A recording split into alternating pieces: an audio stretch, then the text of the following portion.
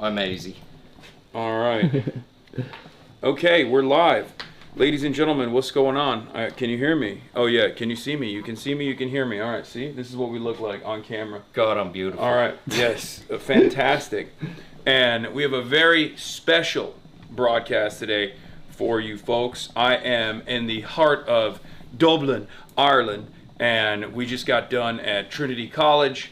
And we have a really incredible guest here today who's going to walk us through the Revolutionary Tour of Ireland. Would you like to... Welcome, Hasan. And I like the way you say Dublin. That's the way it's pronounced. That's the right way to say it, right? Dublin. The capital of Ireland. Ireland has 32 counties altogether. 6 of them are still considered part of the so-called United Kingdom, but very soon we're going to have a United Ireland. 32 counties all as one. I've spent a long time working on Irish revolutionary history. When I was a young lad, I saw this document for the first time. It's the Proclamation. We just saw this at the Trinity College in the library. It was a very important document to us, okay? And it's the also, Irish wait, before we're getting ahead of ourselves. Yeah. We gotta introduce you, Lorcan Collins. Am I saying it right? Yeah, that's right. That'll do me. How would I say it? No, Lorcan is fine. Lorcan. Yeah. Lorcan Collins. 1916 walking tour. That's it. Okay. Shouts out to the Dan Lambert, kneecap manager, who set this up for us. Before we get into any of the history, though, because my man said he's a yapper. Okay, and I'm very excited. We got to down these Guinnesses. Get him into you. Yeah. I asked if he wanted to drink. He said, "I'm not drinking on the job." No, and if I have one, I'm gonna have 8 or 10. That's fine. That's fine. Yeah. We're gonna do that too. So if you want to get started with us, you can. This live stream will become completely different. Don't drink on the job. So. He is such a fucking liar. He's lying. Yeah. He doesn't. I think drink. I've seen him lying in a gutter. He doesn't drink on the job. job. Here, you put the camera down. Let's down these. Okay. Well, we're not supposed to chug them, right? So what's you gotta splitting the G? No, listen, lads. Well, can I say to you, that's splitting the G. That's a new thing. We Oh, never it's did not that. real. No, It's there's not. nothing traditional about that. Okay. You know, that's like Marketing. It's young. Yes, marketing. Like just drink as much as you want. I usually take a gulp down to there, maybe the first. Yeah, Oh, the first you gulp. want. Oh, people say split the G is like just too many gulps. Yeah, well, you see, like that. This I so-called thought- splitting the G would be down to Also, there. That's too much to drink. Look at in how one go. perfectly poured this is. It's crazy. Well, What a pour. That's Alan from the International Bar, right? Yeah. So he's a long standing barman here. He must be here nearly 35 years, okay? And you know, these barmen years ago, they did apprenticeships, right? So they did a few years practicing how to pull a pint. Nowadays, it shows. You guys could walk in off the street and become a barman now, okay? All right, yeah, So Marge, it you does see this? show. Marge's already going in for it. Well, sláinte. Sláinte, right? Sláinte, correct, Sláinte. to your health. That's it, he's going for it, you're going for it. I didn't even get close. You're a baby. I could have, but Let's he see. said not to, so. Yeah, Yeah. right, Oh, no, that's delicious. it, that's grand. That's Yeah, grand. it's what time is it here? It is currently 5:38, Wednesday, December 3rd here, and in Los Angeles, California. Obviously, it's 9:30. In the morning? It's a little bit early for you guys, much earlier than usual, and the format is obviously going to be a little bit different than usual because at this time of the day, I go live at 11 a.m. Pacific time. And then I do the news. I do news coverage. Okay, good. From my desktop normally, but Good. And then sometimes after that news coverage we go out. But right now, since because of the time zone, we wanted to do this before, and then I'll be doing some news coverage later. I will be a I'm a little professional. inebriated. I can one-hand it. I will be a little inebriated. So what are we doing here? What is the significance of this bar that you brought us to, which is like a private area underneath the bar, by the way? It's called the International Bar on Wicklow Street. It's been in the same family, the Donoghue family, for 6 generations, which is an incredible amount of time in a Dublin bar. So 30 years ago, when I decided to set up my walking tour, I met with a lot of resistance, you can imagine. I went to the tourist authority and I had all these great ideas, wanted to talk about our revolutionary movement and where we are today, and they were sort of horrified by it. One even said, no, that's the Ireland we want to move away from the violence, okay? So I hate that kind of attitude, and that actually made me more determined. And I came into this bar. John and James are the owners. They were young lads like myself at the time. We were all in our 20s, and I said, I wouldn't mind setting up a tour, and they were like, yeah, come on, go for it. And it was the second tour in Dublin, and I feel after all these years that I'm very lucky to do what I do, because I get to talk for a living, and I get to walk around the streets and, you know, be in the best city in Europe as well, if not in the world. So really what it's all about is this document, as I say, you know, the proclamation, and it's the Irish men and Irish women. So I'll remind you that your country and my country, we didn't have votes for women at the time. So these revolutionaries are way ahead of their time. We got votes for women in Ireland in 1918. But it was restricted to 30-year-old women. You had to be age 30 and have a property qualification, right? Oh, wow. You could be a 21-year-old male. Now, I'm sure you'll agree with me, young man and young people, that you are. A 21-year-old does not have the same intellectual capacity and decision-making capability as a 30-year-old woman. In fairness, it's the other way around. And the sooner you suck that up, the easier your life is. Yeah. But there's a lovely paragraph, Hasan, that you'll like. The Republic guarantees religious and civil liberty, equal rights and equal opportunities to all its citizens, and declares its resolve to pursue the happiness and prosperity of the whole nation, cherishing all the children of the nation equally, and oblivious of the differences carefully fostered by an alien government which have divided a minority from the majority in the past. Okay? Yeah, so for the Americans, this is significant because at the time, Ireland is still under colonial occupation. Correct. And the key word all the time is imperialism. Yeah. This is what these guys are fighting against, because you have different sectors of revolutionary society that come together. So some are members of Óglaigh na hÉireann, the Irish Volunteers, which in turn became the IRA. Others are member of the Irish Citizen Army. They happen to be my favourite organisation. They don't have to be yours, but they probably would be.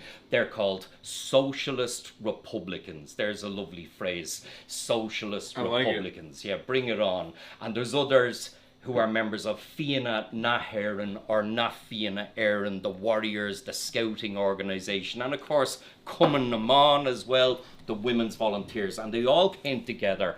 Initially, the uprising was planned for Easter Sunday, and we were going to get a big shipment of weapons that were going to come in from Germany. 20,000 rifles were expected to land in County Kerry on a steamship called the Aud, disguised as a Norwegian vessel. Sadly, the weapons ship arrived a little bit earlier, was captured by the British, forced to sail into Cove Harbour in County Cork, and as the ship entered the harbour, a man called Carl Spindler, the captain, scuttled his vessel, and down to the bottom of the sea went all the weapons for the uprising. So what happened is, word got to a man called Owen MacNeill, and he cancelled the uprising at the last minute. He took out an advertisement in a newspaper to stand the volunteers, and he asked a few lads to drive around Ireland, stopping the uprising as well. So the 7 men who would become the signatories of the proclamation, these 7 guys, Tom Clark down to Joe Plunkett, they had a meeting in Liberty Hall, the Union building. They trashed out their options on Sunday morning and said, right lads, no one's going to come out today, Sunday. Let's go ahead tomorrow instead, Easter Monday, and kick off at 12 noon. So nobody knew, is it on or is it off? Do you get me? You know, if you're planning on going somewhere, and it gets cancelled, you get pissed with the organisers, right? Say you're going to a gig, I don't know, who do you like? Who would you like to go and see?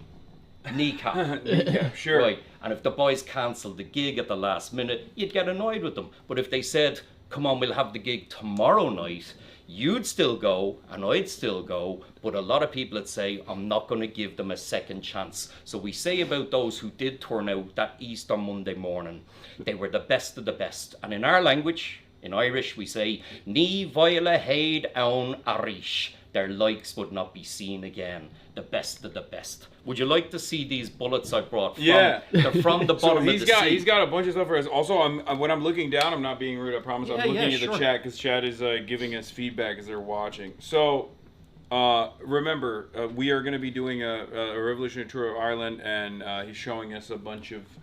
Wow, that is... So I have a pal, Ben, he's a diver, and he dived down to the site where the ship was sunk, and he brought up a few rounds. Now you can see that they're in a very poor state of decomposition because they've been down at the bottom of the sea for a long time. He brought these up when it was legal to do so. It's illegal to do so now. Yeah. I guess maybe it's Why is it illegal to do so now? A protected structure or a protected site, something like that. But this one is pretty cool because it's so intact, and it's actually topically, it's a Russian round. It's a Mosin Nagant. So the rounds that we were going to get from the Germans were captured in the Battle of Tannenberg in August 1914, first big battle of World War One, and then they were stored in Hamburg, and then they sent them to us. These are the German socialists that did that. But these would be the imperialists, really, the German imperialists that would be sent. Now, our policy, I suppose, at the time was, it's two empires duking it out in Europe. Whoever's with us is my enemy's enemy my friend. In this case, yes. But James Connolly, who's the socialist Republican leader, he said, by rights, we should meet the Germans if they invaded us, but we will meet them on the beach with a sword in one hand and a torch in the other. So he's not about to replace one imperialist force for another one, but use these people. So the German imperialists that were sending the weapon shipments had a similar attitude that like the French did against in the American Revolution. You got it. Yeah. You got it. So enemy of my enemy is tactically my friend at the time. Correct. And we, if we go back to 1798, we had a great year of revolution then with the United Irishmen. Theobald Wolfe got himself a commission in the French Navy, and in 1796, 2 years beforehand, he brought 45 ships to Ireland with 14,500 French soldiers and sailors, and they could have helped tremendously. So we have a place in our heart for the French. Sadly, the weather was too bad and they couldn't land, but they tried, and that's equally important. One last thing to show you here. A musket, right? Yeah, it's packed solid pellet into this 18-pounder, a big shell that weighs 18 pounds. And there's that's poisonous, I should tell you in advance, so obviously don't lick it or something like that. But it's lead antimony or antimone. So there was 360 of them packed into the shell, and it exploded in midair and rain down on top of you. Oh, okay. So that's like, I was going to say, this is a musket. Yeah, well, it looks like what I would assume would come out of a musket. It's very similar. Like, if you look at some of the destruction on the streets of Dublin, this is what it looked like.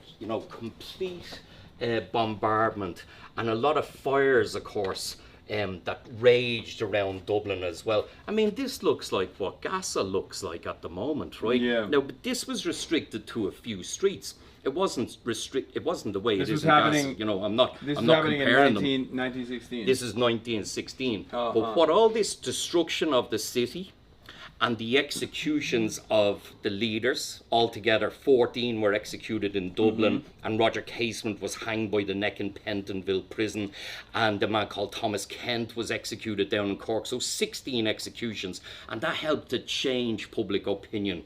It brought people over towards revolution. At the Trinity College, they were saying that this was one of the few instances where a failed revolution actually fomented a successful one later down the line. Yeah, see, now, Hasan, I have a little difficulty with the term failed, because I never... It's not my words. No, not my words. I'm sure it's their words. I know it's their words. And I hear other guides, and they say it a lot. They say things like Robert Emmet's failed uprising in 1803. And then you say, well, where was your uprising? What did you ever do?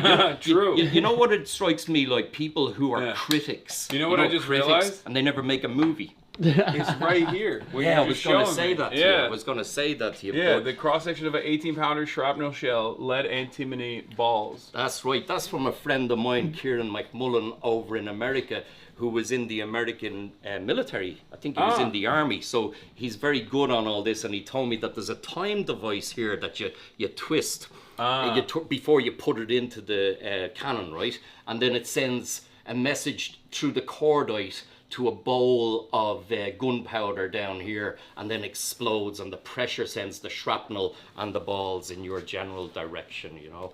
So, yeah, look, what happened in 1916 was they occupied key buildings, the General Post Office, the GPO, the Four Courts, the Judicial Centre, City Hall. I'd love to bring you up to Dublin Castle and City Hall and show you that at least. All right, that'd be perfect. Be Also, kinda cool. I can't help but notice you got this cool pin. What's going on there? All right, so this is a little thing I made myself. I call it the Gaza lily. We have a symbol called the Easter lily, which is green, white, and orange, which you wear around Easter to symbolize that you support the methods and aims of the men and women of 1916. So I did a few of these up with some friends of mine who make badges, and we sold them for medical aid for Palestine. And of course the stamen is blood red, if you will, and it's the Gazan flag. Yeah, colours. it's beautiful.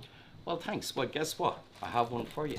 Oh, Yeah, how about okay. that? That's pretty Look cool. at that. That's one there for you, pal. Well, you got some other badges on there But that, as well. that, What do that you was got? What another else one you I got? made. It's sort of a ribbon with the same idea. That was actually for the Laji Centre, the Laji Refugee Centre. And this is a commemorative IRA pin, actually. So you might as well have one of them. Maybe don't wear it as you're going back into America, like on your They lapel. say that, but it's really interesting because Americans, on the one hand, are very they get very upset with anti-colonial resistance movements. Yeah. However, in American tradition and American history, you even had Republicans in America, which is different than an Irish Republican, Sure. of course, that would actually have tip jars at bars, at Irish pubs in America that would then send money directly to the IRA or even weapons directly to the IRA, right? I think there was a Republican politician in America, you know better than I do. There was a Republican politician who I think was later caught directly sending arms shipments to the IRA at the time during the Troubles. Yeah. And you might have heard the phrase like that was on some of those buckets, maybe a book a bullet, maybe that's something I heard. Yeah. Here, look, I'll give you a copy of one of my books as well. This is on James Connolly. I spent a long time writing that. He's a great guy. He spent a long time in the United States. He would have known Big Bill Haywood and Eugene Debs and Mother Jones, Bill Troutman, Elizabeth Gurley Flynn. He stayed there from 1903 to 1910, and he was involved in the IWW, the Wobblies, right? So he's a great fella. Now, for your listeners or your What's going on here? You got I just wanted to mark out a lovely phrase for you. Do you want me to read it, or do you want to read that'd it? be great. You do it. It's You got a much better voice. I like your voice, mate. No, you got a good accent and a good voice for it. Well, this is about royalty. And you know, royalty is like part of imperialism, and it's part of capitalism as well. And just because you're, you know, not the king, you can be the capitalist king as well. But I just love this phrase. He's so quotable. But anyway, it goes a people mentally poisoned by the adulation of royalty can never attain to that spirit of self-reliant democracy necessary for the attainment of social freedom. The mind accustomed to political kings can easily be reconciled to social kings. Capitalist kings of the workshop, the mill, the railway, the ships, and the docks. Monarchy is a survival of the tyranny imposed by the hand of greed and treachery upon the human race in the darkest and most ignorant days of our history. I mean, if I wrote that one line in my life, I'd be happy, right? All of his words are like that. I'd love you to read that. My version of this is, I call it peasant brain. Yeah. Where, I mean, this is, of course, nowhere near as eloquent, but a lot of people have surf brain, as I like to say, where they think that they too will become a king one day. It's this aspirational goal that I think the capitalist system designs that makes working class people not recognize their class position, not recognize their class interests, and then consistently advocate against it. Sure. I think when you're young... We Americans have a lot of that. It's really bad. For sure. Yeah.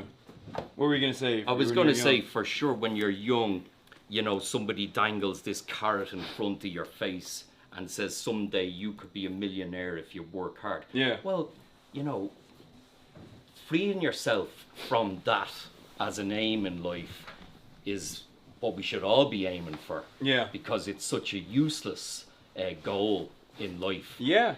This is also another book. Maybe we give this to your partner there, your pal. That's My on partner. My partner in My life partner. in crime. That's on the War of Independence, or the Tan War. And I'll tell you about that when we're out in the streets, because the IRA fought against the Black and Tans, who were a ferocious group. And actually, there's a good connection here with Palestine, because when these marauding people, the Tans, were brought to Ireland by Winston Churchill, they arrived here in March 1920. And when they were done here, they were sent over to Palestine to fight against the Arabs. And it's incredibly interesting. They used to pull down your house here if you were in the IRA.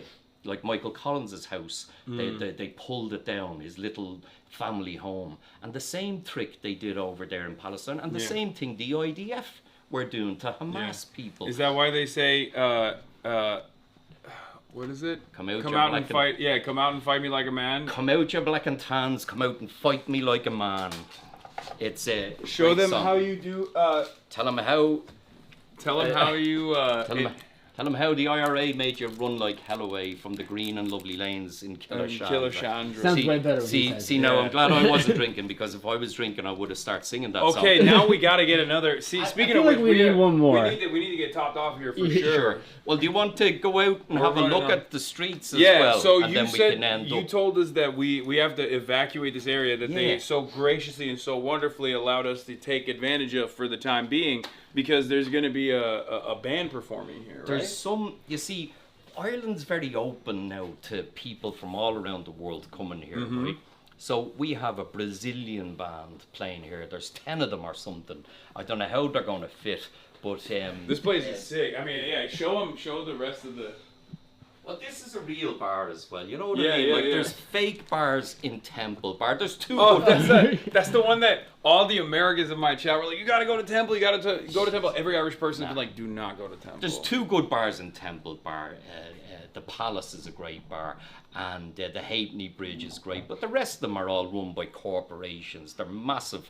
Like, there's one bar called the Temple Bar, and they put their goddamn Christmas decorations up on the 30th of September this year. Now, there's a special place in hell for anybody who puts their Christmas decorations up in September. Yeah, chat. In my experience, they do not play around with Christmas out here. They are in the Christmas spirit. It's crazy. It's a big thing. You'll see. And you know, because we're an immigrant nation, you know, Yeah. even pre-Ungorta Moor, let's get this right. Ungorta Moor. Ungorta Moor. Ungorta Moor is the Great Hunger, also known as the famine. We don't like to use the term famine because that would indicate that there was no Yeah, it was food in the natural. country. Yeah, And yeah. There was a natural phenomenon was exacerbated by British government inaction, and I would use the term genocide in the last book I wrote on Yeah. Mike Quill, the great Mike Quill, who founded the Transport Workers Union of America, great union. John Samuelson's the president of that great union, the man who the first union to back, the first union leader to back Zohran.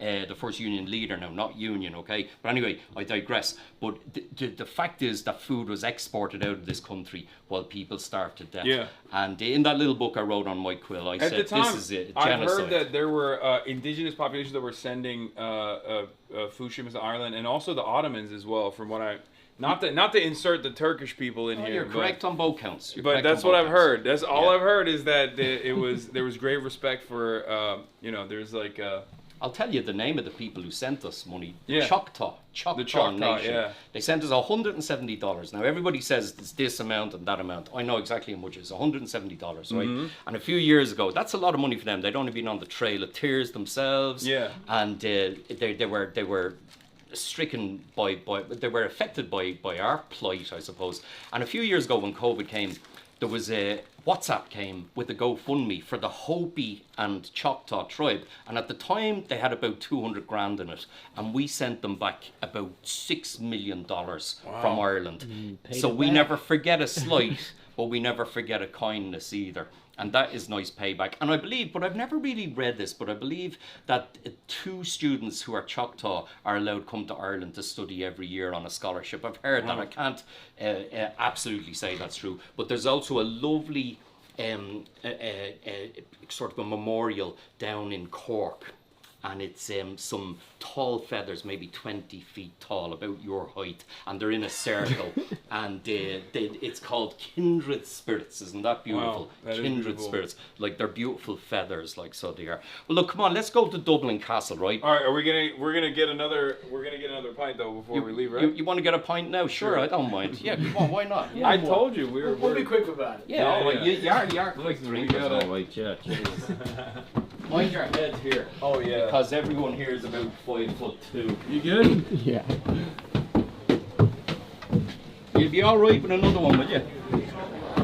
Ooh. Alan. Are you going to get him on the live? No, I can. We can show him if he doesn't mind. Can we get 2 more pints for the lads? They're mad for the drink. Do you want to be on the live stream? Yeah, no, it's okay. I'll. You can live stream the pub, can't they? Yes, of course. Yeah. Sorry. But don't get anyone's face. No, we won't. Don't show it. I will. Oh, You yeah. can live stream the pub, but you just don't show people. Yeah, people probably get a bit annoyed No, by that. we're used to that. I try not to put Yeah. anybody's face in there. Do you want to see this thing here? That was Nelson's pillar. If you want me to talk about that, because you already blew that up. Is this live now? Yeah. All right. Well, you can see there's a stump there. A stump. In 1966, a great man called Liam Sutcliffe put a bomb up the top of Nelson's pillar and blew him up to get rid of him in time for the 50th anniversary of the uprising. And now what's there is the Millennium Spire, the big metallic structure. Did you see that in the middle of the street? It's like 120 meters tall, I don't think so. made of metal. It's got all these nicknames: the stiletto in the ghetto, the nail in the pail, the rod to God, some rude ones, I'm sorry, the stiffy by the Liffey, the erection at the intersection, the phallus at the palace. They go on and on. But one city councillor said it's like a symbol of a drug city, you know, a gigantic hypodermic needle, right? These points will be along the way any minute. We went to at the time we went to Brighton to see where they almost got Margaret Thatcher. Almost. She had to be dodging every day. They only had to get it right one time. Yeah. Almost. Well, look, I can say to you, she's probably one of the most hated figures in Ireland. And even there's a T-shirt for sale. Sinn Féin have a shop, and I've been reliably informed that the most popular T-shirt still to this day is a Margaret Thatcher, an anti-Margaret Thatcher T-shirt. Yeah. I think the phrase on the T-shirt is "I still hate Thatcher," and I'd be honest with you, she's long dead, but I still kind of hate her. And it would be over the hunger strikes, really. What do you think of Margaret Thatcher, young man? I wouldn't think a lot about her going back to the late Think of- 70s and 80s. Yeah. How she disrupted this country and the things that she did. She really ran us down. There you go. There you go. That's just a random dude. No comment. Oh, sorry. No. I was just listening. I'm glad you didn't turn to me and go, "Oh, I loved her. She was great." Yeah. Let me down. Proper hatred. Thanks, Alan. Oh, do you mind if I step around you? Yeah, come on in here. Yeah, we're also, while we're walking, I'm just gonna let you know there's gonna be people Here that, while we're walking, there's gonna be people that come Oh yeah, up and that's try to all take right. photos Yeah, and stuff. sure. Yeah, sure. Yeah, listen, that shit happens to me all the time. Yeah, of course. People coming up to me going, "Here, to get that money you owe me." Dapper young man. We'll get around you. All right. We got the Guinness. No, I know. That's why. Oh, there's a door here. That's why I'm saying, watch out. Hello. Yeah, Thank you so much. no problem. You're genuinely such an inspiration to so many people. Like, Thank you for watching. Do you want me to take it? yes, please. I Sorry, got my you. hands are shaky. I got you. All right, ready? 3, 2, 1. Gotcha. Here you go, lads. Nice to meet you. Thank you so much. Right now, do you want me to hold the camera now? No, he's got it. I'm a professional. This man is a degenerate, okay? This is what He's a happens. good guy. It's the good and the bad of operating a socialist business where we have a cooperative. So it's equal say, equal pay. But then also he's a degenerate. He's ride or die. He'll go out there. He'll get shot at by the police He's done alongside it. me. He's done it. Look what he's done. He split the G. He's gone underneath it. You did it. Not split the G at all. That's greedy. Nah, it's all right. Sorry, you were It's all saying. right. So you should see this bar now on a Christmas. It's really hopping. Oh, So it's okay. one of the more I'm in the way. popular, decent bars in the city. But you know, back to that Temple bar, right? That's all like Bourbon Street down in New Orleans. This is right? real. This is the real. You might even hear some people say they like Margaret Thatcher over there. You know, some Americans. That's not going to happen. That's not going to happen. No. What's up, man? You want to take a photo? Yeah, if you don't mind. Yeah, let's do it. Oh, A lot of people said we were on stream, so I'm assuming there's a crowd. Or at least Oh yeah. it might be a crowd, it might just be busy. Are you watching the stream? Yeah. People tune in. Okay, Oh yeah. Where are you from? All right. Belfast. Are you? Yeah. Whereabouts? North Belfast. North Belfast. Yeah, Right. just up from Martowing, you know, where the I fucking... do know. Okay, don't flex. Don't flex. No. It's in poor taste. Come on, there's a line. Oh my God, we got a line. All right, quick. This is actually happening. Are you watching this on live? And you came down? You came down to see me? I forgot to give you a warning. That's all right. Oh, fuck me. You got it. It's all good. It was Don't a worry. real taker for you, pal. Thank you very much. All right, you gotta hit the. Oh, fuck me. Did I hit it on record Yeah, again? you're on record. Yeah. I'll take photos of everybody. We may not get to Dublin Castle at all. Thank you very much. Right, ready?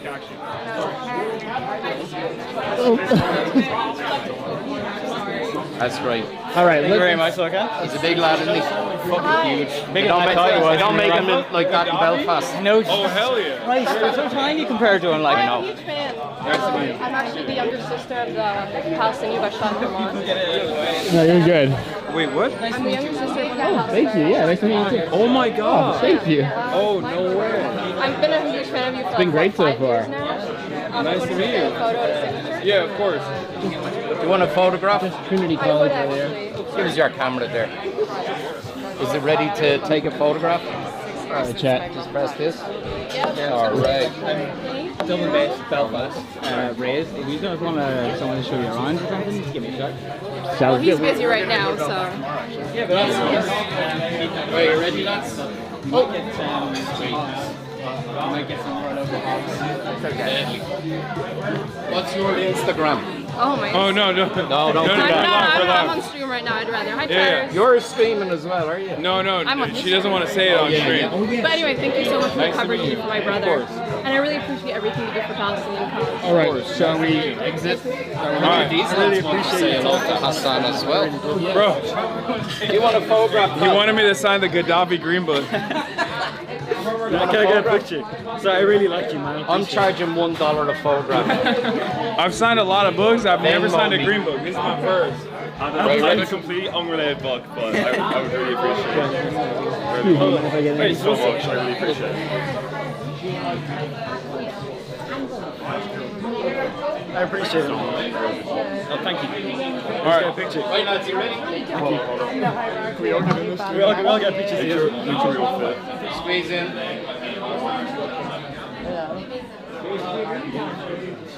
All right. All Now right, you're on an FBI watch list. You know that. We saw you with the Phil earlier. It was so good. Oh, of course. All right. Oh, we you guys got were there? You guys Yeah, were let's Trinity step College? out. All right. Wait, you want to get these later? Do you leave them here? Oh yeah, we can do that. You don't have Instead to of carry carrying them, around. Louis. All You're right, gonna yeah. lose them anyway, aren't you? All right, yeah. No. This is a cherished possession. Thank you. What's going on, man? Nice to meet you. Thank you. Hey, mate. What's going on? I don't think those guys have any idea who I am. They're just- Everybody knows who you are. Apologies, I've got no idea. Oh, I'm a political commentator. Oh, okay, good to meet you. Nice to meet you. Have a good night. That's my friend Matt there. Sorry.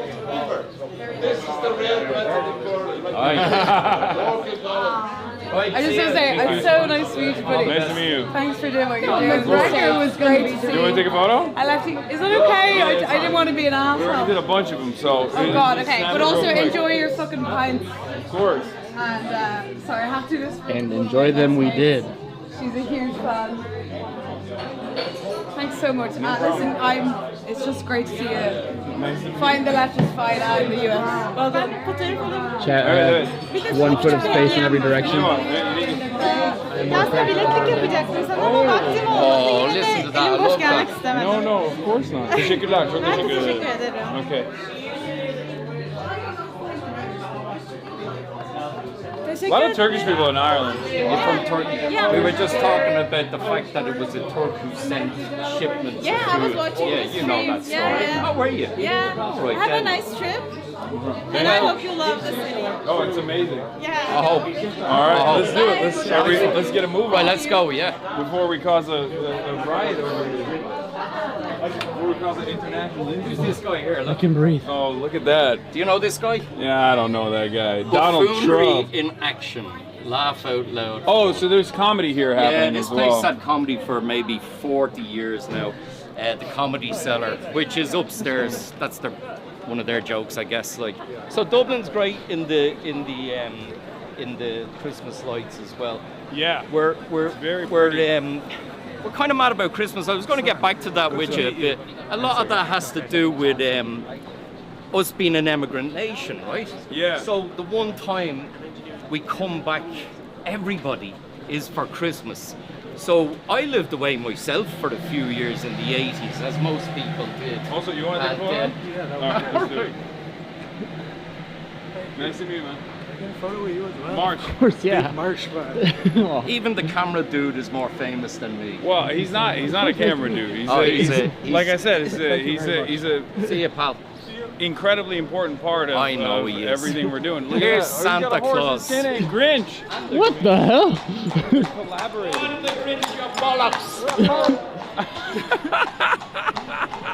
He is a bollocks, the Grinch, isn't he? Yeah. So yeah, people would always kind of look forward to that Christmas buzz coming back together, and I suppose for Americans, Thanksgiving is a big thing. But of course, we don't do Thanksgiving because we didn't murder a load of natives so that you could eat turkeys. We just celebrate Halloween instead. Yeah. And of course, Halloween is an Irish festival. Wait, is it originally? Very much so. Very much Okay. so. Now we had. Turnips. Do you know turnips? Like Yeah, here yeah. a turnip would be a big turnip, right? And we would carve that, and that's a jack-o'-lantern. Oh, so instead Because- of pumpkins, you do turnips. Yeah, because the turnips in America were very small, so instead they chose to use pumpkins. But now the pumpkin, in the past 25, maybe 30 years, has started to come to Ireland. So I promise you, the real jack-o'-lantern comes from this nation.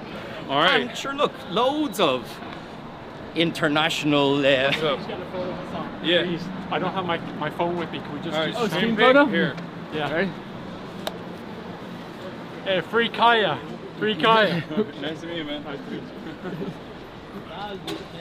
Jesus, I'll tell you what, the power of social media. Nuts. I'm a bit blown away that people are coming out to say hello to you. Well, it's great, like it's deadly, you know, it's brilliant. Part of the world it happens. Yeah. Just and you're perfectly safe here as well, by the way. Oh, yeah. 'cause, you know, nobody has guns here, so it's great. I love that know. part of Ireland. Me too. It's It's even the cops don't have guns, you know. We have a talk about them getting tasers at the moment. Talk Wow. about them, right? So it's pretty cool. And to a certain extent, we kind of police the streets ourselves. Come on, we're all right. The red lights are more of a suggestion than anything else. But hold on here. We've been walking through this. Yeah, nobody minds too much, really. Yeah, we're good.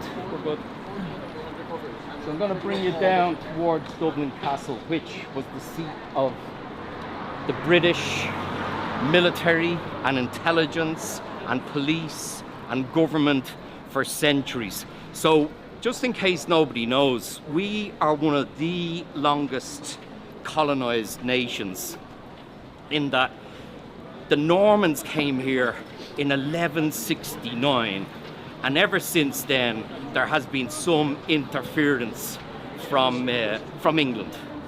And even today, as I said, 6 counties of Ireland are still technically under the yoke of John Bull, as we like to say. You guys are taller than me, so you like walking very quickly. We'll walk a little bit You'll have slower, me. sorry. You can see I'm a big guy. I don't want to overdo it. All right. We'll 'Cause I'll walk a go- little bit slower. My bad. This is a pub here called the George, which is an LGBTQ plus I bar. Hope I got that right. Which shows how very advanced a nation we are. Come on down this You lane want to take here. a photo? Okay. Yeah, for sure. Just getting a pizza. Yeah, the Doomslash stairs are all good. I was listening on my phone, I saw you read down there. It's all good. Well, what about What is this? Origami that President Obama folded paper cranes? Obama made this? Used them apparently. Wow. Okay. Thank you so much. In Hiroshima, when you mentioned that you were coming here for the first time, and Uh-huh. I saw those. I was like, I gotta Oh grab wow. this is what Barack is doing in his retirement. No, he was when he went to what the American conservatives called the apology tour when he went to Hiroshima. yes. Well, thank you. Oh, that's pretty cool. See ya. Thank you. Thank you. Have a nice time. You too. Bye-bye. It's a friendly nation, isn't it? Yeah, Right? yeah, of course. Nobody's abused you yet. There is plenty of time, though. No, it's not. Like even that one guy that came up with the mask, he had like Yeah. a printout, like that was a hater. Oh, was it? Yeah, he was trying to start like, Hey, oh, Sinead O'Connor. yeah. One of the most beautiful, important people to us. I don't get upset when, celebrities die. Like, I like David Bowie. I wasn't Uh-huh. crying when he died, but Sinead's death hit most of my generation. I'm Gen X, Yeah. obviously. And she was able to vocalize our ideology when we didn't have words to put together ourselves, okay? So remember Ireland, when I was a kid, we had no contraception, we had no divorce, and we had no abortion. So it's a very different nation, thanks to people like Sinead and others who campaigned to bring about social change. Is by no means of mental sanity be well adjusted to a mentally unstable nation or mentally unstable Brilliant. society? Well done. I butchered it. Brilliant. No, you did great. You did great. Paraphrased. Imagine when you were allowed to bring a condom into Ireland for your own use, but you weren't allowed to get them around. They wouldn't be for That's sale. crazy. And I have a very good friend. He died recently. Frank Crummy is his name. He's in his 80s. He was friends with my family. And Frank used to go to Belfast and bring back a lot of condoms. And once he had 20,000 condoms in the back of his car, and he was stopped at the border, He was the so-called border. sneaking in condoms. And he said to the customs put it in agent, one place for they're too all long." for my own use. Yeah. So your man put the boot of the car down and he said, enjoy your weekend, Mr. Crummy. So there you go, right? All right, So, when we stand at one place for too Oh, long, yeah, we're we gonna, get- we're just gonna get a have couple. photo. Please, man. Sure. Thanks so much. Sorry. That'll happen. If we stand in one spot for too long. I get you. Yeah. No wonder yous are running so fast. Yeah. Actually, you know what? Now that I think about it, subconsciously we're probably doing that more than we realize. Because you gotta think about it. Like, we're live. Yeah. So if people really want to, they can find us. Yeah. And so they hack and They if can we work stand in it one out. spot for too long. So. Like, I just coming from work and then I saw your stream and I was like, Everybody, oh my we're God, going oh to my the God. general post office I think it's right too now. late. I think it's too late for that. Nice to meet you. Sorry. No, it's all It's good. because my brother and me are huge fans. You're very excited. Thank you. Sorry so much. I was just coming from work. Oh, Oh, yeah. I hope you guys enjoyed it. we gotta get this guy to run for president. No. No? Come on. Never. What do you think's gonna happen to you? Do you think they No, God, I don't want to think People what they do with to my you. people with my worldview. Yeah. I'd rather keep the politicians in check than have to do that. I'm not very good at that, I'm Yeah, very that's good fair at, to say. I got a certain set of skills and I try to use it to the best of my ability. That's very But I fair. feel like to be a politician you gotta be a little bit more conniving, Yeah. And yeah. I don't have that in me.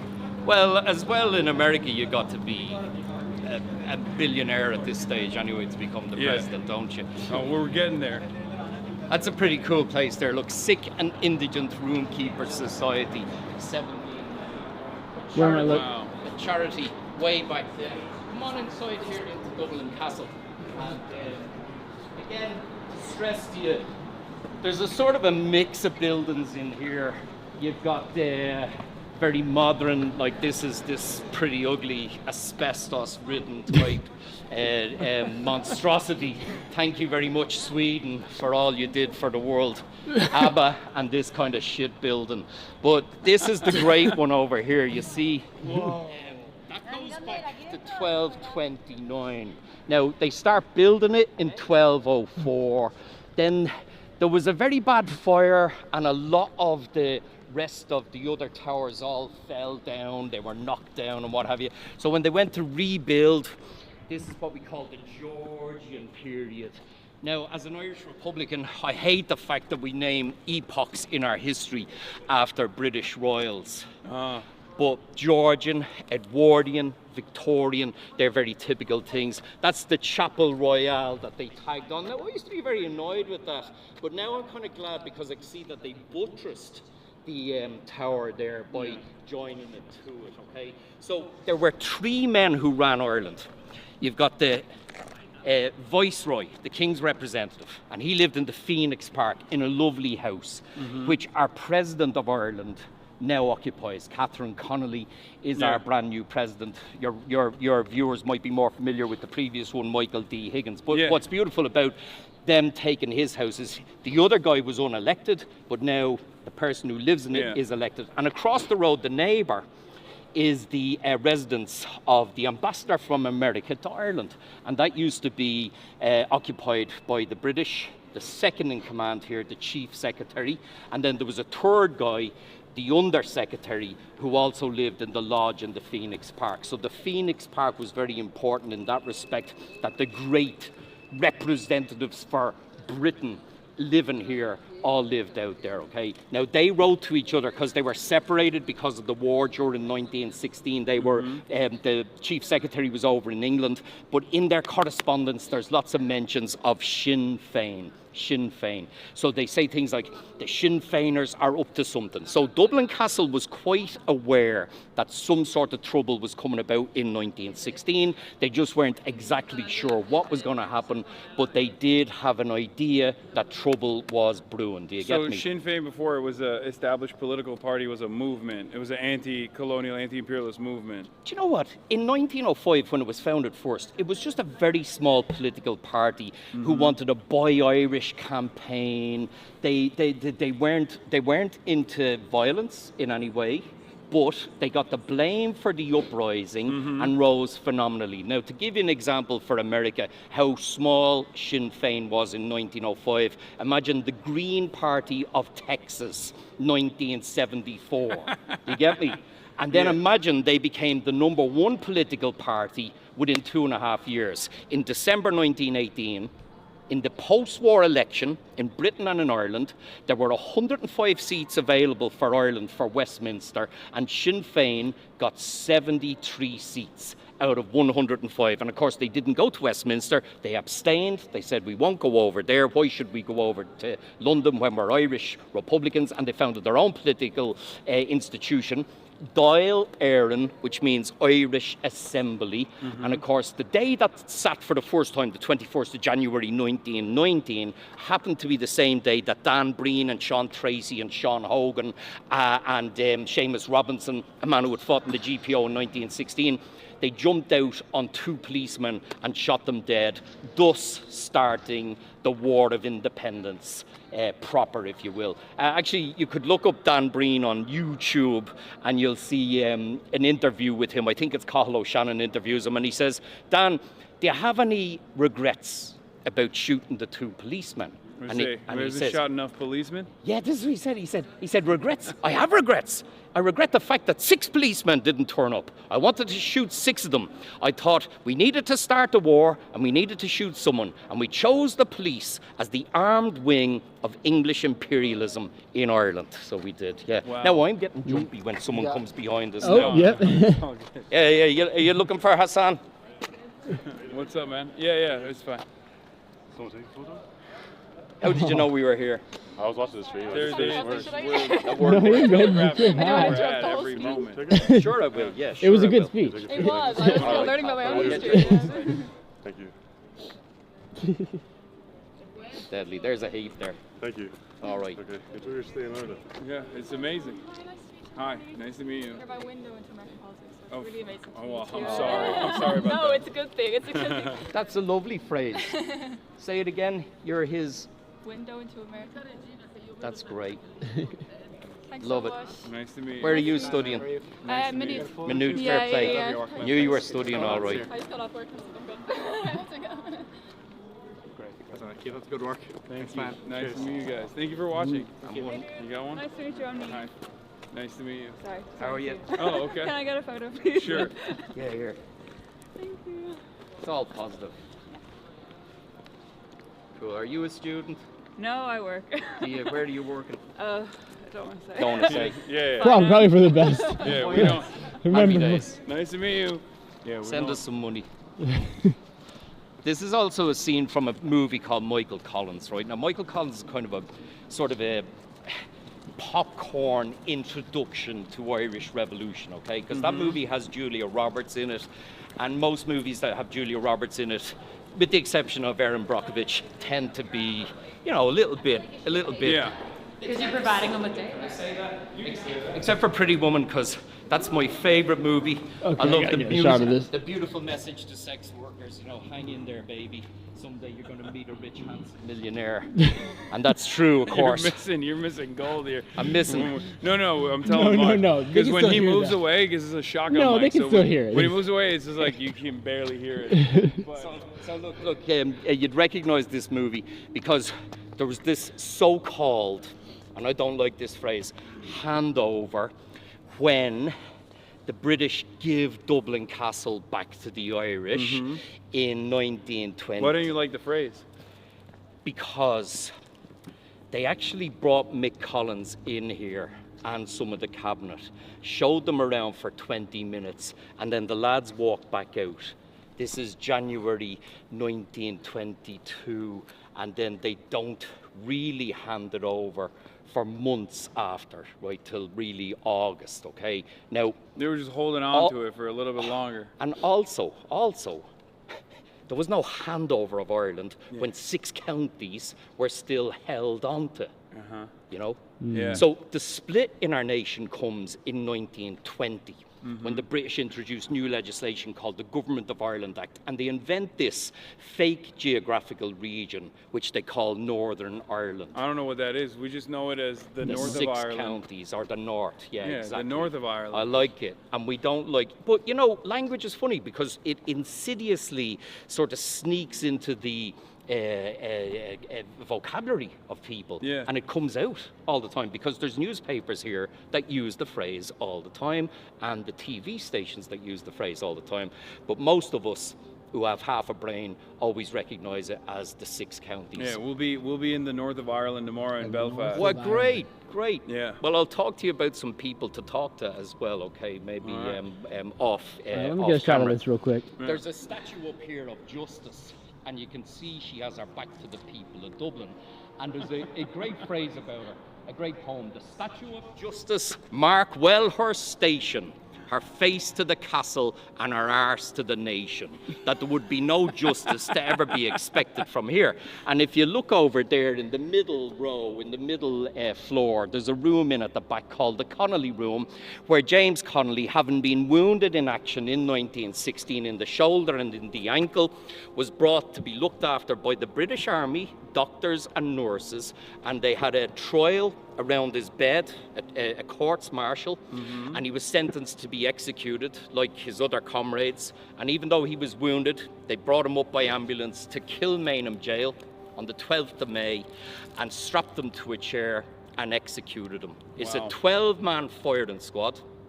Now, I'd like 12 men in my firing squad. I don't want one man, because he could miss or he could hit you in the arm. So with 12 man, it sounds awful, but it's actually kind of better if you think about it. But 11 of them were given live rounds and one had a conscience round, because nobody wants to be the fella to shoot a wounded man or anybody. So no one knows.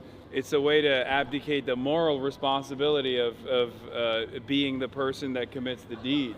You got it. So when you're lying in bed at night, you want to say, well, there's a 1 in 12 chance that I was not the one who shot that great man. But what it did for James Connolly, in my opinion, was it elevated him massively. He became a Labour martyr. And we did love our martyrs. I still love our martyrs. And maybe martyrs is an archaic phrase for some people, but to me, that was the phrase people used at the time, the 1916 martyrs, the revolutionary martyrs and what have you. So Connolly, his works were published en masse in the aftermath. Photographs of him and others were circulated in postcard format, and he became, with Patrick Henry Pearse, the symbol of the revolutionary struggle from then on. You know, Patrick Henry Pearse is named after Patrick Henry the Virginian, you know, who uttered that immortal phrase, give me liberty or give me death. But Patrick Henry had slaves. Now here's where we're going to lose all your Virginian supporters. No, they're woke. Maybe he meant to say, give me liberty for male, middle-class Caucasians. Property owners. Or give me death. But still, it's a great phrase. So Patrick, don't hold it against our Patrick Henry. His father named him after that. His father was an English Protestant. Let's get this straight. It wasn't about religion. It's all about freedom, equality as well. What's that you're eating there? Snuff or something, is it? Yeah, snus. But it's like snus. It's a zin. And there's but look at this. Do you recognize this image? I do recognize that image. Yes, I've seen that faked footage. Yeah, the fake footage. He's a truther. I've seen that. Yeah. Let's go. Yes, listen, if you nick your ear with a razor, not that I need to shave my ears, you're gonna see a mark the next day. Yeah. No mark. No. Where's the mark? Show me the mark. I'm a truther too. That's crazy. Oh, I'm just posting on Twitter to make sure that we're live. Ladies, do you want to come and say hello to Hasan? Well, get your. Oh yeah, it's yourself. No, it's all good. Hasan, big respect. I love your work. Nice to meet you. Do you want a photograph? Oh yes, please. Oh my God, this feels so insanely parasocial. I feel like I'm so much. I was like, am I gonna go find him? Is that a normal thing to do? No, people do it. People do it all the time. So you're my first one. But yeah, thank you so much. Nice to meet you. Nice to meet you. Hasan, I literally started learning about Palestine because of you.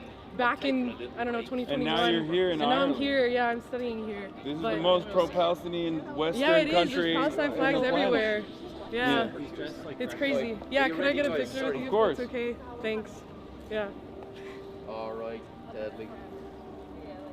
Gotcha. Thank you so much. All right. Nice to meet you. Yeah, have a good day. I'm a huge fan. Hi. I'm so nervous. Sorry. Can we take a picture? Yeah, of course. I'm a huge fan now. Yeah, down. Massive fan. Yeah. Alright, side quest for a sec. I don't even know if this picks up on camera, chat. This shit looks crazy. It's always such a trip seeing buildings that are more than 20 years old. Well, yeah, with the lads and going to Belfast tomorrow. No politicians. Nice. Daddy, where are you? I'm from Galway, but you're Galway, man. Whereabouts? Galway town? Out towards the coast. I've just been on Inishmaan for 2 weeks, writing a little novella. If there's any great publishers listening, 30,000 words. Can we just get a stream photo? Let's do I like those. Actually, here, shake my hand. There we go. You're rocking the Dracula fit today. Oh, really? Okay. You are as tall as I cold. expected, though. Yeah, it is cold. Yeah. All right. Next time, come in summer. A bit like the traffic will be less bad. Yeah. All right. Cadastu. Ascali, Volunteering. Mahu. Say hi to Isha for me, Hasan. Okay. Please. So that's interesting because we were talking to a bunch of kids at Trinity College and they were saying that when we first came into Ireland, when we landed, Irish is mandated on all of the signs. Sure. The Irish language. And yet I was asking around, and a lot of the young kids they don't know how to speak it. They barely know how to read it.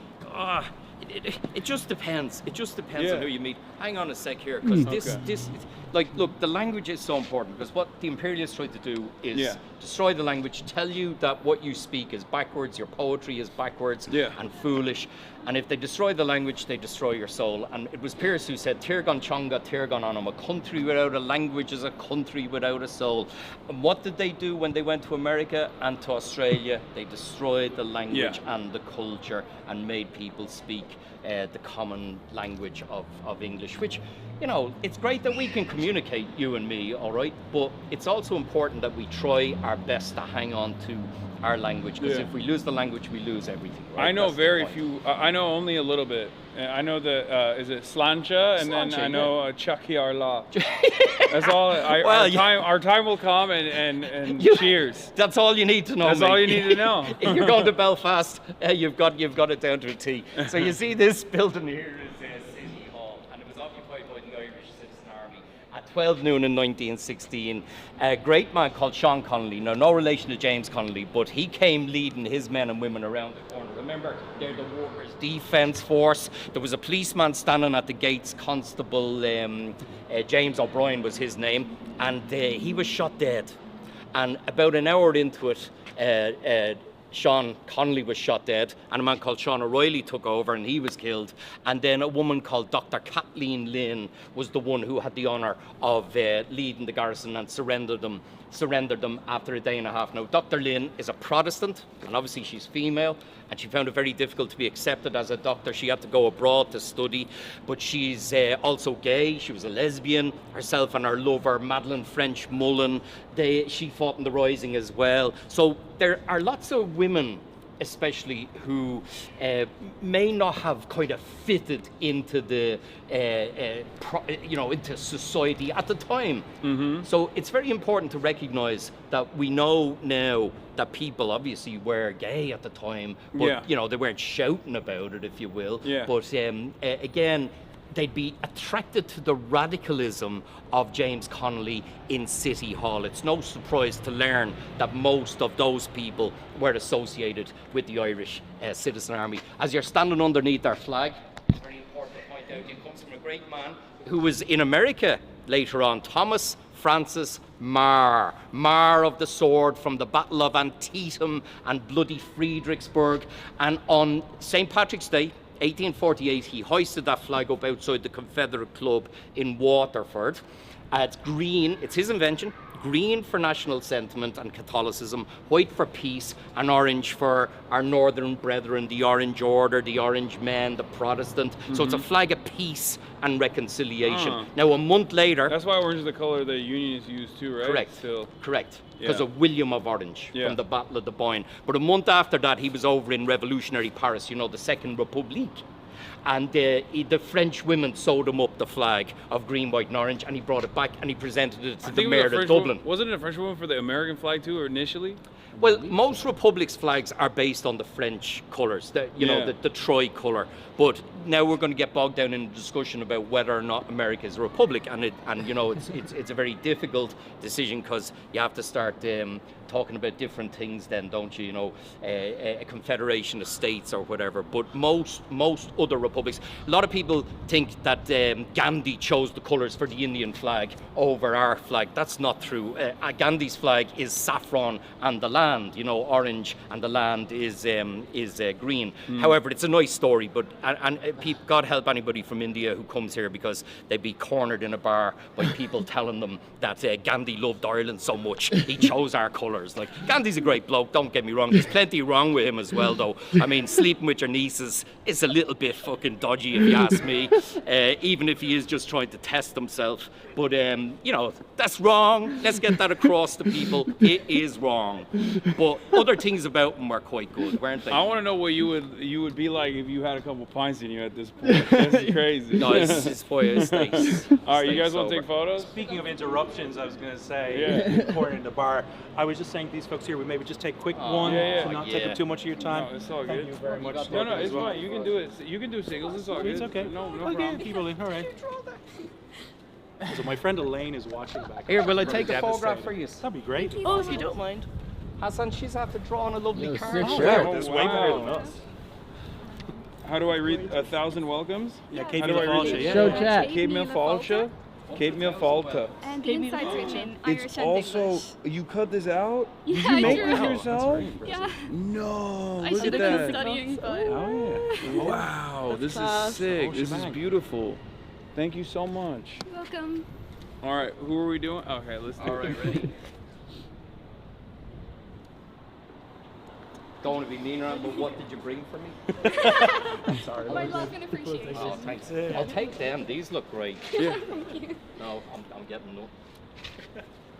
Thank you I very know much. you were around. Oh, I'm about Donald Fallon. so Oh, much. are you? Yeah. I think I met you once with Donald, maybe. didn't we? Wouldn't be impossible now. Yeah. You look like a Donald Fallon. Thank you so much. I look like a Donald I Fallon love you type. too. Let's give Donald Fallon, who has a great podcast called Three Castles Burning. That's a great podcast. Not I have a yet. podcast It's as gonna well be good. Go to called Sian Revolutionary Street. It's Ireland podcast. Revolutionary Ireland. I see you two are great listeners, avid listeners. Of course. Yeah. Thank you. Number one on the Spotify On your rap. Spotify Wrapped. Spotify Wrapped Yeah, today, absolutely. yeah. All right. Who was your number one band on your Spotify Wrapped? Oh, Nika. Nika, of course. I think they came in number 2 with me, actually. Oh, okay, good. And Yeah. CMAT as well. CMAT was number 2. Oh yeah.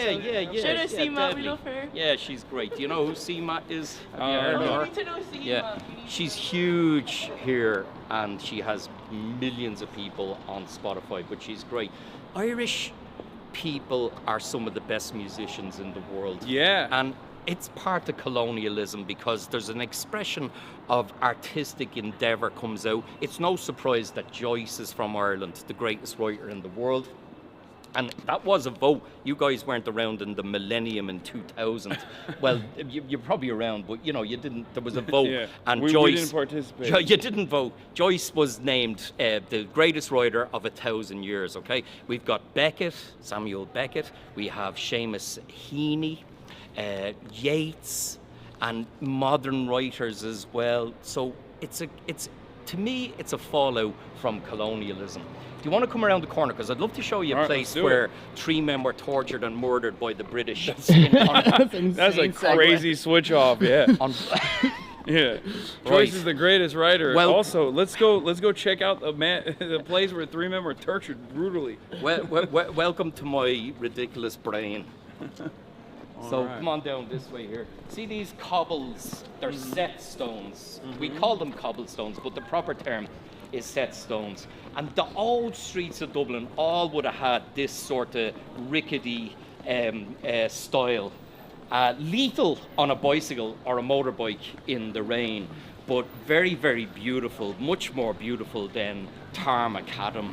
I'm glad to say the Hard Rock Cafe seems to have closed down in Dublin, and that's the kind of thing that gets me excited when we reject something like that to the extent that they move off somewhere else.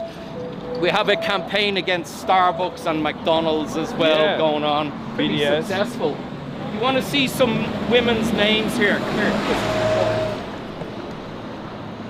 This plaque went up on the 90th anniversary of the Rising, and it lists all the names of everybody in City Hall. But look at the names: Kathleen Barrett, Bridget Davis, Dr. Lynn. It should say doctor there. It's a pity it doesn't. An American said to me, why don't you carve in MD? That's a good idea after her name.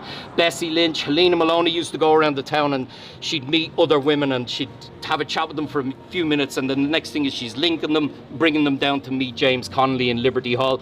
These 2 sisters, Annie and Emily Norgrove, were 19 and 21 years of age, which sounds very young until you come to Molly O'Reilly, who was 15 years of age when she was fighting down here in 1916. Wow. And that's young Jenny Shanahan. I think she was 21 years of age.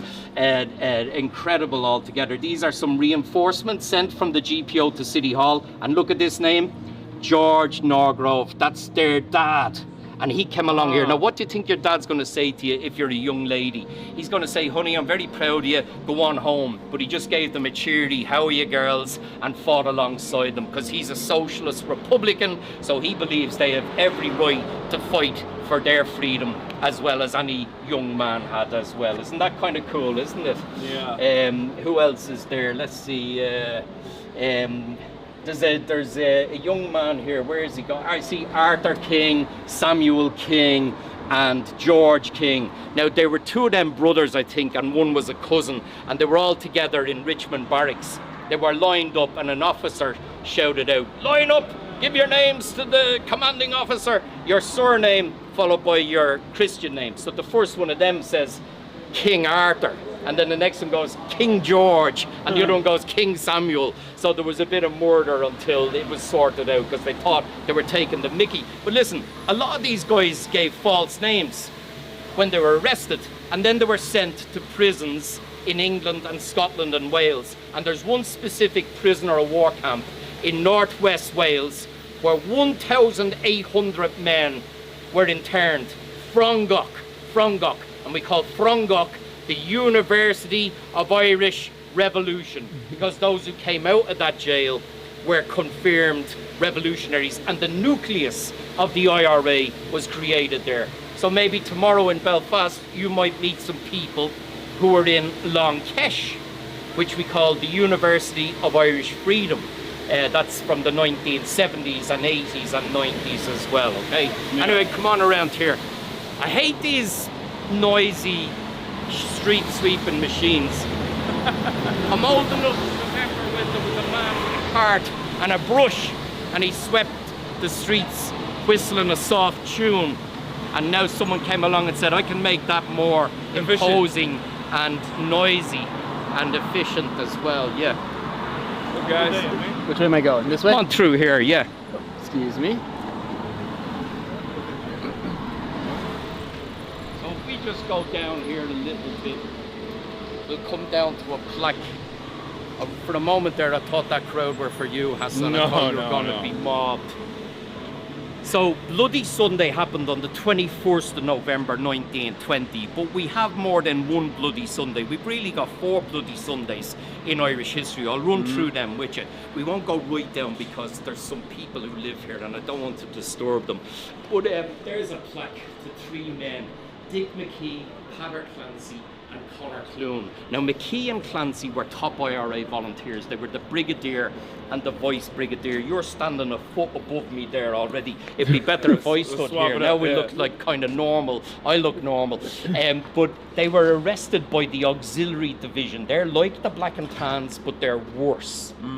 They were officers from World War I who came to Ireland. They got a tremendous pay, 3 or 4 times the wages of a normal policeman, but they abused these men here on that morning. Now, Clancy and McKee were IRA, but Conor Clune wasn't in the IRA, even though it says on the plaque that he was. He was posthumously awarded membership of the IRA. But the same day, the IRA shot 19 British spies and agents around Dublin, 14 of whom died. But they're agents, they're spies, you know, whatever. They're playing war, okay? Yeah. Then the Black and Tans and the auxiliaries drove up to Croke Park football stadium, burst in there and shot wildly into the crowd of people who were watching a football match between Tipperary and Dublin at the time. Then they came back here and they murdered the 3 men. And they released a statement, something like 3 IRA suspects were shot whilst trying to escape. So that's why we call that day Bloody Sunday, because altogether 14 and 14, 28 plus 3 is 31.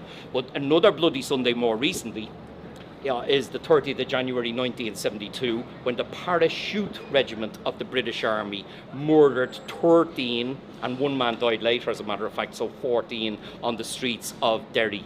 So that's another Bloody Sunday. That's the one that Bono, who's a bit of an asshole, let's face it, he sings about that song. In fact, he was interviewed recently on the 50th anniversary of Bloody Sunday, and he said he didn't write that song about Bloody Sunday. And then all the people were going, Bono, you clearly did. I can't believe the news today. I should close my eyes and make it go away. And he said, oh yeah, I forgot. Yeah, I did write about it. Okay, so yeah. Anyway. I don't know what happened to that guy. Who, Bono? Yeah. Well,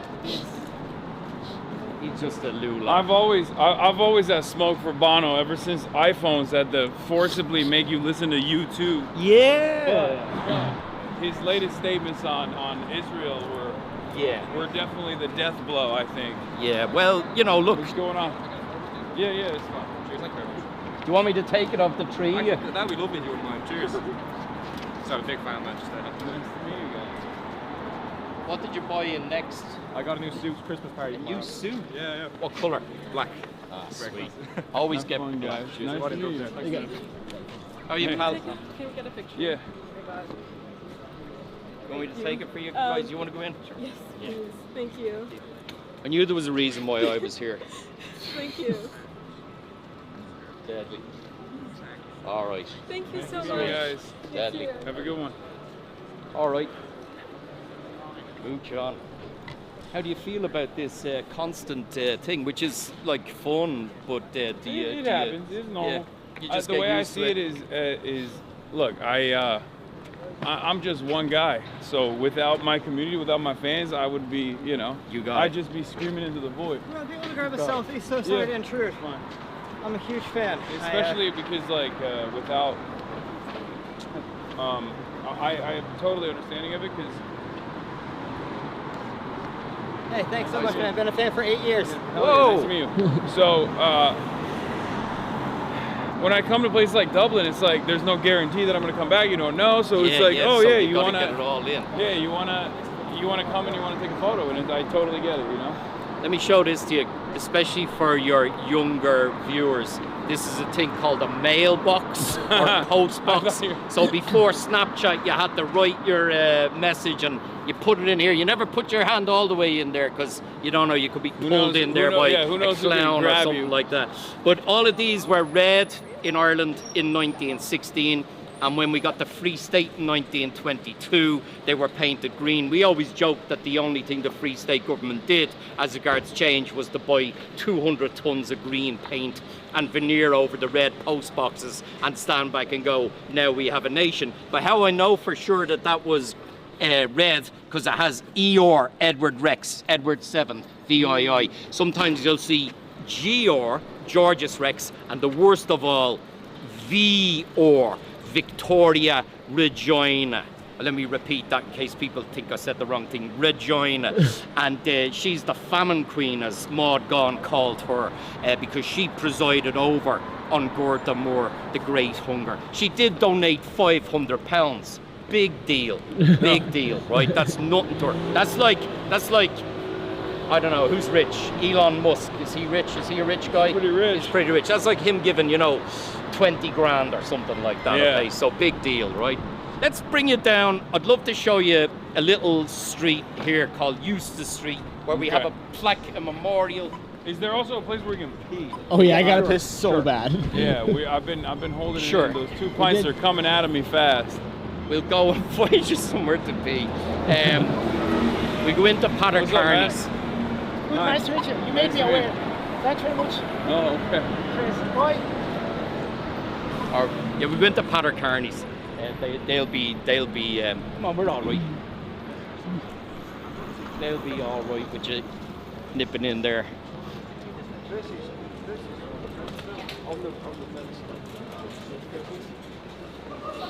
You need to pee too? Yeah, you can go first though. Just leave the camera with me, and I'll just keep talking. We'll switch off. It's perfect. We'll switch off. We can switch off. We can switch off.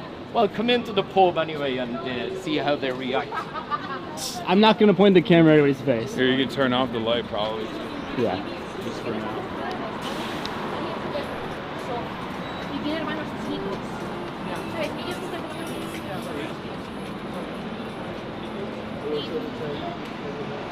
It's a good pub here, named after the man who wrote our national anthem, the Soldier's Song in English, subsequently translated, so it was.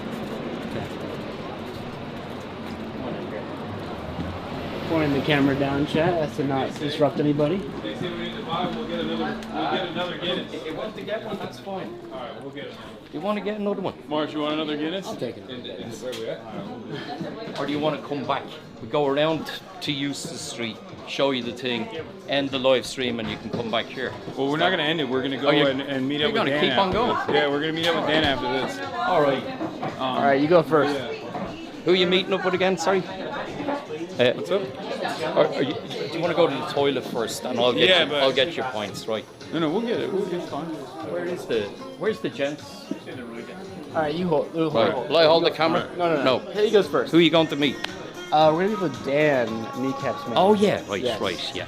And then we're going to go see his wife perform. I believe she's a musician. Very good. And Very good. I forget exactly where she's performing, but Is it the Sugar Club? I'm not sure. You might know better than I do. No, I don't. Oh, okay. But he's a great fella. Yeah. Yeah. Yeah. So there's a lot of ephemera here associated with Irish republicanism as well. Walk me through it. Let's show you first. Yeah, show the chat, show the stream. So that's Patrick. So he fought in 1960.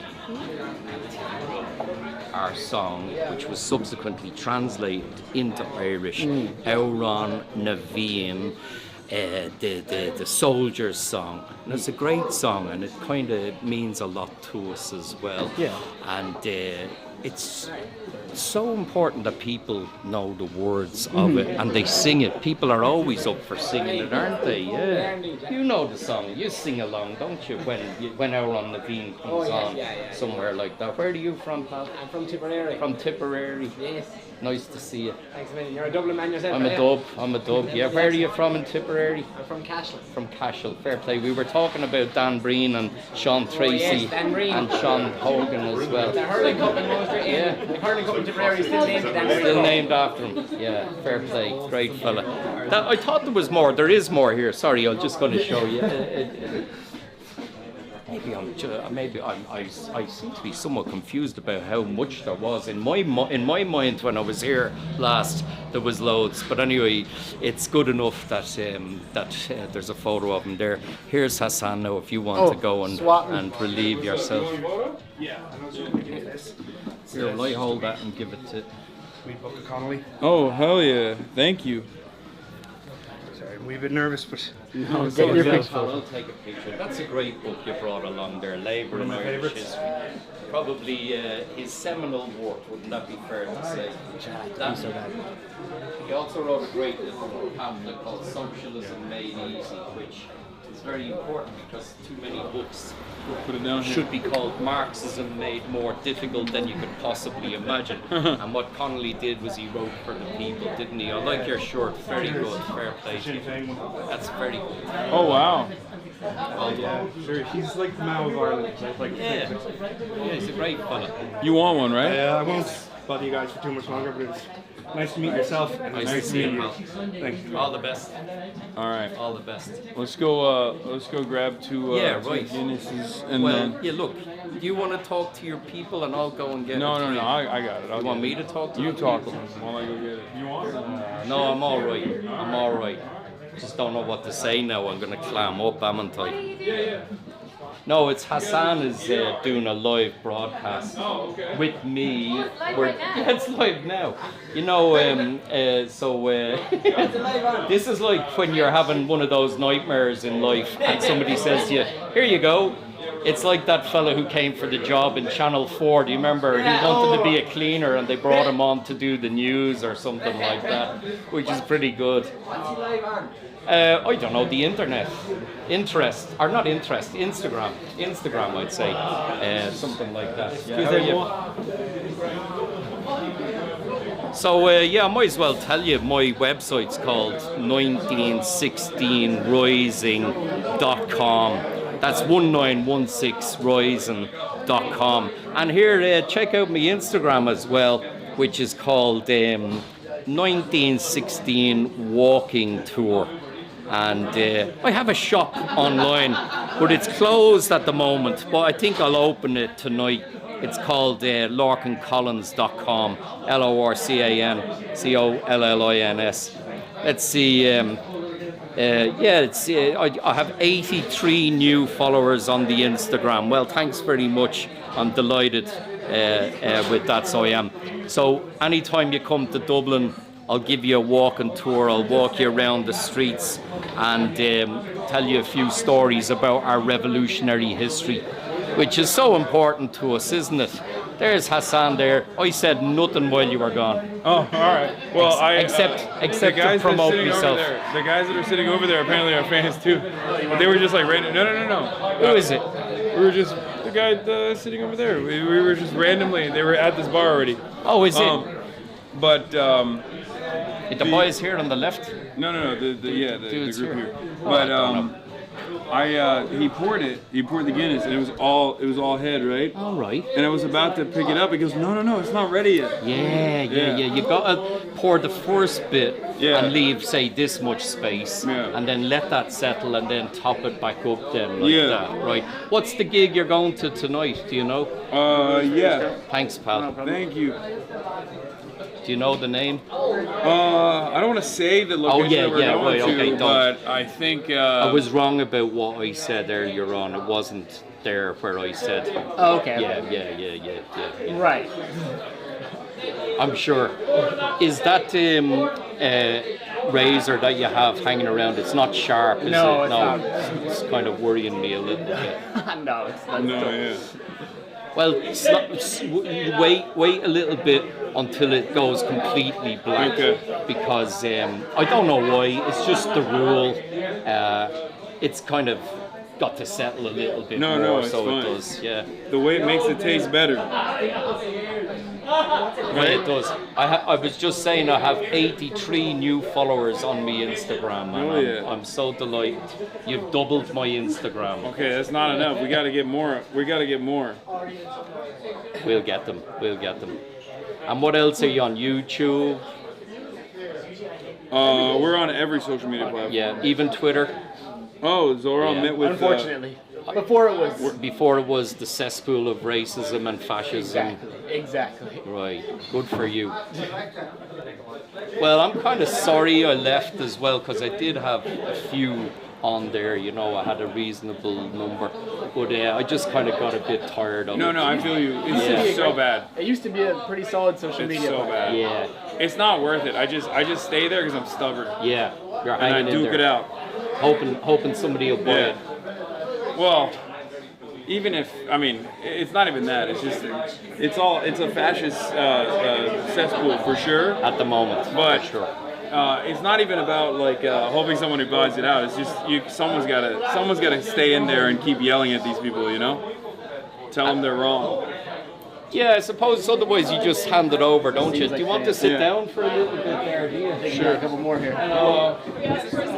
Yeah, of course. Oh yeah, sure. All right. No, you're good. Rather hilariously, those Christmas presents look like the English flag, don't they? Yeah, I see that. Standing in the wrong spot. There you are. Nice to meet you guys. Bye. All right, you ready to down it again? Right, sláinte, ready. lads. To your good health. And you'll be back again, won't you? Maybe as a private citizen. How are you, pal? Hi. What's going on? Nice to meet you. You want to take a photo? Yes, please. All right, let's do it. Yeah, what do you At got? least you have a camera. What do you got? The whole? Come along who said, can I have a photograph, and they didn't have a bloody camera. He's got the full. Was this the full Yoji fit? It is. Yo, he's got that shit. No, he's got down to the pad, I think. Are you getting in, Margie? Seems to. Yeah. Want Margie in the photograph? Yeah. Get in there. Bunch up a little bit, eh? Thank you. All right. That's a good looking photograph. Great. Lovely.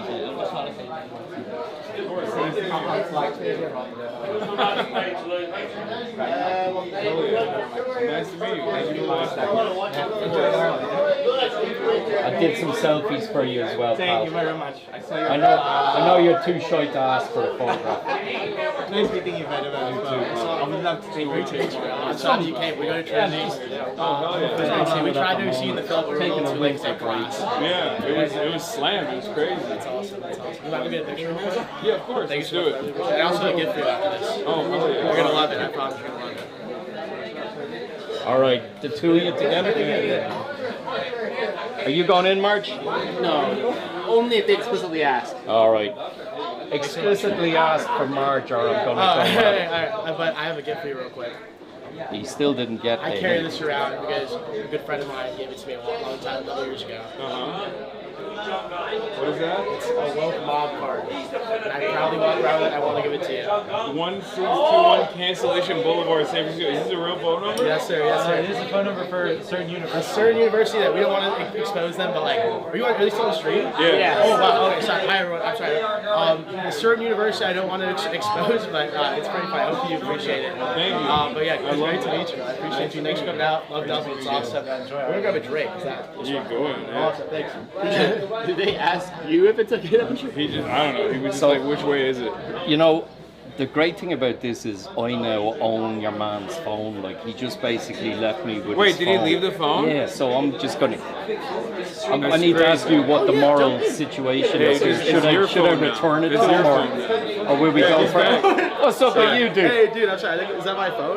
No, this is mine. Oh, man, please, please. I just lost it. No, I'm kidding. Appreciate it. Thank you so much. You want to take a photo? Point to the stream. It's got a screenshot. You can jump in as well, man. Yeah. Let's do it later. Here. I think that's long enough on stream now for me. That's tricky already. But thanks a million. That's good. Nice to meet you. Wow. Everyone's so nice.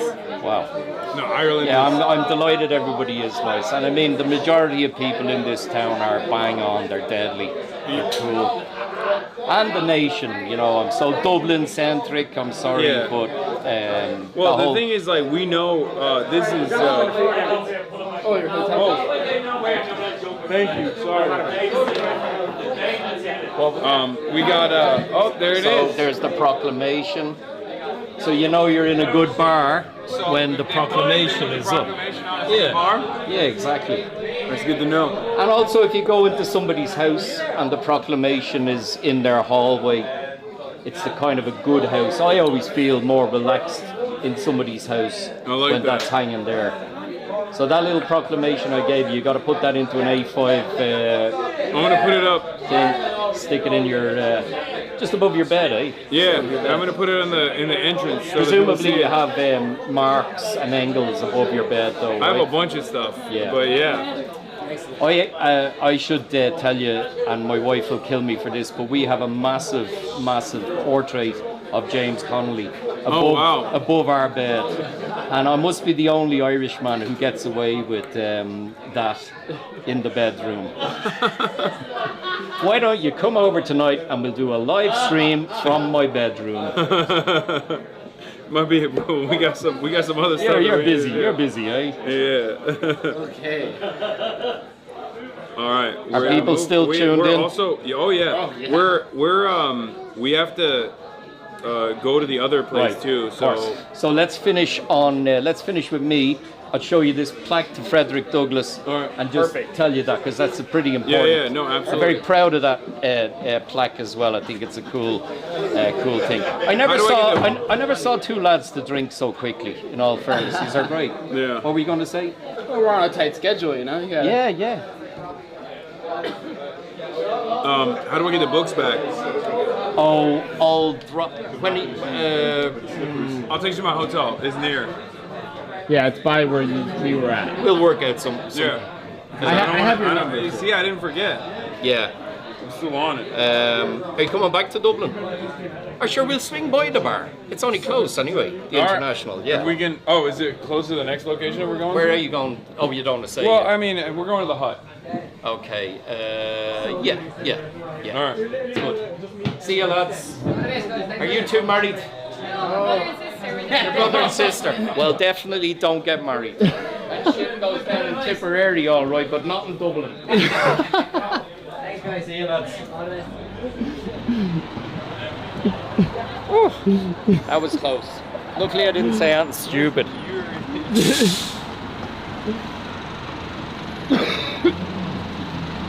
You got a real knack for this streaming thing, this live streaming thing. Well, you're very kind. I don't really realise how many people are watching. I'm hoping it's about 100 or something like that. Well, it's like 20 give or people. take. 20 people, that's good. Yeah. So that's just like doing a tour. So come on, left down here, down Eustace Street. And I'll very quickly tell you this because I know you're under time pressure. We are now in the hell of Temple Bar, but there are some cool things here. including this is the Irish Bar. Film Institute, the IFI, who have very avant-garde movies on. This is where, look at this plaque here, look, this is where the Society of the United Irishmen, the Dublin branch, were founded in here in 1791. And look at the name of the pub, the Eagle Tavern. It's great that they were founded in a tavern, like a boozer. It wasn't a cafe or a restaurant. You know, it's Dublin, we're not French. It was a boozer. That's where you want to find your revolutionary organisations. Then it became the Friends Meeting House. The Quakers were very good to people in Ireland during An Gcomhartha Mór as well, because they fed people without demanding that they should go to a ceremony, a religious ceremony. So here, look, here's the plaque. It's very new as well, went up in 2022 to Frederick Douglass, who all your readers will know is a great guy who campaigned vigorously against enslavement and spoke so eloquently and wrote so beautifully as well. I think he wrote 4 books. I only read one of them. I only read Narrative of a Slave. But in the Irish edition, there's a letter from Belfast where there's now a statue to Frederick Douglass. Oh, wow. You'll see that tomorrow, I hope. But he wrote about the great welcome that he had in Ireland. And he said he came here for 3 weeks, but he stayed for 4 months, okay? So however long you may be here, it would be great if you'd extend it. I hope, you know, you might feel welcomed here as well, right? But Frederick Douglass, I'll just tell you this one lovely story about him. When he was on the boat coming over from America, the passengers asked him to speak, and he said, I will if the captain allows it. And 3 plantation owners said to Douglass, if you try and speak, we're going to throw you overboard. And it was a big Irishman who stood between Douglas's aggressors, and he said to them, if there's any swimming to be done on this voyage, you 3 are the first to get wet. So isn't that beautiful that that Irishman stood between him and maybe saved him? But he had a great welcome altogether. He said, I felt for the first time in my life in Ireland that I was truly a free man. Not once did anybody say to me, you cannot come into this establishment because of the colour of your skin, which is very cool, all right? Yeah. So look, I should shut up now, eh? No. You've been doing an amazing job. Yeah, but you gotta go somewhere else. In my experience, with my limited experience at least, like I joke about this because I saw the Obama, the gas station dedicated to Obama, but like Irish people are very they're very white, but they're very white on the outside, but inside they resemble a lot of qualities of people from the global south in many respects. I like that. You for 5 years. Oh, you've been standing there for 5 years? Oh my God! You want to take a photo? My phone's like that, so. Want to do a screen photo? Screen photo. No, it's screened. I'm sick right now, but. Oh. Have a great time. Okay. What's wrong with you? Is it your ears? Oh. Okay, it's just a little joke. I'm sorry. Okay. All right. Bye. Sorry. I don't know. Look, look. No, you're a riot. You're great. Whatever it was, I hope it wasn't catching anyway. Because so let's hope it was for years, because that's it. That's what we're gonna get picked up in originally. Serious thing, yeah. One of those. A Land Rover. No, but the Garda one that the Kneecap Boys have. Oh yeah, the Range Rover. Yeah. We definitely have to take a cab there. Oh, it's far? Yeah, it's a bit far. It's a 10-minute ride. Yeah. How long is the 35 walk? minutes. Yeah, you won't walk. Well, you won't walk. Okay. Well, here, look. Let's go get your books, will we? And Okay. then we'll show you where to hail a cab or Okay. jump call it. a car. Or you call Yeah, a we car, can- call yeah. a car, and it'll come to you at the International Bar and pick you Okay, up there. let's Isn't do that a that. good idea? Sure.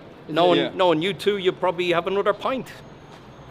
Maybe. Man, you should be sponsored at this stage by the Guinness Corporation. You're right. Yeah, let them know. Or Diageo, as they call themselves now, because they got bought out? Yeah, they got bought out by some scum organization with heaps of money. So what's the new beer then? Wait, Well, so, no, it's still it's Guinness. still No, called- I'm saying instead of Guinness, what should we be drinking? Yeah, what's the? I is don't there know a- any other drink. We're Whiskey. kinda screwed That's then. crazy. Whiskey So is like good. the original, I mean, Guinness is like it's got a long tradition, right? Yeah. Look, there are drinks. Well, but wasn't like- Guinness originally? They were. I don't know. I just saw the Netflix show. Oh yeah, that Netflix show not was good? an abomination. It was the most disgusting twisting of history to show Were the they Fenians attacking a funeral. Fenians would never do that. Yeah. Funerals have always been sacrosanct. And I was 2 minutes into watching that shit before I realized how awful it was. Absolute abomination. And you know what? Hollywood or whoever made it can go and, you know, Tell them. go. I'll tell it straight. Look at it. It's just awful. It's such a letdown because I was hoping it was going to be something akin to, you know, The Sopranos or Breaking Bad. You know, there's so much potential with a great show like that, but they screwed it up so they did. Can I get a photo? Yeah.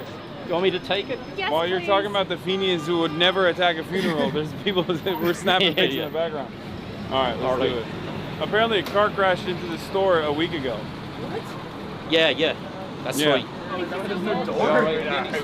Yeah. She has sweets. I knew she had sweets. Oh! It's like traditionally Irish. Show them what that is. You're right. Oh, cheese and onion. Listen, that is great, but so is King. We gotta Let's rip be it. fair here. No, Tato is better. Tato I'm gonna pull it right in Some other front good of you. stuff. Kyo's are good. O'Donnell's are good. Let's give them all. But that is the number one. Yeah, cheese and onion. Do you know? I happen to know a little about the history of how we got taste onto potato chips, as you call them in America, and it was the Tato Corporation. Well, they were a small brand at the time who invented the way of getting the cheese and onion onto it. Then they sold it to Lay's Corporation in America in the 1950s. So without Tato, you wouldn't have that shit flavor called barbecue flavor, which is as big an abomination as the Netflix documentary on Guinnesses. I mean, why do you get something brilliant like flavor for crisps and you put barbecue on it? That's my biggest problem with America. Not Trump, not global rampant imperialism. It's Lay's and Want their some barbecue. potato chips? Are we gonna? No, thanks, no. They're shit. I'm joking. Here, look, that lady wants a photograph. Do it. Yeah. Want a photograph?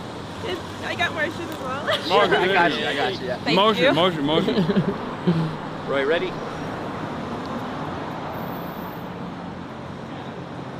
And look what's behind you there. Look, full of cars. All right. Nice to meet you. Nice to meet you. Bye bye. Are you American? No. Why do you say awesome? I don't know. Wait, is awesome an American thing? Yeah. What you think? You think we go around going, oh Jesus, that's awesome? No. It's a normal thing to say. This is a very famous sign. I love it. I think it's got a protection order on it now. Why go bald? And it used to flash on and off. One minute he has no hair, and the next minute he has hair as well.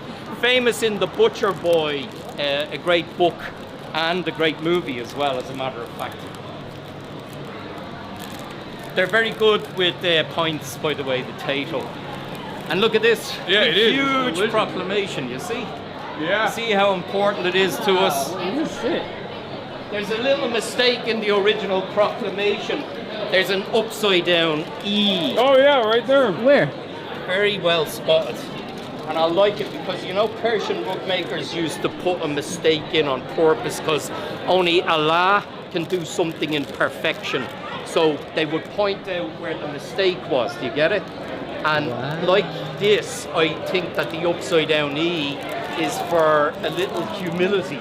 Even though it's a mistake, they spotted it, they left it in. It took so long to get it ready for the printer's block anyway. They hadn't time to go and do it all again either, so they didn't. You want to get a picture with Hasan? You want to get a picture? I'm sorry, do you mind? Can I ask you to take a picture?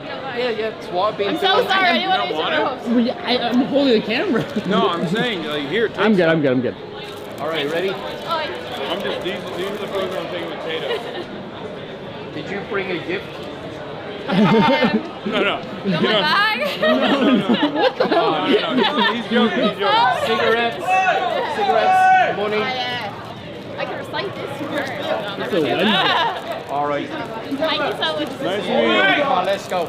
It's a Wednesday and people are just on the streets. Well, drinking people Guinness. are already they're in the Christmas spirit of things, and a lot of people are already starting this. Oh, excuse me, sorry. Is this a tradition in America, the 12 pubs at Christmas? Did you ever hear of that? The 12 pubs at Christmas? Where you wear a stupid Christmas jumper and you and your mates go to 12 pubs. But rarely do pubs let them in. They don't really want that kind of business.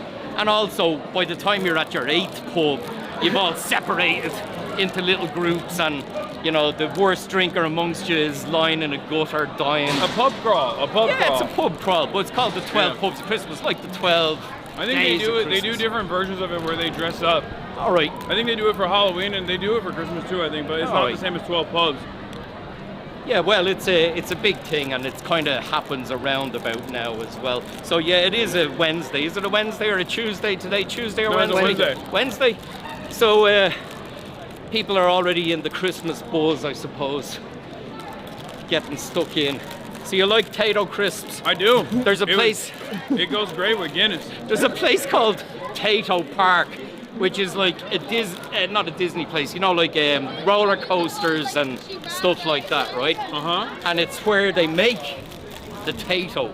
So it's one of the most famous parks there. So it is like there. How are you, pal? Wow, they got a whole Disneyland. What do you call a park like that? Fun park. theme right, park? Theme park. Theme yeah. park. Yeah. So like Duff. It's like Mark, Duff. hold for a second. Let me see. Duff Land or whatever. Oh, yeah. I think we're still good. 91%. No, is it still charging? No. Oh, okay. Straight. I gotta swap it real quick. 1 sec, sir. All right. He's replacing my battery. He's making sure that we're still good. You're good.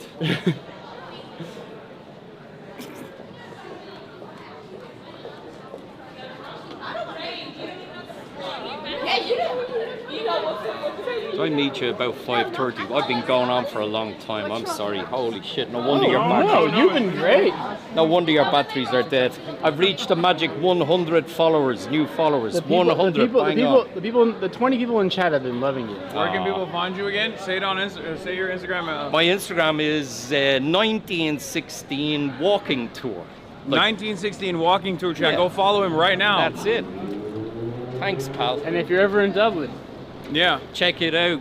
1916rising.com it's a much longer. It's a much longer tour, yeah, right? it's than a the one you longer gave us. tour. We're doing an abbreviated version right now because we're rushing over to go to the hut. thing. Oh no, you're not going anywhere near the hut. Sorry. No, it's fine. It's fine. We already said it. Here we are coming up to the International Bar. There's Santa Claus out looking at all the kids, making sure they're good. Oh my God. He does that shit. He comes out looking around, making sure everybody's good.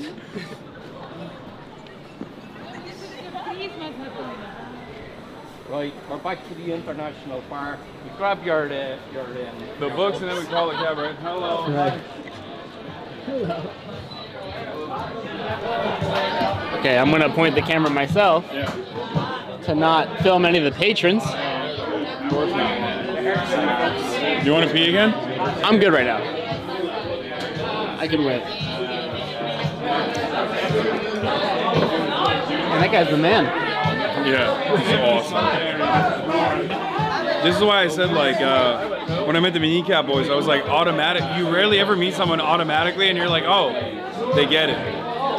Irish people, they get it. They get it from the start. Their starting position is getting it. Many Americans, unfortunately, they don't get it. You got to work them into it. All right. Oh, on the floor, give me the cash. Here we are, the Irish Republicans in Dublin City Centre. I don't know this. You got the New York, you got the hat that says New York on it? Hey, come here. New York, look, I'm wearing the New York colours today. Actually, in honour of dead Zelensky, because he just got killed there by the Irish government. Don't say that. So, don't say that, in case that happens. Anyway. La. Anyway. Right. Oh, come here, I'm going to give you a thing. You know the Dubliners, the first ever time they met here was in this pub, the International Bar. My father introduced Luke Kelly and Ronnie Blue together in this bar. And Ronnie turned around and goes, I don't play with phobies. And Luke was, my dad says, you have to listen to this bleeding tune. And that John Malloy, wasn't it? Yes. Yes. John Malloy, actor Dublin. Yes. Yeah. Matt's and father. you've got to realise, my grandmother was born next door. My grandfather a door after that, 1881, 1883. My family lived on the street since 1790. He's fucking ancient. 50 years of age. You're more than 50. I am, I'm 50. Well, I'm 56. How do you look like fucking 80? Oh, I look like better than Lorcan. Look at this. I wouldn't have said a day over like 40. This is the real president of Dublin. Now listen, folks, when you come to the International Bar, you won't meet Matt because he's going to be barred now, aren't you? How dare you? How many times have you been barred over here? I've never been barred. Have you not? I've been asked to leave, which is a respectable. Being asked to leave a respectable way of being barred in Dublin. If you're asked to leave, you're well respected in an Irish bar, but you have the honour to impress everyone in the bar and have the respect from the bar owners to be allowed to leave with drunkenness and stupidity and honour. Slow the volume, O'Cora. Right. Nice to meet you. See you, Matt. Now, see you, Matt.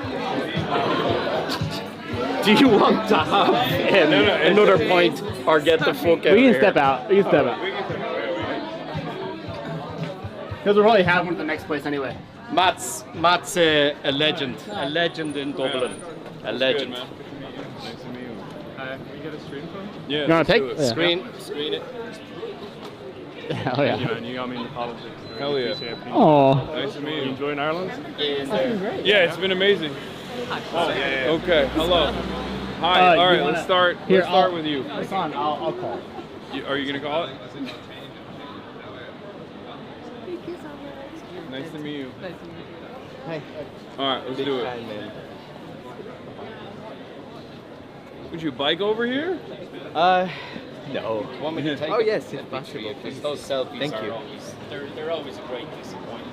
You go home and look at them. Oh, you're good looking guys. Oh, thank you. I mean, Look at him. Nice to meet you. thank you. You want to get in there? Yeah. Sure.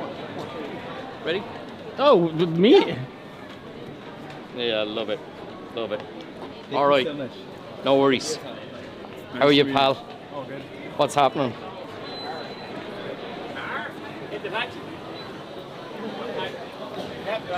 Deadly. Nice to meet you, man. What's up, man? Yeah. I'm just chilling, man. I'm visiting Dublin. I'm learning about the revolutionary history of the Irish. Oh my God. Chilling, man. Chilling. About how the Irish gained independence. For this part of the nation. Yeah. For this 26. Not full yet, counties. but Not it'll full happen. yet. It'll But that United Ireland is coming Chucky our down the law, line. right?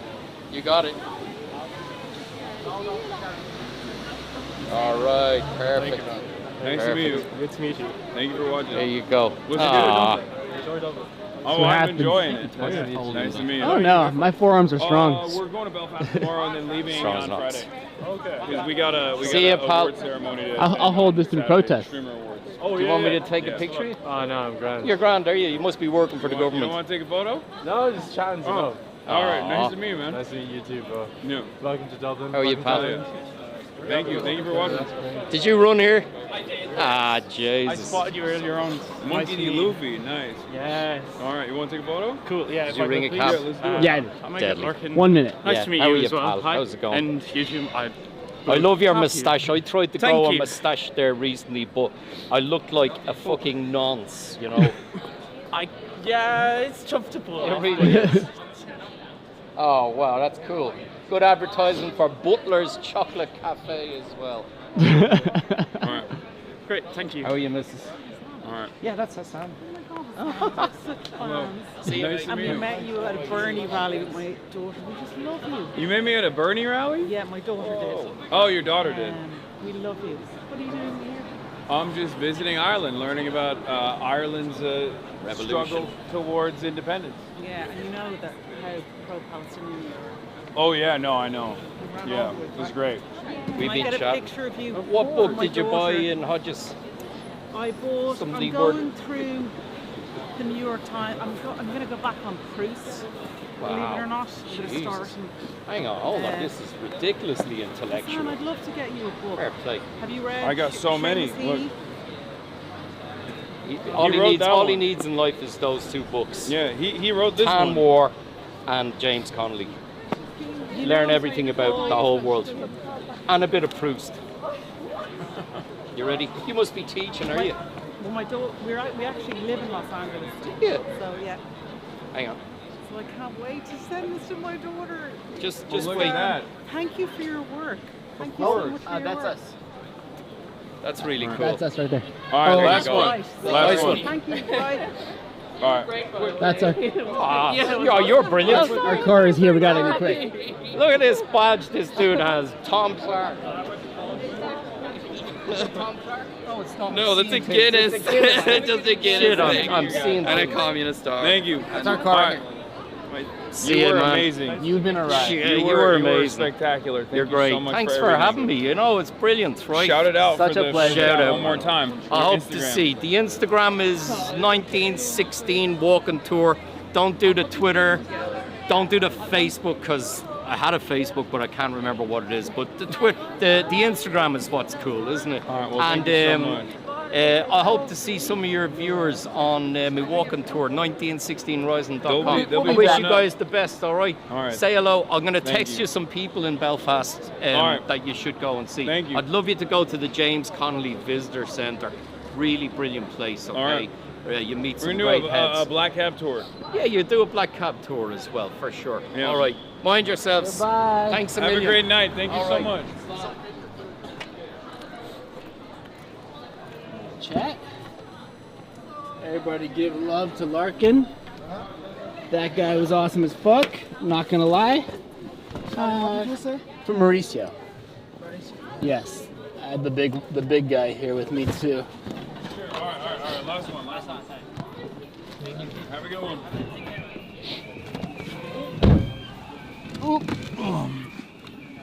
Okay. Wow, that was crazy. I'm gonna keep the light off for now. Oh, Ireland. Ireland. The island. The island nation. It is an island. Island nation. Dude, I got so many books. That's crazy. Ireland. When you realize Ireland's an island. Yeah, it is an island nation.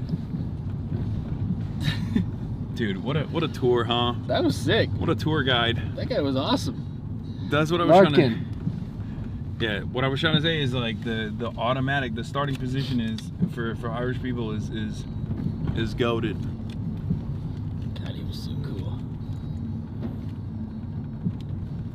Yeah. Want gum? I'm okay right now. Thank you though.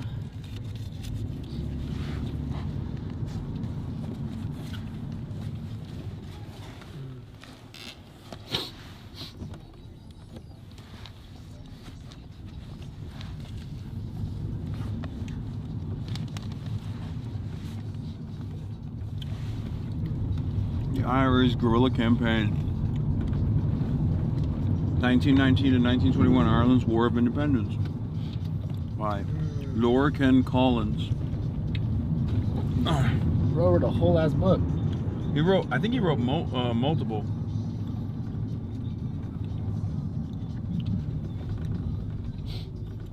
Someone said no driver. Yeah, there's no driver there. Yeah, what's happening?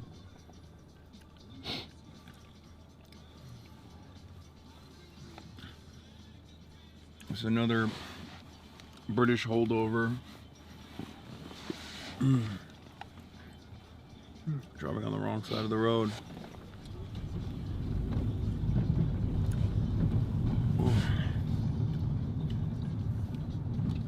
Chat, did you guys have a good time with that?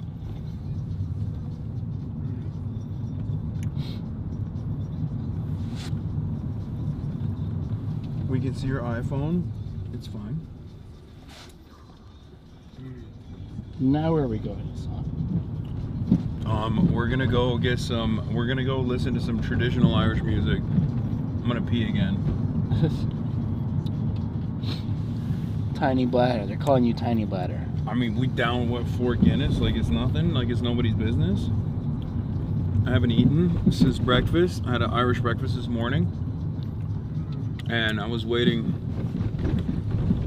I had an Irish breakfast in the morning, and I thought to myself, I'm not gonna eat. I'm just gonna drink, and then I'll have a spice bag. I don't know if you'll be able to get one at this hour. I thought that's like no, it's drunk food. Is it? I don't know. I'm not from your Yeah, why are you talking like you know what you're talking about? I'm not from the island. New toilet god. Okay, me and Marge have peed the same amount. Okay, That's calm not true. down. We have so far. You have to pee more than I do. That's not true. I have to pee kind of, not like crazy. Alright, it's no big deal. No, just a little bit.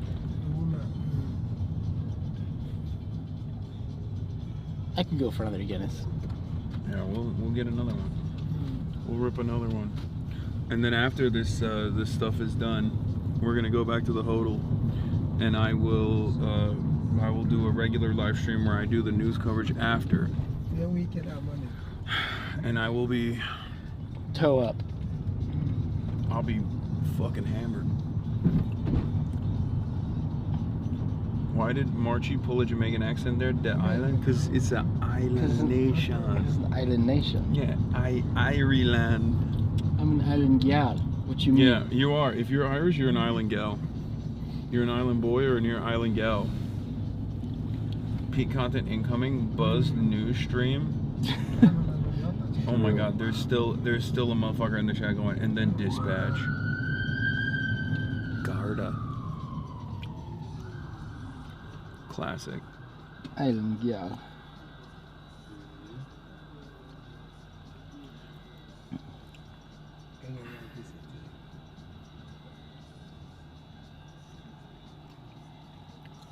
They're saying fuck the peelers. Yeah. Fuck the peelers. Proper island lads. Fuck the peelers. You switched up on Blonde Blazer so fast. Where's she at? That's crazy. Boosted to 7K followers on IG. He's up 3K followers at least today. Good. That's crazy. I love that. Did you go to Grogan's Castle Bar? No. Have you tried a spice bag yet? No. Working on it. But we will.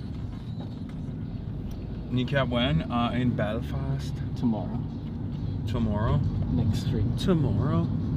Also, you gotta remember, the boys are touring all the time. Like, they're literally coming back. I think they're coming back tomorrow.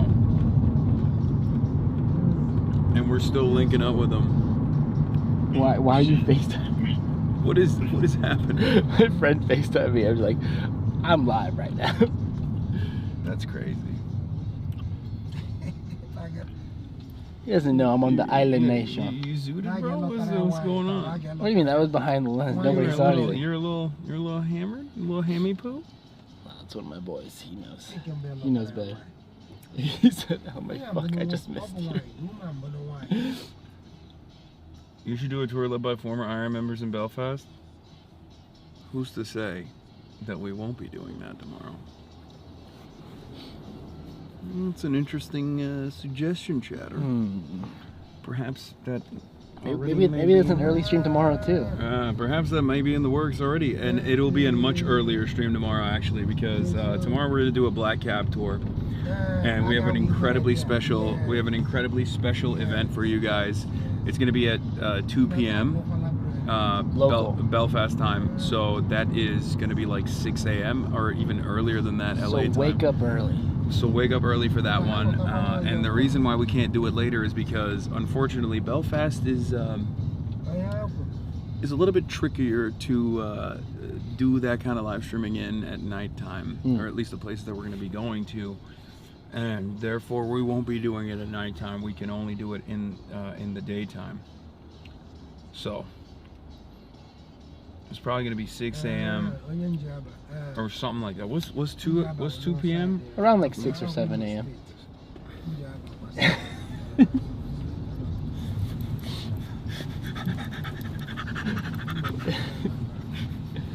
Almost for chat. There you go, chat. Don't say I never do nothing for you. You can tell I'm buzzed. I'm a 34-year-old. I'm a 34-year-old man. 6'7", 6'7". Age 34, by the way. Age 34. Okay, he's drunk. No, I'm just having a good time. Fuck the peelers. I think that's just an ambulance. No, it's not. It's Garda. Yeah, downing 3 Guinness will do that to you. 4. And we're about to get our 5th when we arrive on location. Can I say it tastes better out here? 6 Pacific, 7 Mountain, 9 Eastern. Oh, the Guinness? Yeah, it does. Because they know how to pour it. They don't pour it shite. They pour it right.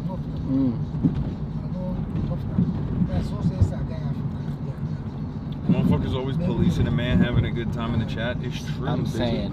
That's right, dude. You need to fucking chill.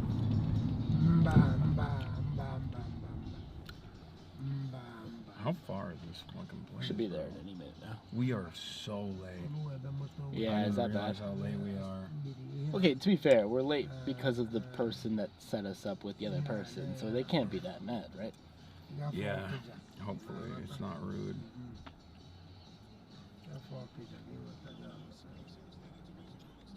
Finally, is UK viewers eating good? Is the city still shut down? Happened to us too when the Pope visited and we had to lug our bags across the city to catch a train. No. No, it's fine now. Dude, I can't wait to get the fucking crazy Zins out here. They told us at Trinity College the students were all Zin heads too. They were Zinners, they were Zinfidels. And they told me that they have Zins out here, like Zin branding. But it's like up to 15 milligrams. Dude pulls out a fucking nicotine patch, or nicotine pouch. And he's like, this is a level 3. And it was 10 milligrams. I couldn't believe it. You seem to run late a lot in the UK, Ireland as well. Okay. England Guinness isn't the same as Ireland Guinness, so enjoy whilst you're there. It does taste better here. It does taste better. It hits different because it's free. It does. You know, it hits like you can get the revolutionary taste.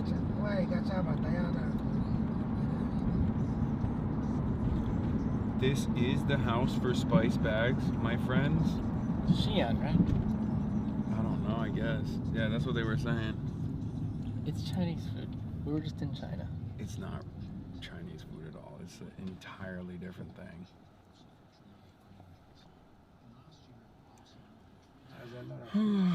Let's see. Let's see how far we are from this fucking place. You put the right address, I hope, right? Probably.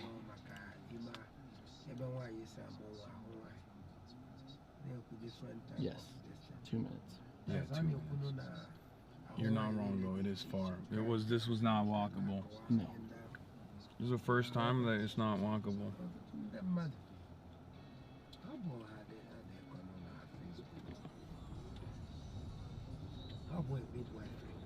She's just educated.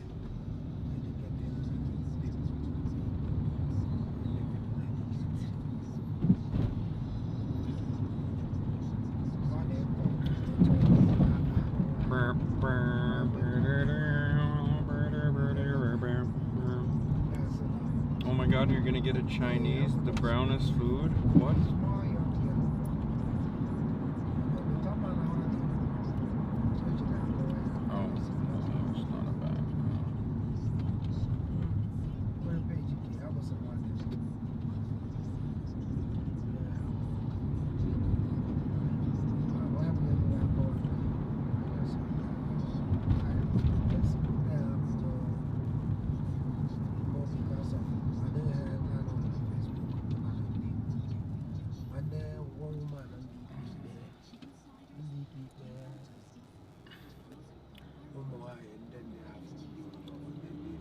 They have zins without pouches too. Don't try chatter. Zins without pouches. That's crazy.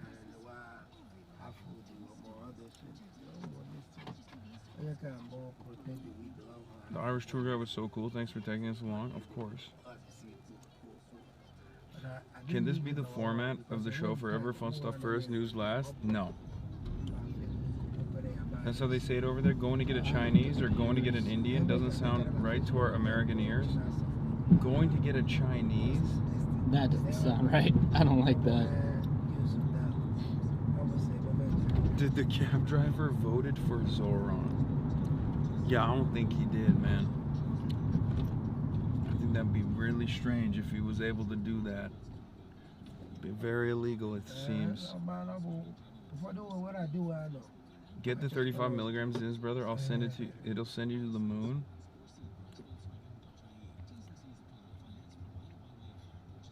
Where are we going now? We're going to another bar. Are you going to this bar or that bar? I'm not sure. I don't know. Oh, it's on the right. It's on the right side. So you can just drop us off wherever, and we'll walk across. Yeah. Are Thank happy you. Here? Oh, You can cross here and then cross if you're going. Yeah, we can get out here. Yeah, if you want us to get out If here. you want me to cross, I can cross you as well. No, we can get out here. We can get out here. Are you sure? Yeah, we can get out here. Okay. Thank you so much. sir. Not at all.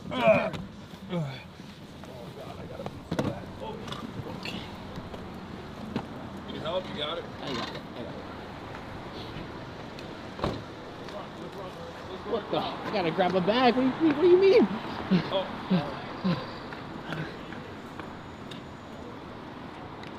Woo! It's like I Oh, always brother, say. I gotta rip a piss bad. It's like I always say. What? Fuck the Taylors. It just has such a good mouthfeel to it. Dude, you think you're fucking hot shite? Okay, we gotta stop. We can't. Yeah, we can't. I don't know if it's this one. Oh. It's that one. Oops, sorry. Right, chat? Who's with me? They're all with me. They are with you. I think. Over here. Over here. Let's go into this one.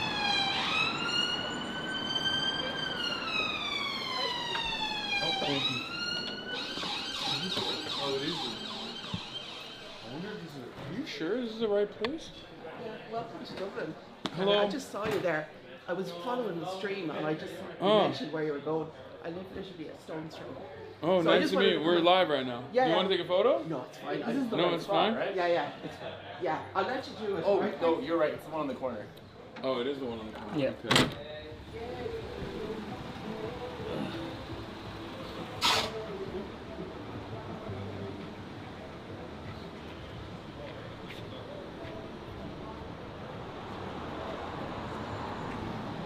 Wait, why would it be? But he told us a different name. No, it's the please use the other door. Excuse me. But a Scotty boycott. Here. Prime time Brady. Is this it? I mean, it says the one on the corner, which is.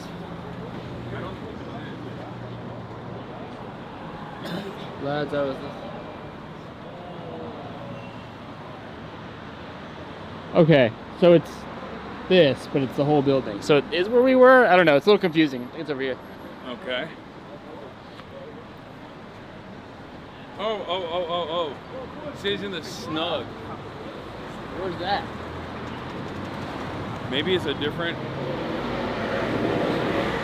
I don't know, but I have to be so bad. Oh, there he is. Crack, man. Good to see you. What's good? Welcome to Ireland. Hey there.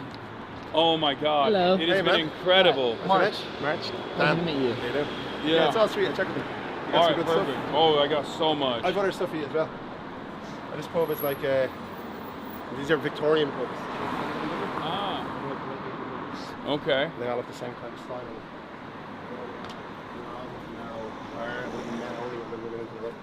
Oh wow. Years ago.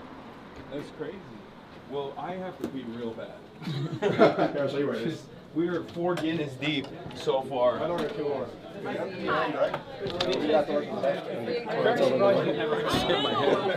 realize. Yeah, good, how are you? Yeah. Excuse me, sorry. I contemplated just This hard to afford these. This is a crazy. Yeah. Oh, it's a weird one. It's actually snug. Yeah. Oh, this is insane. Okay, but the toilet's in that corner. Where can I put this stuff down? No one else steal them here. Neat dresses essential, no tracksuits permitted. I like that. Alright. Okay, where's that? Into the left corner. You want a pint, yeah? Oh, yeah, 2 for me and him. Yes, I'd love one too. How's it been, Trevor? It's been fantastic. Thank you for setting us up with. Cool. I've got some stuff for you tomorrow. I need to. He was so cool. Yeah, he's great. Yeah. He's great. Chat, community loved him. We're still live, by the way. Ah, sweet. Yeah. But the community loved him. It was so good. It was so fun. Yeah. Thank you for that. Where did he took you out for that 2 hours? Yeah, he took us all over. It showed us a bunch of awesome stuff. He was just. Honestly, I don't even think he realizes this, but great on-camera personality. You can tell he was just being himself too. He was not playing it up for the camera, but it was great. Chat loved it. It was awesome. Where's the best place for me to stand? I don't want to get in anybody's way. I'd say just here. Let me just ask. Is it okay if this is March? He's just going to film a tiny bit from here. Is that all right? Thank you so much. I have a friend from All right, chat. I'm gonna try to give you a good angle. It's kind of tight in here, though. I'm gonna try to give you guys a good angle and prop you guys up. They're gonna play music, so I'm gonna try to turn the mic down so it doesn't blast your ears. But I'm also gonna be watching chat, so like, if it gets a little hairy in terms of the sound, let me know, and I'll either adjust or just save you guys. But I'll be watching chat. But I'll set you guys up right here, just so you guys know where I'm setting you up. There is an inch of space. I'm not a chopped cameraman. I'm just working with what I got. Okay.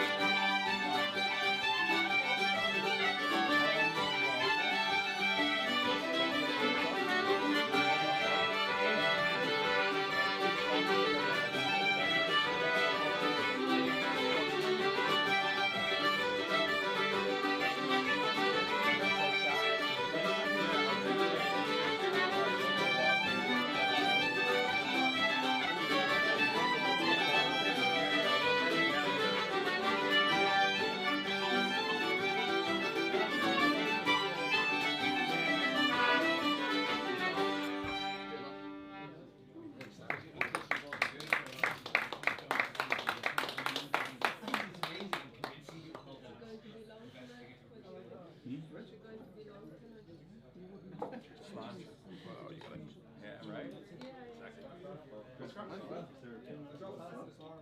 yeah. It's like power walking to work. What we trying? Okay.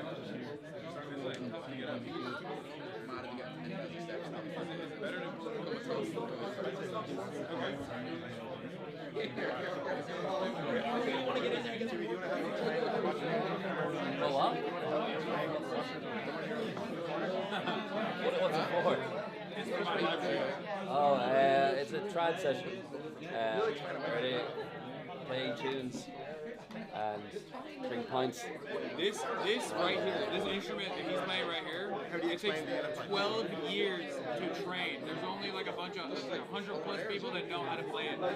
Right? Did I get it right? You say 21 years. 21. It wasn't even 12. It's 7 21 years. years. Practicing. What was it? 7 years. Learning 7 years. What's it called again? Illenpipe. That's the most insane thing. I've never seen something like that before. Sorry, I don't want to be in your way. I'm just like trying. Oh yeah. What's What? What more do you know about the Olympics? They're like the inside version of the bagpipes, but there's more harmonic options because there's regulators on them, so you can do chords. So what's happening here right now tonight? So it's just called the session. The idea is that nobody's paid. Everyone can come and play. There'd be how many songs would people know? Thousands, hundreds. Yeah, well, depends on the person. Thomas McCarthy has a few thousand, but most people would only have a few. Some people know thousands of songs, and then it's all ages. There's probably 6 different instruments. Sometimes to sing, and you might have to sing. You sing? No. No? No, not even a little bit. Really? Breno can sing. Do you sing? Not only can I not sing, but also I don't know any songs either. I have no recall. Really? Chat. Dan is the manager for Kneecap and a bunch of other very famous bands and music acts. That's just Kneecap. Well, oh yeah, but okay, he's just Kneecap, but just Kneecap. He's the manager for Kneecap, but also, for me at least, probably one of the most interesting people I've ever met in my life. We met at Coachella, and he's the man. You work for the UN, right? I used to. I used to work at the UN in New York. Yeah, you used to work at the UN in New York. I don't know how much you explain about your background in your public life, so I don't know. And he also managed the football team. Yeah, and they did an exhibition match for a team from a Palestinian team, famously. And then I think there was a documentary about it or a movie about it. Yeah, it was the first time Palestine ever played in Europe. It was May 2025. So UEFA played Israel played UEFA competition. They play in Europe all the time. Nobody had ever invited Palestine to play, so we invited them, and it was a club team against a national team. And it was pretty sad that 2025 is the first time Palestine ever played in Europe. And we had a game 10 seconds from the pub here, and Palestine won 2-1. And we raised $250,000 for charities in Palestine. The Irish president came. It was a beautiful day of just using sport as a positive thing. What else do you do? He's a very well-traveled guy. He's the man. Kneecap keeps me pretty busy at the moment. Yeah. With the football and Kneecap, and try and travel around a bit. That's gotten harder than last year. I know. They got severely restricted in where they can go. It seems. I knew as soon as the Coachella stuff was blowing up, I knew that they were gonna cut the American tour. Unfortunately. Kneecap were banned from Hungary personally by the Hungarian president. He was a fascist anyway. Yeah. Victor Orban made a video, put it on Twitter to say he was banning them. Oh, I have a gift for you, by the way. Do you smoke or no? No. No? Well, I got a gift for you nonetheless. I think there's gifts here for you too. I brought it all the way from China, from the People's Republic.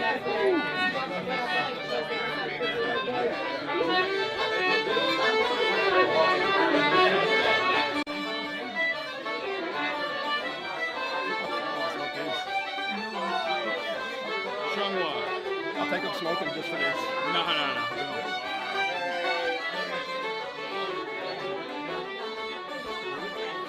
For me?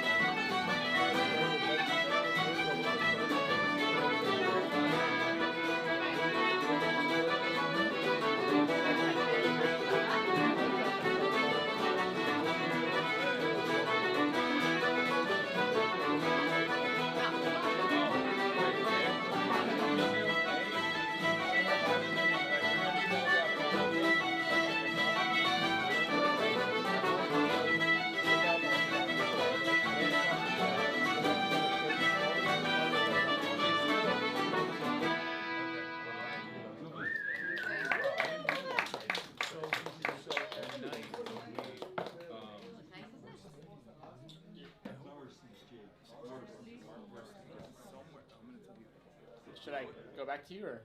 Yeah, you can pull up. You're open with that? No. The. Someone coming back. Well, don't say it. Don't Yeah. say it. Yeah, I know. Don't say it on camera. Okay, but it's fine, right? Like we're okay. Yeah, you're just so. Will it be all right? We thought we could go out and like drinking with the boys too. If I don't know if they're down, I'll text them to see if they're. So, but that's what I was saying. Like, is it fine if we stream that, or do you think that'll be an issue? The street. That bring it to is it's in a house. That's I think I know. Okay. There's no pubs left. He's just telling me like where we're gonna go and drink tomorrow in Belfast, like or how we're gonna do it. Yeah, of course. Right. To the house. The street. I love that.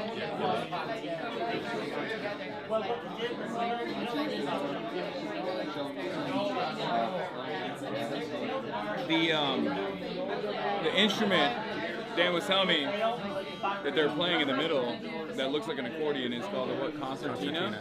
And it's 100 years old, like the one that she's playing over there.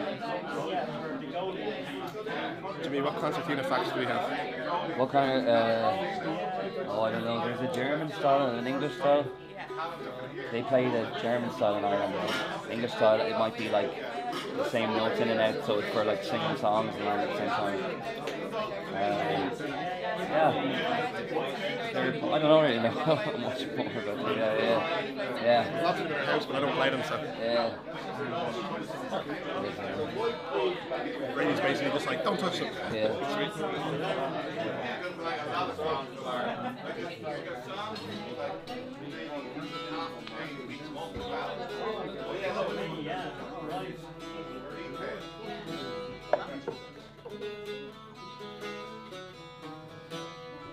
Set you guys up again, checks up 2P.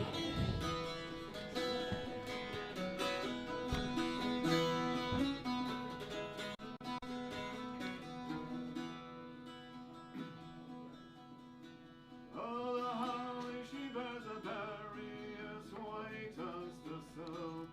And Mary, she bore Jesus all wrapped up in silk. And Mary, she bore Jesus a Saviour for to be. And the first tree that's in the greenwood, it was the holly. Holly, holly. And the first tree that's in the greenwood, it was the holly.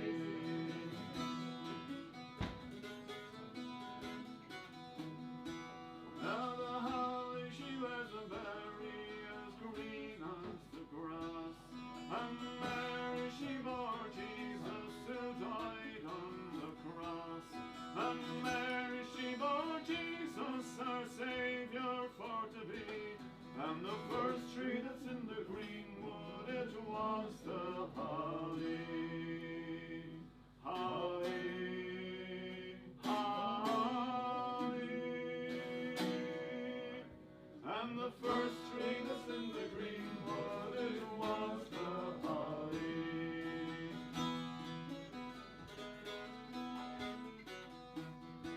Now the holly, she wears a berry as black as the coal. And Mary, she bore Jesus who died for us all. And Mary, she bore Jesus as Saviour for to be. And the first tree that's in the greenwood, it was the holly. Holly, holly. And the first tree that's in the greenwood, it was the holly.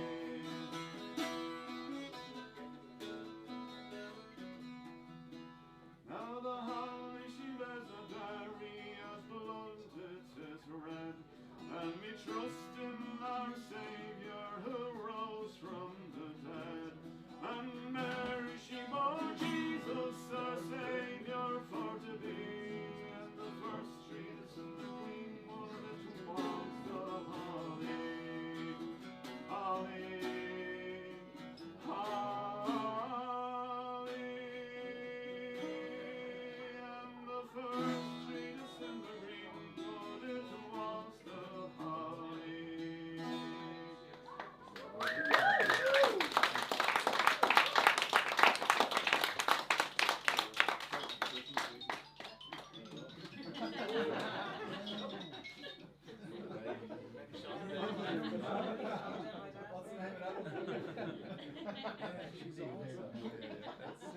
I love her. Oh, I know.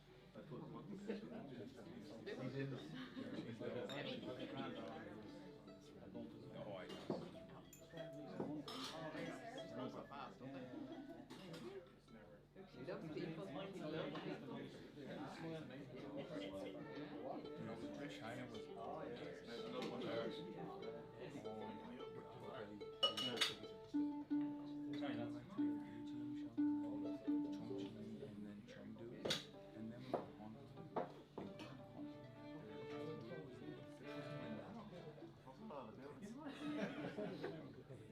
No, the next day it was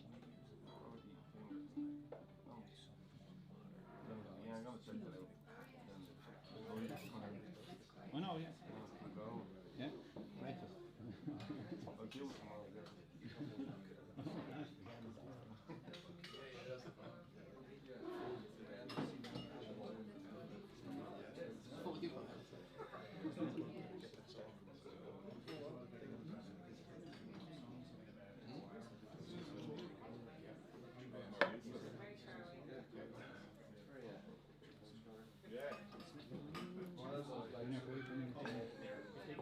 That's kind of a square.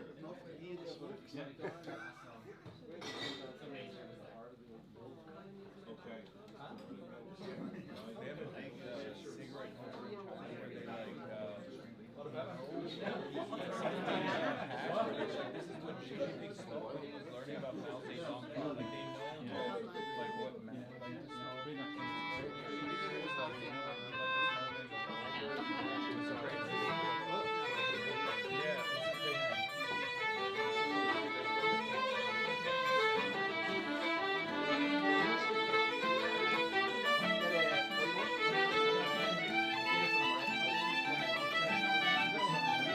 to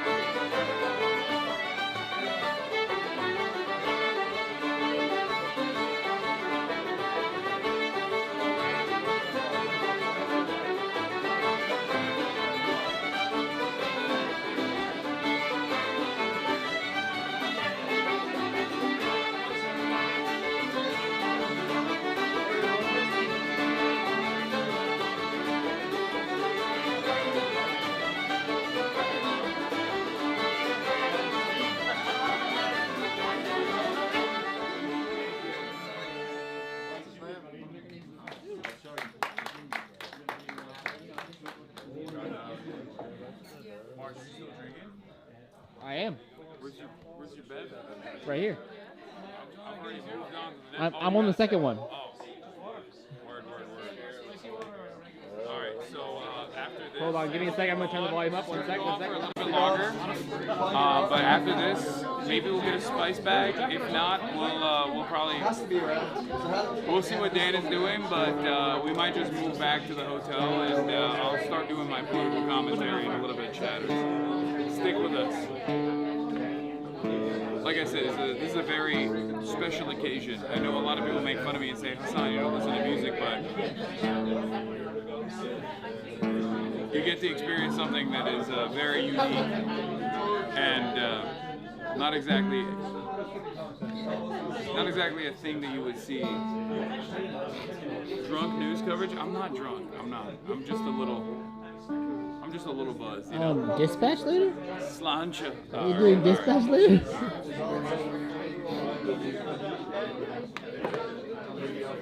Don't even get me started. But yeah, we're trying to figure out where we're gonna go tomorrow in Belfast with the boys.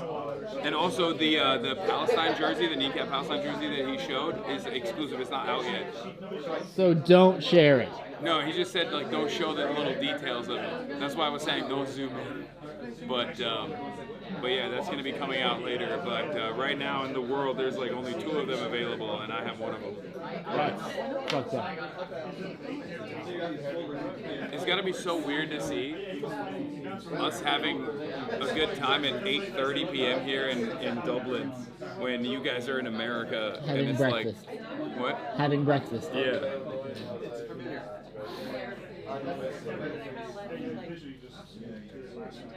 Reach out to People Before Profit, the largest Ireland socialist party. I know they've reached out. I talked to a bunch of the members at Trinity College as well earlier today.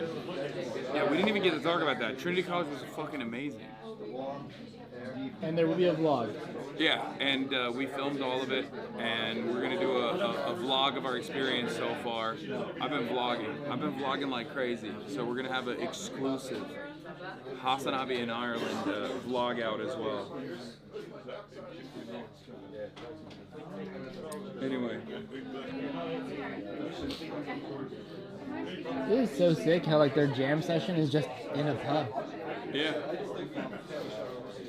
Yeah, everyone here is a musician in like a different band or whatever as well. And they know hundreds of songs, and they just chill. And slam Guinness and fucking and rip sometimes tunes. sing and yeah, sometimes play songs. It's fucking amazing. Awesome. Yeah, there's a baby in the bar, by the way. I don't want to. I want to show the baby because it's so cute, but I don't want to film the baby. Yeah, the baby's sleeping. There's a sleeping baby, and it's the cutest baby in the world, but I don't want to put the camera on the baby. Yeah, the baby was sleeping and also bobbing its head. It's crazy.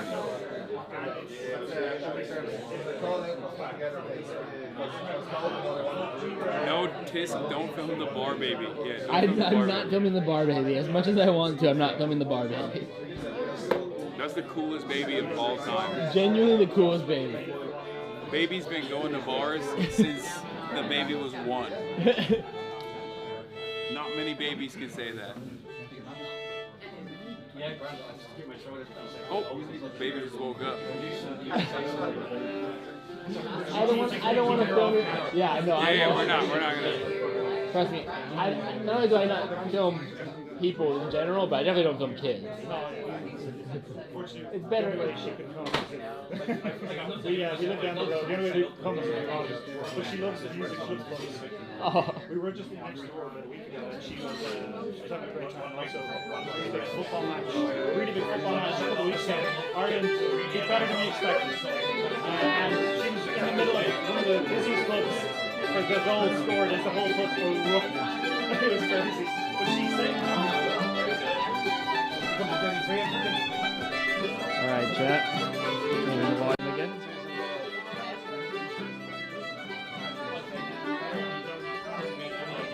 Assuming the position again. And there we go. And there it is.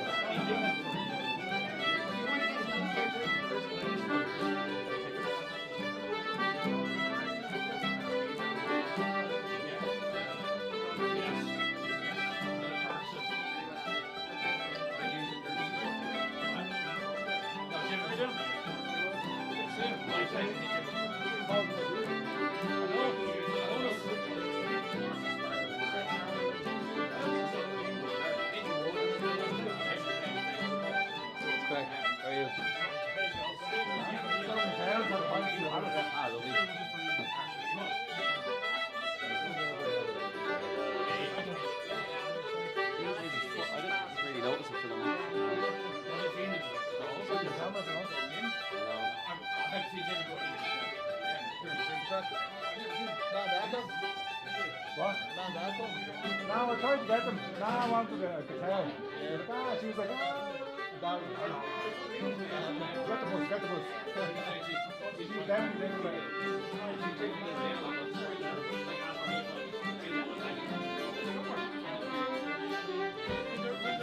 it's a fucking band, it's a massive band.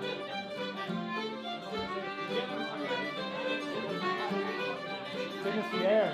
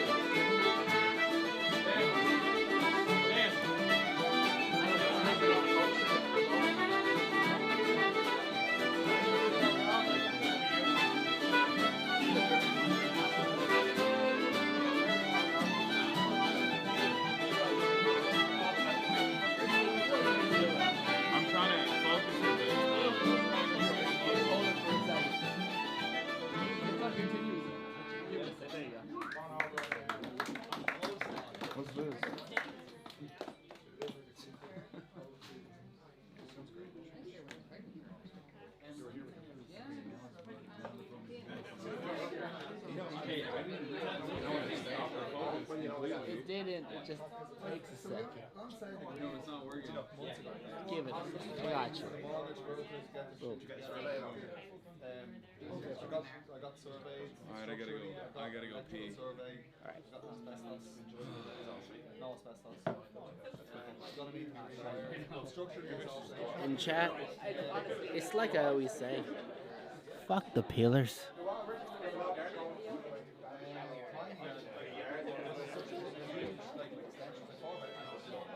Can I get a fuck the peelers in the chat? I'm watching you right now.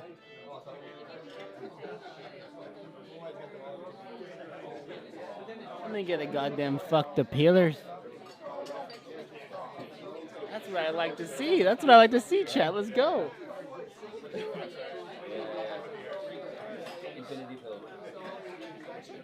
Aw, you guys make me proud.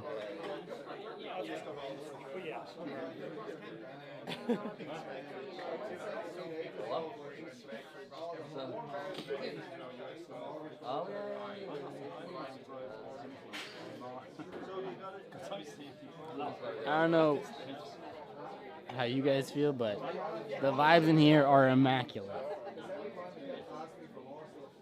I'm in the tightest Irish pub ever, listening to some Irish tunes, surrounded by a bunch of homies. 5 Guinness deep, and it tastes better out here.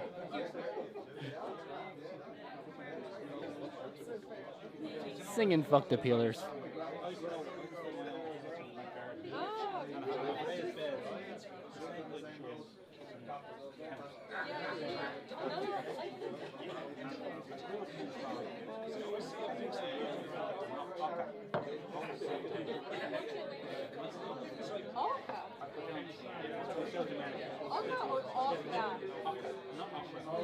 Also, side note, look what I got from Kneecap's manager.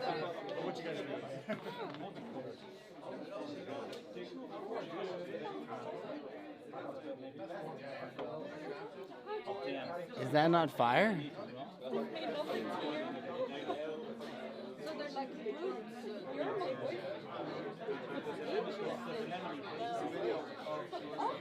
I cannot wait to go to Belfast tomorrow and hang with the boys.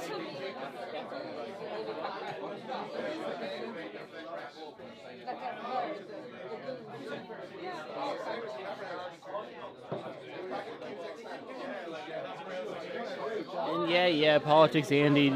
News is coming later. We're gonna go back to the hotel.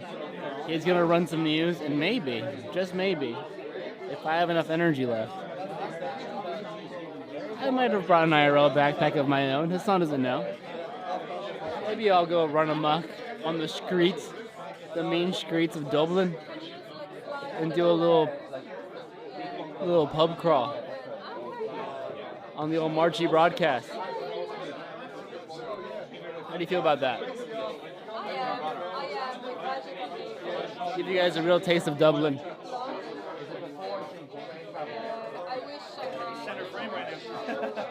Yeah, he's pissing. Somebody has to watch the stream. He's pissing.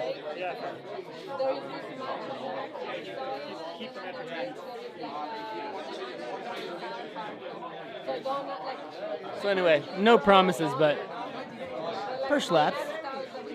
If I'm feeling up to it. If I get my second wind.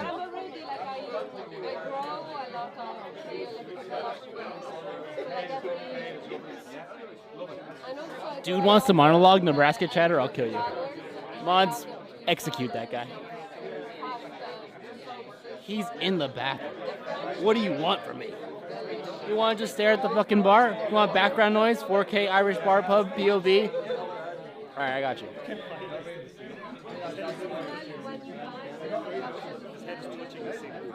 Oh, I know, I saw it.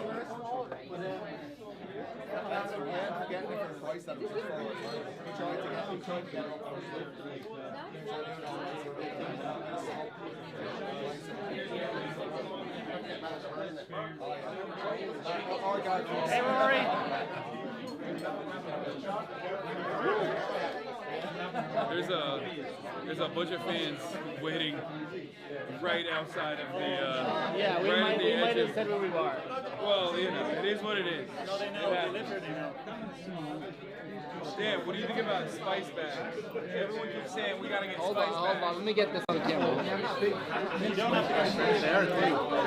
They are a thing. Their spice bags are a thing. Spice bag and a chicken fillet roll with the chicken. Not my thing, but a big thing for most people. Yeah. I gotta have one before I leave. I'm thinking about having one after this. What do you think of a spice bag, Jimmy? I don't really have, I don't eat them that much, but They're really bad for you. there's great Szechuan food in Bad for Dublin. you? I'm pronouncing very good stuff there.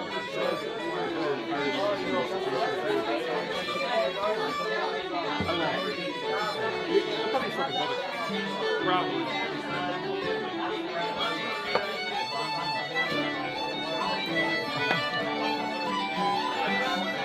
And I heard the zins that you guys have out here are way more powerful than those American.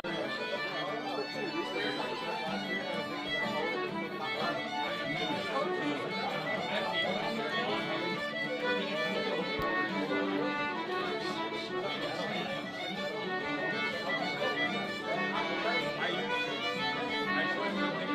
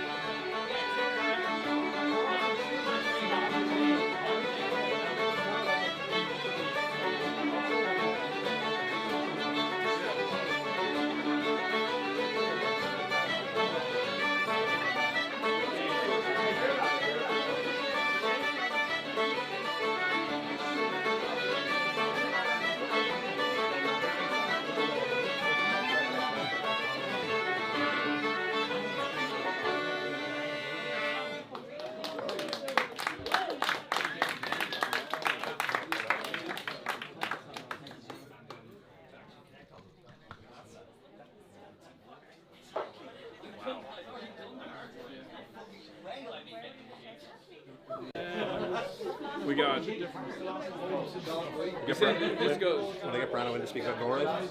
Yeah, no, that'd be great. Yeah, it goes to about 9. Yeah, so this goes until 9, and then afterwards we'll probably head over to get a spice bag, even though Dan doesn't approve of the spice bags. He says it's too much sodium.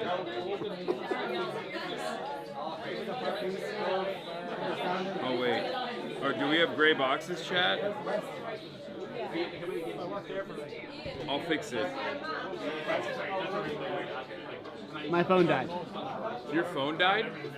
God damn. Degenerate. See, I told you, degenerate. Why to plug it in We've behind the bar? been out for so long. Are you unionized, right? What was that? You in a union? Am I in a union? Yes. Yeah, I'm in a He didn't union. need to be in a union. He's The a HasanAbi cooperative. union. I was telling him about how you're a DJ, and the many shortfalls of He having. squeezes me for as much labor as he can, for as little money as he can. Yeah. I'm making a minimum wage, $7 an hour. I beat his ass. He beats me. Yeah. I beat him all the time. I get nothing. No benefits. No holidays off. I get nothing. I'm gonna leave a tip, right?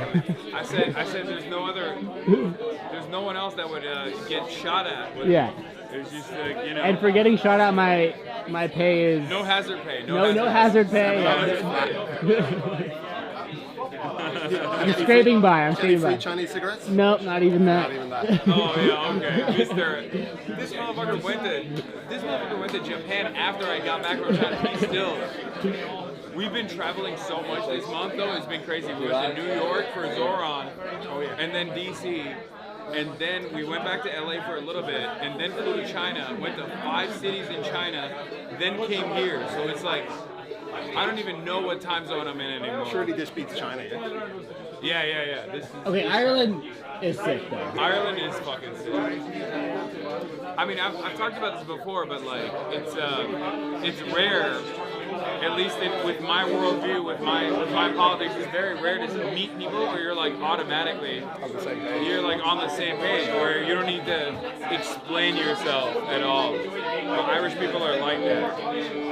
At least the ones I've met. Soon you're gonna be wearing a balaclava trying to go to the border. Yeah, I'm gonna make sure the counties are united. Okay, that's what we're going to Belfast. All for. roads have led here. Yeah. Yeah.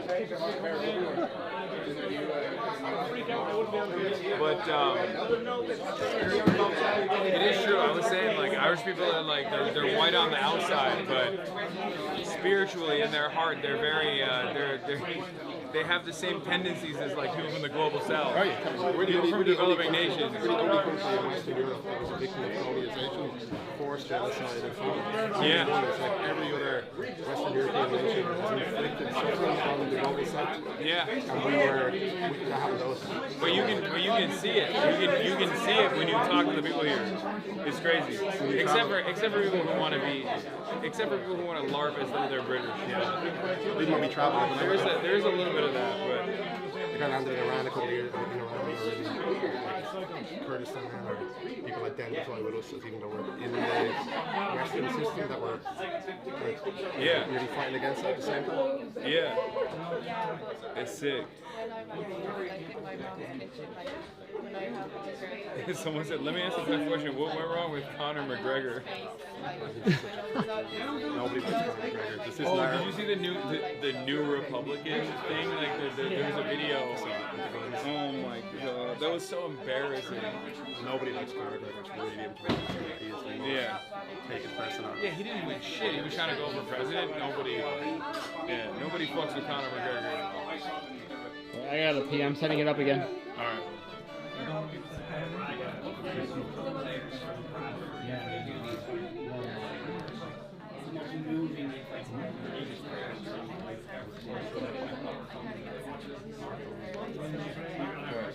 Are you looking at the chat?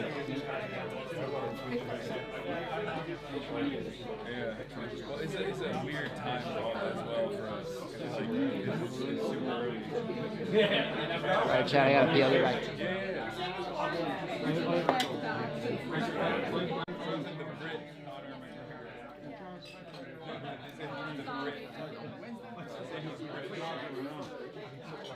between the pipes more these days.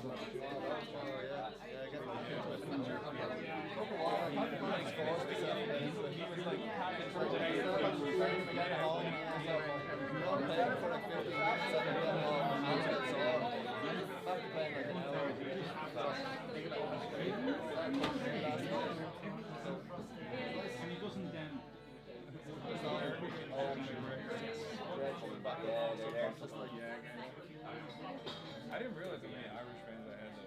Like, we've been getting swarmed everywhere we go. Yeah.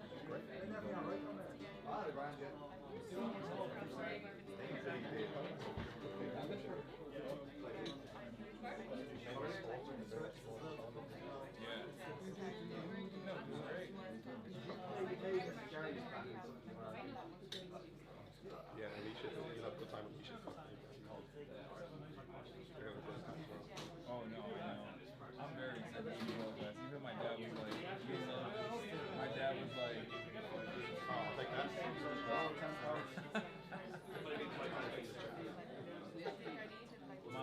My dad was saying, you'll really love Belfast. It's like, you'll love their politics there.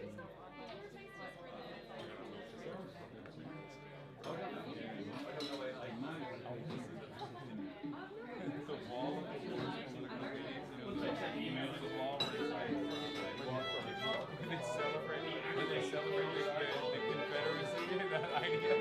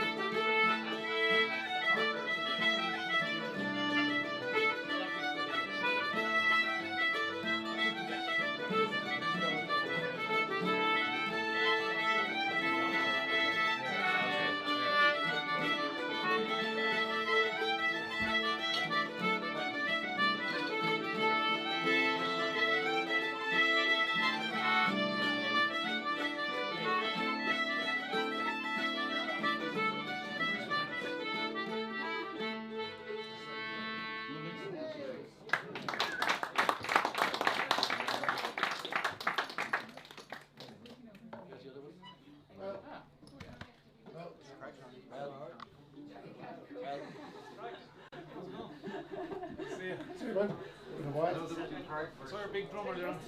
Oh, yeah. Hello. I'm admiring it. Hello. Son. You're not going to tell people about that. No, actually, it's really Hasan. Wait, you're just back. You're live.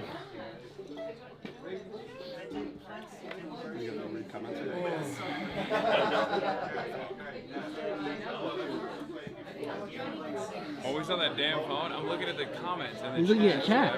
He's watching chat. What are those red? Oh, they're clapping because we were just clapping, so they're also clapping digitally. Digitally Yeah. clapping. Yeah, Hasan needs a whiskey. No, I'm good. I don't even know how many Guinnesses I've had at this point. I've had like 7. No, I'm good. Because I'm gonna do after this. I'm gonna go back to my hotel and do political commentary. I can't be too wasted. I haven't eaten yet. I had an Irish breakfast. Spice bag. I had an Irish breakfast. Spice bag will heal you. Spice bag. Yeah, they were saying that there's a spice bag place near here. Yeah, I'm not spice bag. Lemon tree. Yeah, there you go. Lemon tree. Lemon tree. Lemon tree. What about Sheehan? What do you think of a spice bag? What do I think of the spice bag as a phenomenon? It's like modern Irish folklore. Really? Yeah, I would call it a folk cuisine. Melding of Irish. I didn't realize it was just Chinese food. Yeah, I don't know it's what from it is. Sheehan. Chinese Irish. He was just in China and said it was the future. Excellent. That Hong Kong looks backward towards China, and like 20 years ago it was like Hong Kong was the future. It's like, It was crazy going from Chengdu to Hong Kong, like going from mainland China to Hong Kong. It was like traveling back in time. It was crazy. Well, yeah. I'd love to go. Oh yeah. Mark, no one gigs there. I don't know. There's no one. They do gigs there. No, but I mean, it, Travis Scott just did one, I think. Yeah. But in China, it's far and few between. yeah, you don't You're hear right. like people going gigging. You're right. Because I was looking and I could not find many.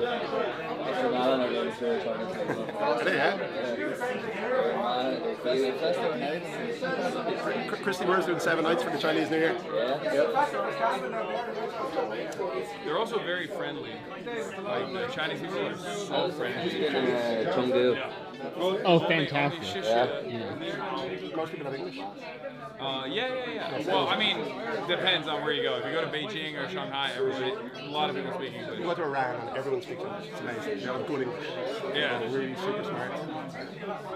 A lot of people in China speak English as well, but if you go off of like tier 1 cities, like where a lot of Westerners are, then there's definitely less people that speak English. But everyone is like somewhat competent. I do want to give you a battery warning though. Oh shit. Okay. We aren't like in dire situation, but okay. Yeah, we gotta move soon. You can't laugh the spice bag on the live stream. Yeah. Go back to the hotel, do some political commentary. I thought you had a handy job. This is work for me. It's the best job in the world. If you love what you do, it's the best job.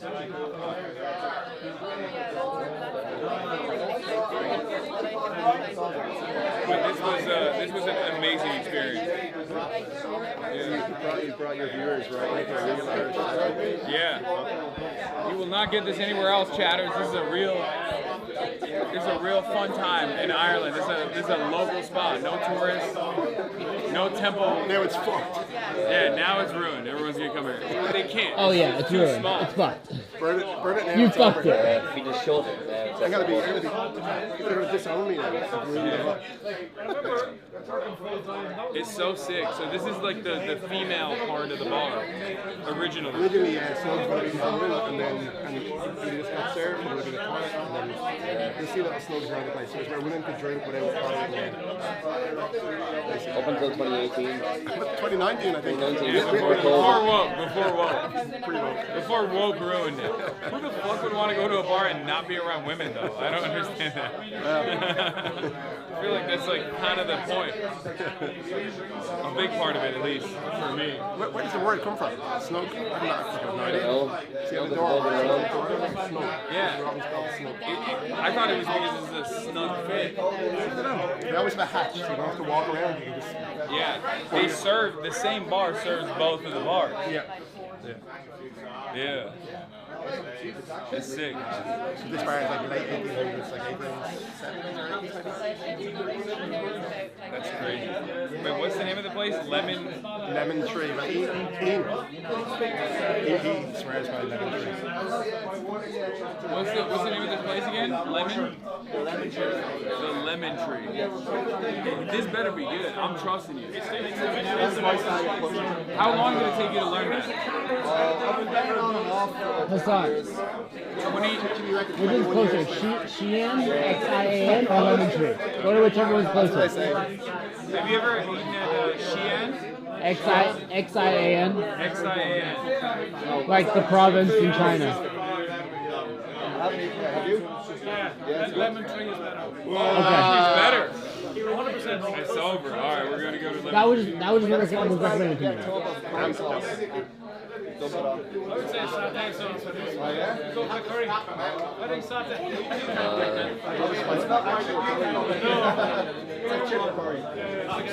Is this the place, Lemon Tree Calvary? Yeah. Okay. Honestly, like I know a group of people and they did the test of spice bags. They were Chinese. Wait, they were not Chinese. Went to one place. Yeah. Oh, it's like... Yeah. Well, it doesn't have any kind of five spice on it. It's kind of like garlicky. Cash only. Oh, it's cash only. I hear there's a Chinese somewhere in like fucking Sanchi or something that does chipper chips in it. No. Well, I don't know whether that would suit it. They'll give me one. Wait, is cash only? No shot. That's good. It's a tax fee. Ah. Wait, hold on. Say no to the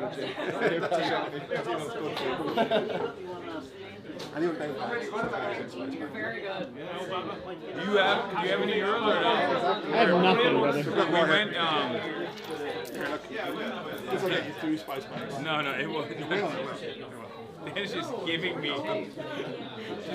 euros. No, it's fine. You're gonna get It's 4. fine. It's fine. You might as well take it. Oh, you got 2 spice bags now.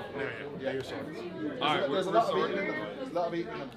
There's a lot of meat in them. There's a lot of meat in them. Okay. Do we need to, can we walk or do we need to? No, we gotta cab it. I'm calling you right now. Okay. Well, keep in mind there's a group outside. There's a group outside? There's no one there. Oh, okay, just kidding. Claire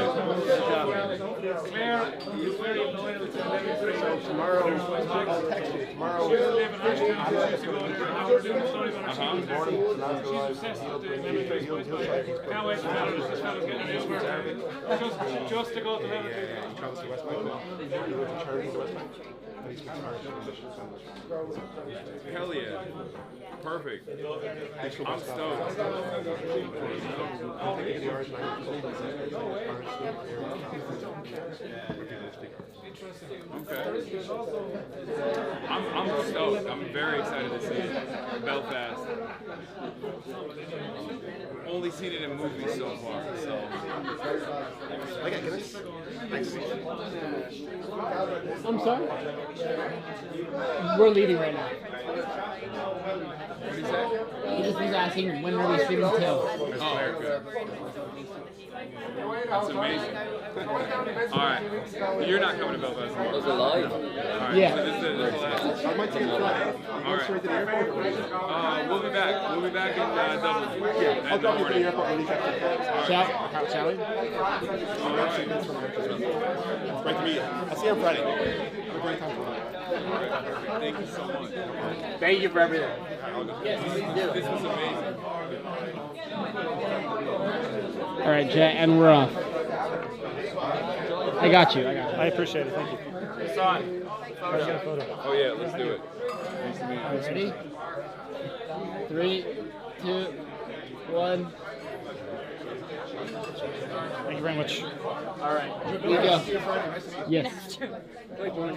Excuse me. Sorry. Excuse me. Oh yeah, chat. Here we go. Also, chat. My phone's dead, so I have no way of reading you. So I can only imagine what you're saying. However, real chatters know I have a symbiotic relationship with chat, so I know exactly what you're saying all the time. Damn. Hi, chat. Is it okay if we take a picture? Yeah, no, it's fine. Oh, this is crazy. Can you hold this for a second? You got a beanie, right? I do have a beanie, but I'm not cold. Sorry, I've been a fan for a really long time.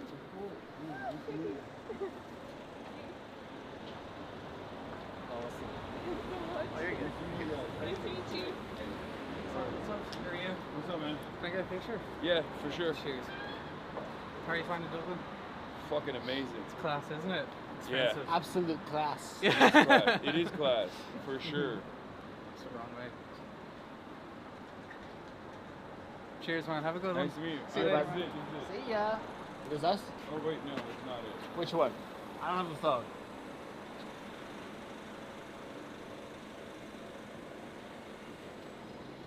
Where is it?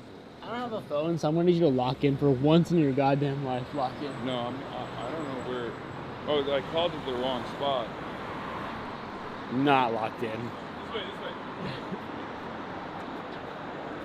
And I want you guys to remember this. Every time he ever gives me shit for anything, save this clip.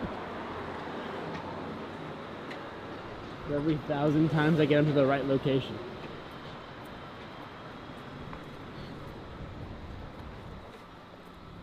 What do you mean locked in, bro? We got free money? You robbed our guide, yeah. Here. I robbed Dan. You robbed Dan.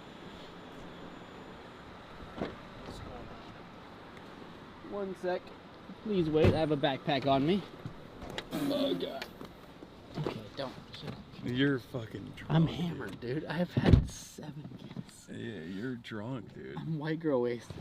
That's crazy. And it's like I always say. Is 9:12. Oh, I gotta put... Seatbelt? Yes. Oh, the door. Gotcha. That's crazy. And yeah. seatbelt, I gotcha. No, that's crazy, Marsh. This is embarrassing. Here, put the light on. Yes. Put the fucking light on. It's dude. actually not bad. That's, with the street lights, you're good. Okay, fine. You're cramping my That's style out too, here. Dude. People know me are as a local. You're ruining it. People are People were 100% thinking on I my was- side about this. People were thinking I was a local until you ruined it. Did you guys enjoy that, chat? That was amazing. Yo, you like that, chat? Yeah, you like that? You did the thing. You did the meme. Oh, fuck. What? I forgot the books. Well, no, I put most of them in here, but two of Where'd the the books I did books forget. go? Hold on, I'm gonna text Dan. Tell Dan to grab the books. And it's like I always say, Hasan. Fuck the peelers. You don't like that? Chat's on my side about that one.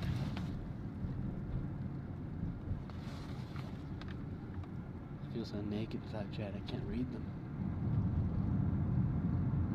We have half a battery left. Wait, really?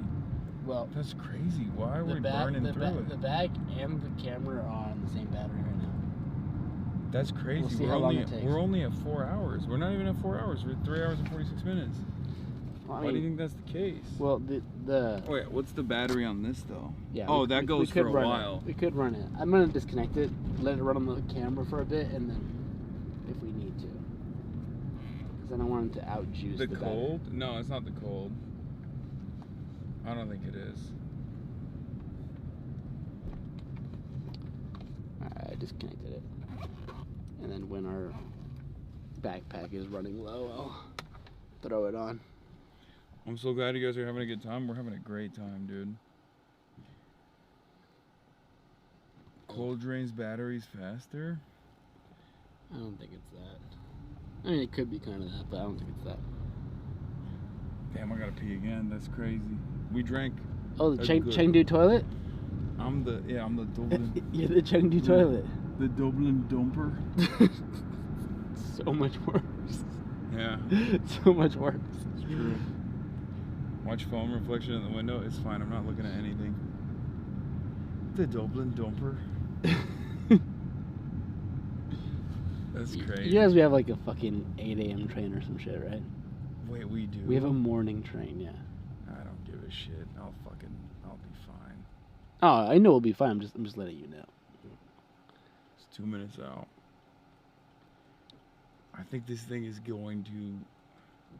I was going to say, this is going to dramatically alter... Your perception of Dublin, the spice bag? No, I think it's going to dramatically alter our bowels, but then I realized, like, they don't do spice out here, so... They don't know spice out here? Also, we were 6 Guinness deep. I think we're fucked either way. Yeah, that's true. Yeah, I'm not gonna lie, I don't feel too great currently. Because we had to cut the Guinness off. And when you cut it off, it gets bad. Which is why you need to keep drinking. Also, stouts are heavy, yeah. Yeah, good luck with the political coverage. I'm gonna... Go to bed? No, I'm gonna hit the streets of Dublin. Really? Really. You're gonna go to the spots that the Trinity College kids are I'm gonna hit the mean streets of Dublin. He's gonna go, oh, Turkish Barber, Mr. Turkish Barber. Let's go. Is that where they put the fire in your ears? Yeah, they finger and then put the cock on your shoulder. Yeah, they finger blast your ears. Beer and heads know that one. Yeah. Yeah, I think I might hit the mean streets of Dublin. What a nice neighborhood. Chat, is this a nice neighborhood? It looks nice. That was sick. There was a bar baby. Yeah. HasanAbi head, right? Yeah. Yeah. The mom had a keffiyeh around her neck. Yeah, that's how you know. This fake train fan is driving. Brother. Okay. It's fucking 9 p.m. We don't know any of the public transit routes. What do you want me to do? We're not from here. Like, that's crazy. Walk, pussy. Yeah, we have been, by the way. We've been walking pretty much everywhere. This is we've taken a cab twice and Chad is complaining since we've been in Ireland. You're getting Nebraska chattered. Yeah, it's you're crazy. You're Austin right now. You're Austin getting Nebraska chattered. Yeah. Shout out Nebraska one time. No, you can't be on it. You have 4 hours of news coverage to do. No, that's fine. That's easy. That spice bag will wake me up. Okay, I need a spice bag, and I need to go to one of those like corner stores to get like the slammed ass zins. Oh, it's right here. All right, thank you, sir. Thank you. Good night, my friend. Enjoy your meal. Here we go. All right, Chad.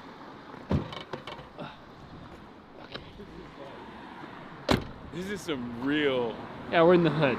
No one. I mean, it's not the hood, but this is not. Let's just say I don't think this is a place where non-locals are aware of or familiar with or go to. This doesn't look very Chinese to me. I'll be honest. This is not giving. It's not giving Chinese. It's time to learn Chinese, brother. Wait, are they open? Walk in with the shit lover. Oh, where is that? Hello. We have never had a spice bag, and we heard that this is it. This is the place to get it from. Okay. You got highly recommended. Yeah, give me a second, yeah? Okay. They're probably getting phone calls.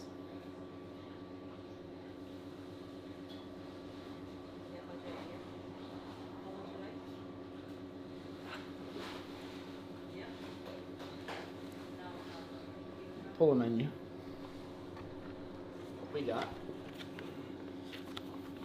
It's Thai and Chinese takeaway. We would like 2 spice bags, whatever the most popular one is. Spice bag. Just Okay. two spice. That's just what it's called? 2 spice bag, yeah. And 2 waters. And 2 water. Wait, we don't know if we have enough money for that, because it's cash only. Okay, how much money is do you- 2 spice bags? $9.20 for each. Okay, So our friend 18. gave us euros so we could pay for this, so I don't even know. She does not care, bro. I don't even know if Just we let have us know enough. how much okay, you let's have. see. I don't even know how much we have. Let's see. This is pathetic. 10, This is 20, this is rough. 25. Oh, we're good. I We're think- chilling. Okay. Yeah, we're good. 25 covers Is the enough? 2. Yeah, we're good. Spice bag is just $18.40.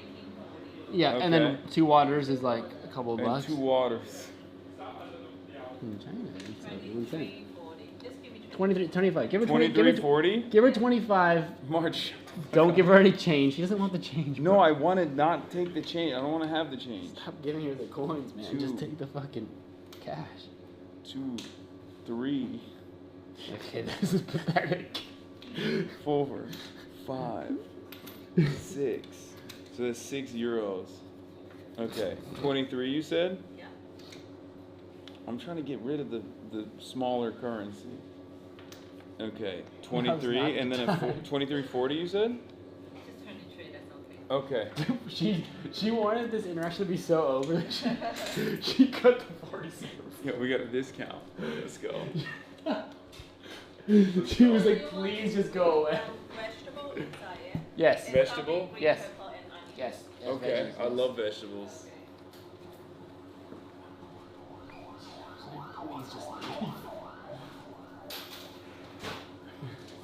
No, this was a wonderful interaction. How dare you? Is there a convenience store around here? Anyone near? Anywhere near a convenience store? Around here, is there a convenience store? Not sure. Okay, it's fine. Don't worry about it. Thank you. Leave her alone. Okay. Mom. If you couldn't tell, we're from America. Yeah. Sorry. I apologize. I apologize for everything I've done. We're fine. Apologize for existing. We're fine. What's up? Something like that. Oh, we're filming, yeah. We've never had a spice Not you bag though. We're before. over. Yeah, we're not filming you. Don't worry. But we're filming because of we've never had a spice bag before, and everyone. First time spice bag. Yeah, and everyone. This is our first time in Dublin, first time in Ireland, and everyone was like, "You have to get a spice bag." And then we were at a bar, and they were like, "You got to go to this place." They recommended it, and they were like, "It's cash only," and we were like, "We don't have cash," and they just gave us cash so we could purchase this. Yeah. Do you know Kneecap? Sorry? You know Kneecap, the band? They rap in Irish. Anyway, then no worries. No worries if you don't know. I heard, is it like super slammed? It's like super packed with a lot of meat? It's like that size. Whoa. That's crazy. Okay, that's very exciting. Do you like spicy? Yes. Oh yeah, we do were like just spicy. we were just in. Oh, it's spicy? Is it spicy for Irish people or is it spicy? It's for Irish people.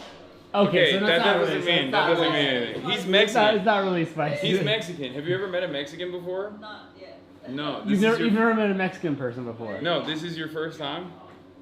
He's Mexican. She doesn't believe you. You want an extra spicy? I can ask them to do it. Ah, that's fine.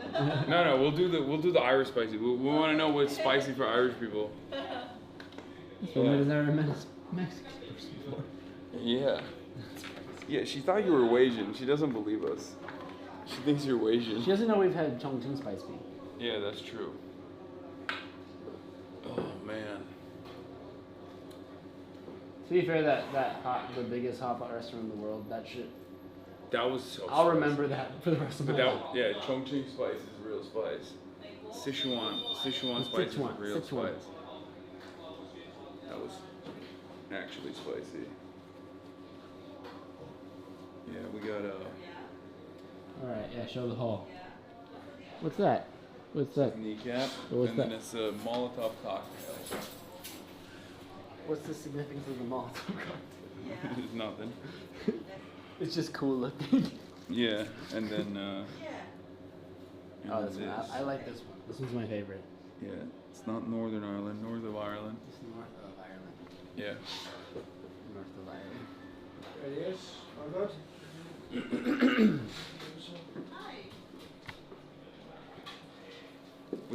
I got a big haul, dude. This is sick. Wait, did you get the pins too, or no? I got the pins. Okay, good.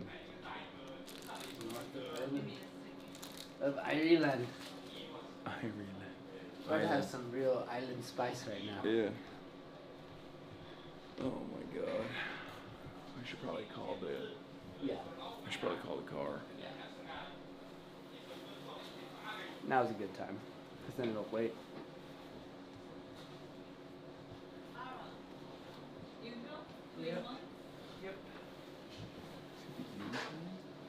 Ireland. This is a real local. This is a real local spot.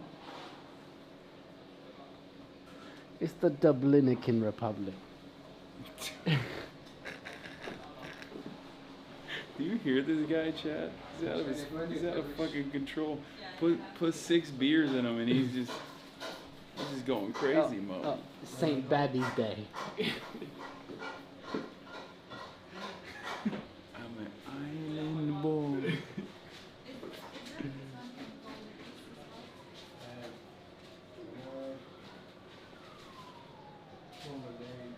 The Ireland. Should I call it already? I don't think I should. Yeah, do it now. Do it now. Do it now. I don't know how long it's gonna take for them to make it. Do it. Worst case, we can cancel it. Do it. Okay, well I called it.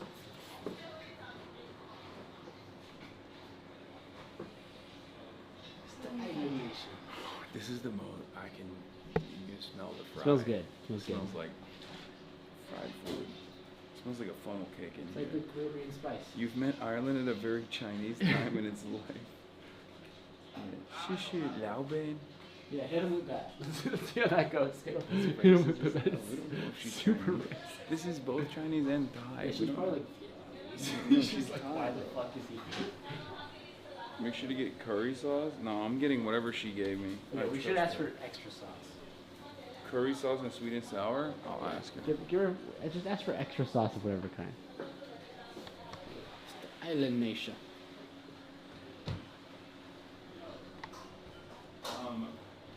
They keep telling us to also get curry sauce and sweet and sour. Is that alright? She likes that. She thought it was funny. Was it on the side? Oh, okay. Thank you so much. He's harassing the workers right now. He's harassing the I employees. put the rest of the currency in the tip jar. Oh, that's very sweet of you. No one saw it on camera, so you can just be making yeah. that up. Yeah, I just made it up. It's not even real. I didn't do that. I'm just trying to get credit for 4 euros of tip.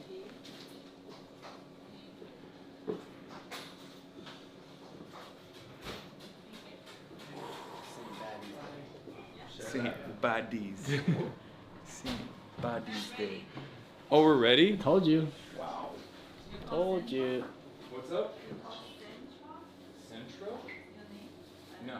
Someone calling this out. Yep. Oh, someone call. Oh, God. Don't listen to them. Don't listen to any calls. Whoa, so this is it? This is a spice bag? This is the curry sauce here. Okay. Okay, perfect. Okay, thank If you. anybody orders anything else, don't take it. Yeah, if they might call up. If they call for anything else, don't take it. Thank you. Thank you. Can we get utensils? No, that's all good. Nebraska chatter. Don't blow up this nice establishment. Okay? You can hate us. Don't hate them. They're nice people, okay? Don't be a dick. Yeah, it's a random eatery. Okay, well, we should just... Should we try and rip it before the... No, I mean, you can take a bite. I'll wait. You take a bite. But it doesn't even have the curry in it. Okay, then just wait till the stream. Hold on. He's so I do hungry. want to have one. He's so hungry. He smells it. He wants Oh, wow, I pulled it. It's a fry and a chicken.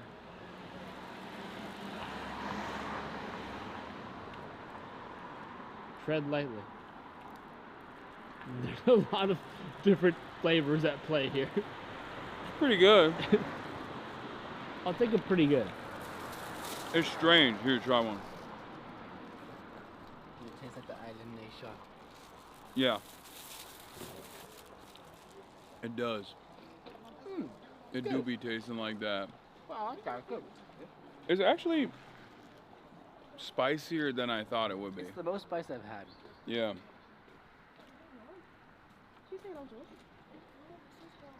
What's the ETA? I don't know. I can't wait to douse this minute. Is Centra a grocery store? I can't wait to put fucking curry on this shit though. Because I feel like that's going to be the real deal. What's the ETA?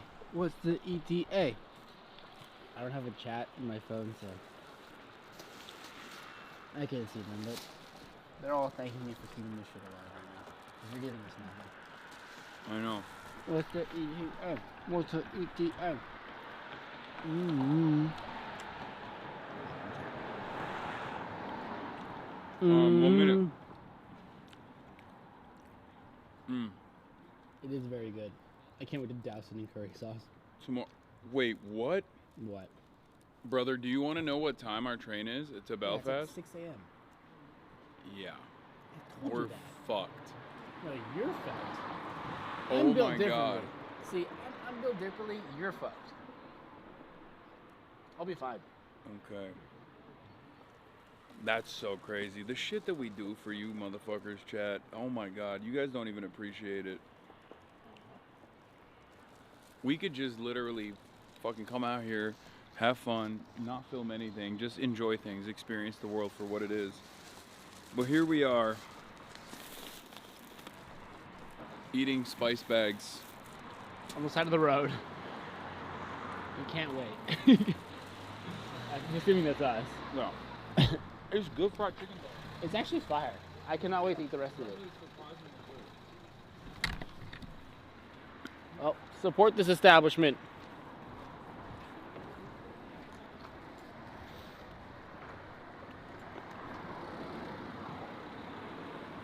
I'm almost getting hit by cars, chat. Ugh. Okay. Okay. Oh my God. I'm sorry, was your mouth too full of chicken? Bro, close the door. There's so much going on over here. Every time I get into one of... The door is open. I have 16 things on me. You're embarrassing me. Every time we get into one of these cars, hey, I hear the suspension go, and it makes me feel fat. And you say as you lick your fingers. Yeah. Oh, it's still open? It's still open? The door's open? Or is it my door? Okay. Oh, it's closed. Okay, so it wasn't my door. Okay, good. Good to know. Hey. This is so wet. Hey. My beanie is so wet. Hey. What? Everything gonna be irate. Everything gonna be irie. Everything gonna be irate. Oh my God. Guys, chat, don't cancel March. He's Mexican. Yeah, I can say it. He's close enough. He's close enough. He's not Caribbean, but Centra is a convenience store. Yeah, that's what I assumed. Everything gonna be Irie. The reason why we're doing that is because it's Irish. We're on an island nation right now. He's already canceled right now. My aunts are posting him on Facebook right now. You're getting canceled on Caribbean Talk. On Caribbean Facebook? Yeah. Not even Caribbean Talk. Caribbean Book. Carrie Book. Poses a Asian Jamaican when drunk. He's actually Mexican. Yep, it's March. I'm so racially ambiguous. Yeah. You should be happy I used my powers for good. Bro goes to my uni 1 year after, I'm done. Yeah, I did it on purpose, Chatter. Just for that guy. Yeah, I fucking knew you were gonna be done graduating and shit. That's why I went to Trinity. Right time, right place type shit, you know what I mean? I was like, fuck that one, Chatter. Oh, guy from Nebraska. Oh, I'm sorry. You wanted to see me in Dublin? Yeah, guess what? Nebraska. Guess what, dude? Never again. Come to Galway? What's that? It's on the west side of Ireland. Of the island. Galway is on the west side of the island. And the only reason I know what Galway is because my goat Kedema is from there. Kedema? Shout out Kedema. Shout out Kedema one time. Irish representation. I don't know what that is. Yeah, it's because you're not tapped in. I'm so glad you learned about the Irish. The billionaires buy over our papers and peak for us. The West Brits. Chat's lighting up right now with my all out, right? No. I know what's up. They're saying you're drunk. Oh.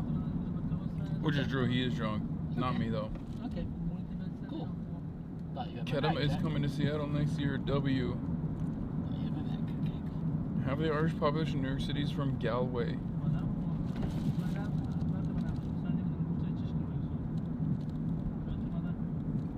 Hasan's a West Brit?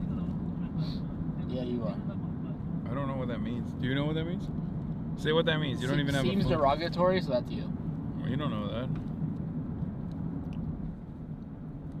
Pronounce it Galway. Also, never forget that we're the second biggest trade partner of Israel. Wait, what? Wait. Hold on. West Brit is derogatory. Yeah. North of West Brit. Can I just say? What's the crack? If tonight was any precursor, I cannot wait for tomorrow when we go to the north of Ireland. Yeah. I think it's gonna be sick. Do you remember your books? Yeah, look, I got it covered. Don't worry. I got Dan getting the books for me. I will not be losing those books. I will bring him back to the United States with me. West Brit is like a fake Irish person that leans into being more British than Irish, usually richer and from South Dublin. Oh, so it's like an Irish person who's ashamed of being Irish. I definitely can see that as a real archetype out here. Sounds like the worst kind of person. There are, dude, being Irish is so cool. It's like the Latino who like tries to be in the in group. Yeah. But like I said, being Irish is so fucking cool. Yeah, Why would exactly. you want to be anything else? Doesn't make sense. There are like 80 million American it's a people. conservative Latino. There are 80 million Americans who fake being Irish all the time. Oh, shit.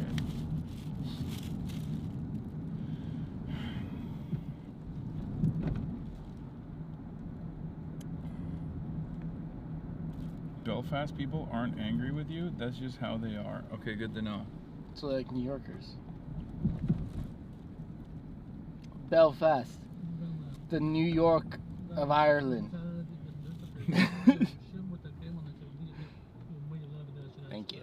Thank you. The only thing worse than being Irish is not being Irish. My dad says I'm Irish and we're 6% Irish. Yeah, exactly. You've got to come back. Yeah, I will. We're in Dublin. We love our island nations, okay? Dublin is the New York. Yeah. Of Ireland.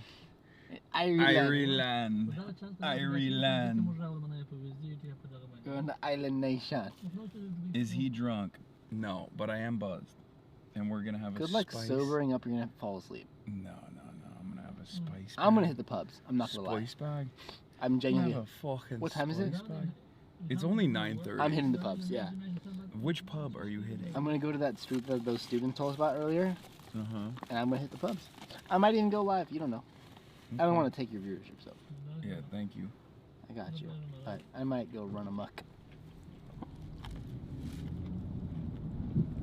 I'm only in Dublin one time. People have been begging.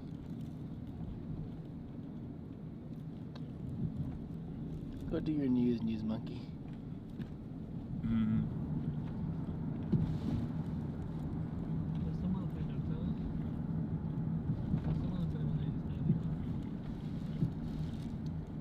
We're gonna have a shout out for Larkin.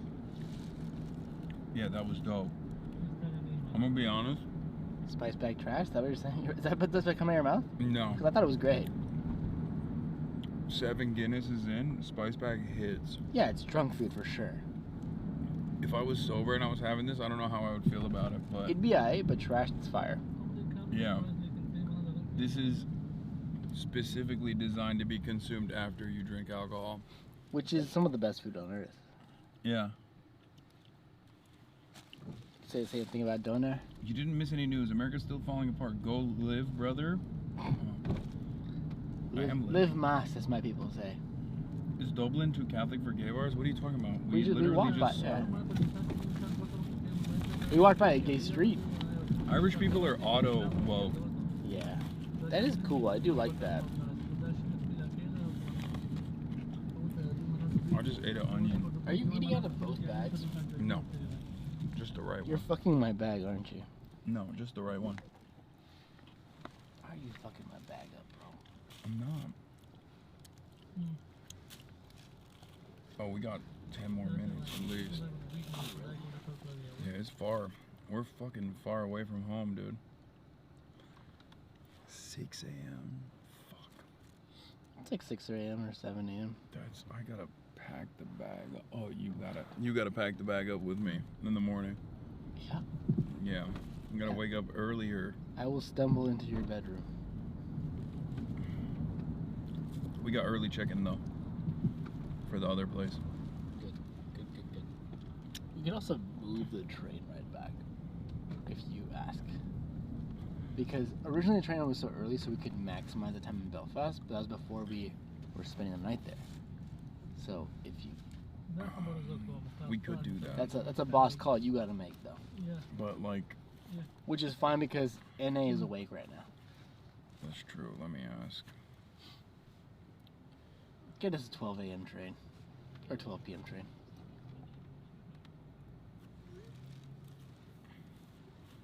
I would do it. My phone's dead. You already know.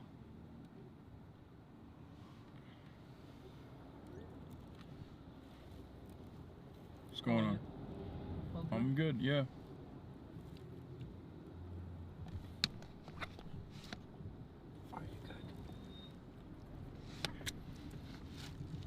How about yourself? You good? Yeah, not bad yet. Give us a good old-fashioned HasanAbi Uber. Where you from? Afghanistan. Afghanistan? Yeah. Nice. I'm from Turkey. Turkey? Yeah. Türk müsün? Türk'üm. Nasılsın, iyi misin? İyiyim. Oh, you speak Turkish? Evet, Türkçe biliyorum. Why be? Huh? Why? It's good. Yeah. It's very good. Teşekkürler. Bir şey değil. Türkçe okulda okudum 5 sene için. You went to a Turkish school? Evet. Ben Türk. Evet. Sen Afgan Türksün? Evet, Afgan Türk'te ben okudum okulda. Oh, okay. Yeah. How long you been in Ireland? 3 years. How do you like it? It's good. Yeah, better than Afghanistan? Well, Afghanistan is my home country. Yeah, that's true. Yeah, nobody can forget the home country. No, of course. I feel that. This country will never think of me like Irish, and I can never forget my own country. Yeah. How do you like Ireland though? It's good. We're just visiting for the first time. Okay. You're from Istanbul or like? No, I'm from LA. I mean, I'm Turkish. I grew up in Istanbul and Ankara, but I came to America when I was 18, and I've been in LA for the past 12 years now. Okay. Yeah. But we are visiting from America, and we like it. We like it Dublin a lot. Yeah. It's good peoples. But Istanbul is more amazing in Ireland. Istanbul's more amazing than Ireland? Yeah. Would you agree, Hasan? Life is very good there. Probably. I mean, it's a beautiful city. A lot of culture, a lot of history. Exactly. And I grew up there, so it's hard for me not to. I'm a little biased, you know? Yeah. But they don't got spice bags in Istanbul. What do you think about the spice bags? Here in Ireland? Yeah.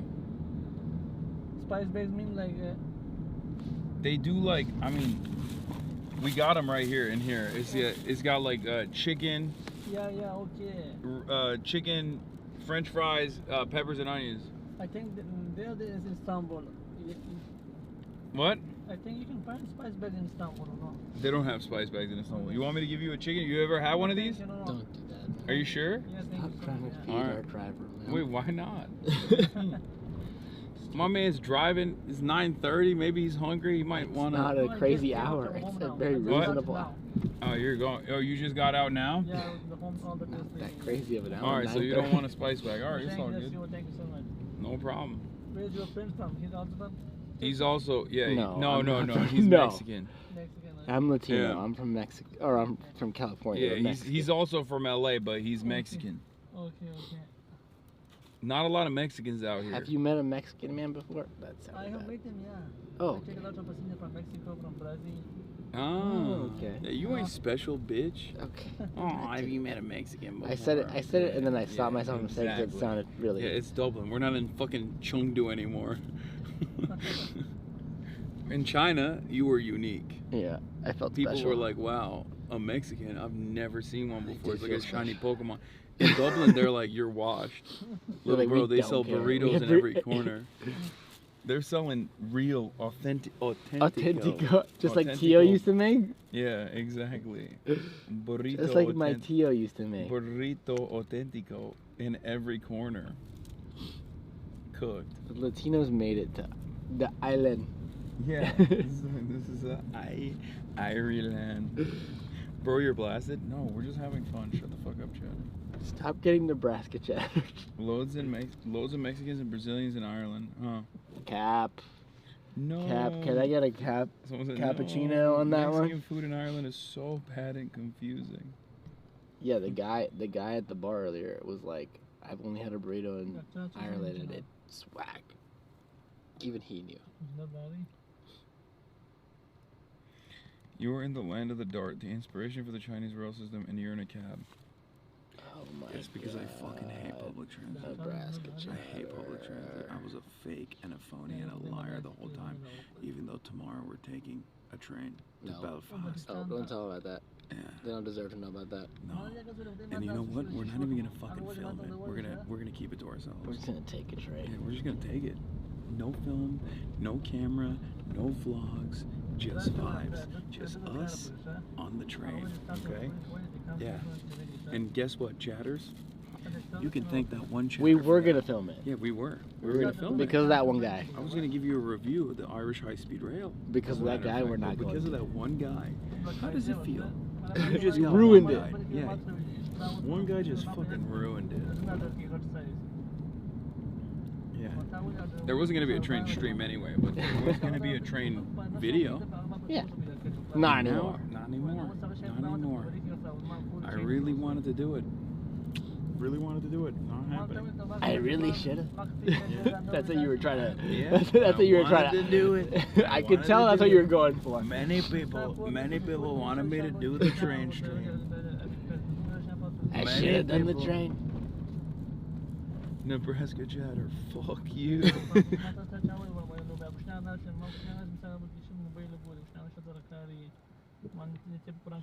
The only way to travel Ireland is by manual hatchback.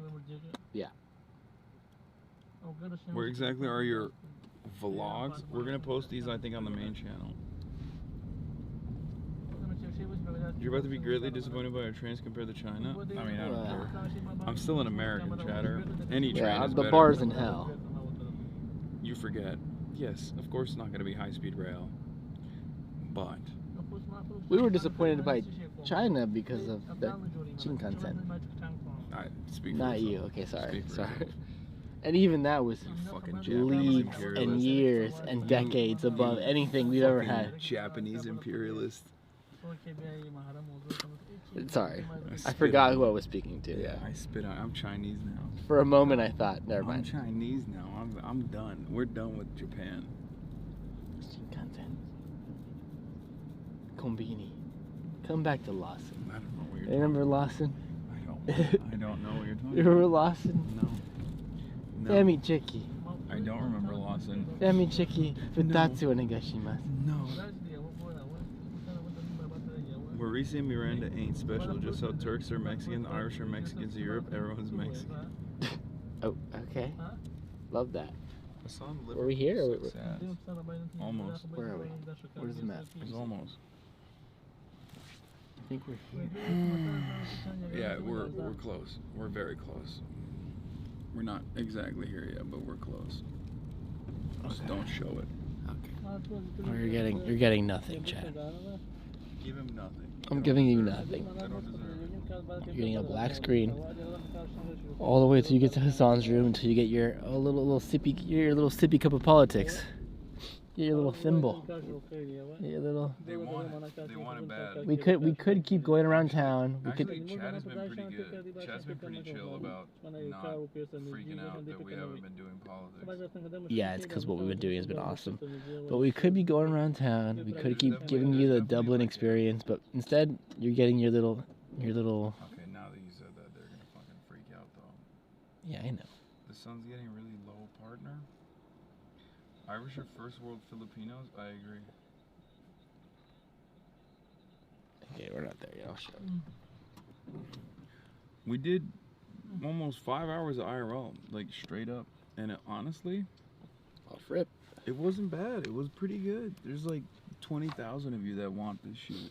As Yeah, because if you show them actually cool shit, they'll get down. The focus is so. Oh, never mind. I fixed it. Don't talk to me ever again. I'm a professional, Hasan. Did you hear about the Herzog Park? Yes, I did.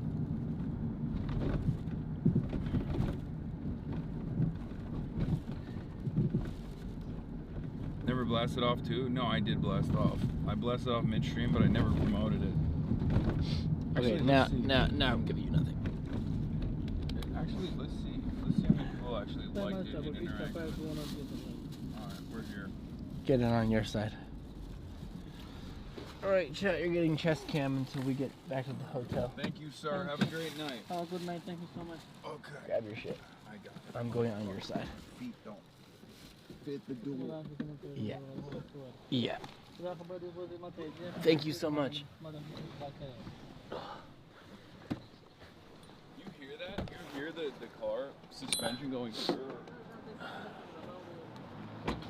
I do.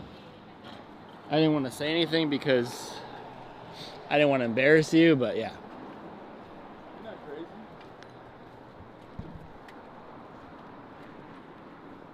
I mean, the car suspension goes screaming.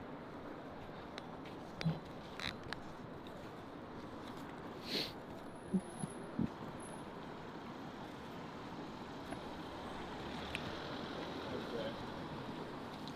We're gonna get into an elevator now, chat.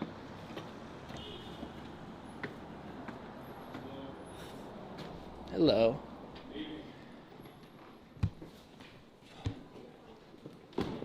Oh my god. Relax, brother.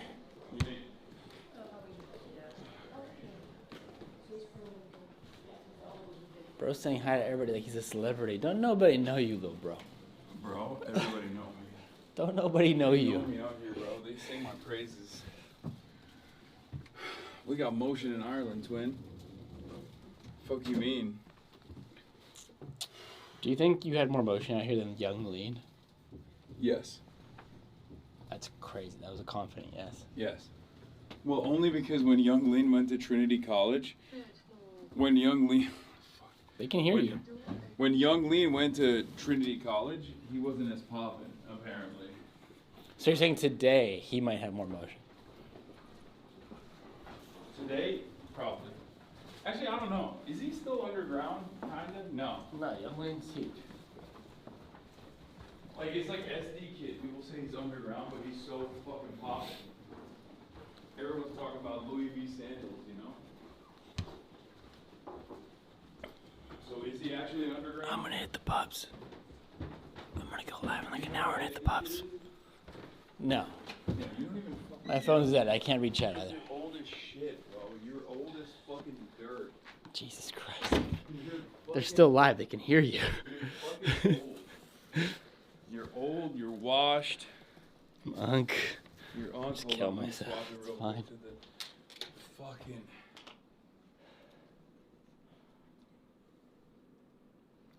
Oh, I have to pee so bad.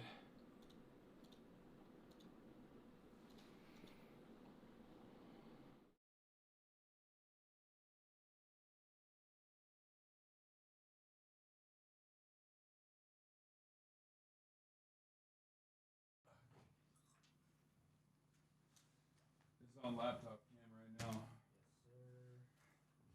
Chat, I have to go pee real quick. Hold on, I'll be back. While I break down, I'll stand in front of While March breaks down. I'll stand in front of the camera so that they can have something to stim them visually. Yeah. Louis V. Sandals.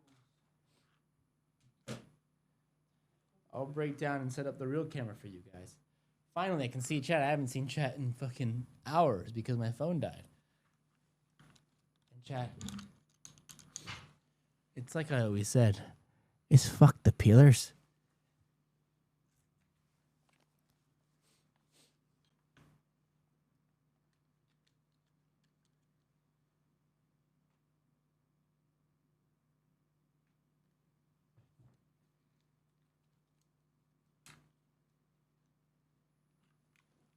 That's what I like to fucking see.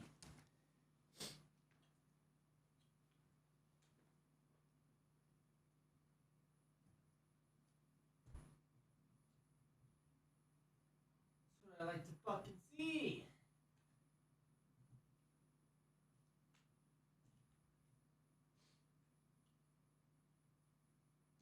plugging you back in, chat. I'm plugging you in. Okay?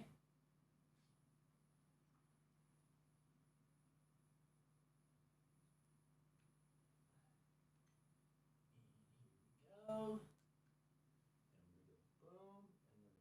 Boom, and then we go boom, and then we go boom.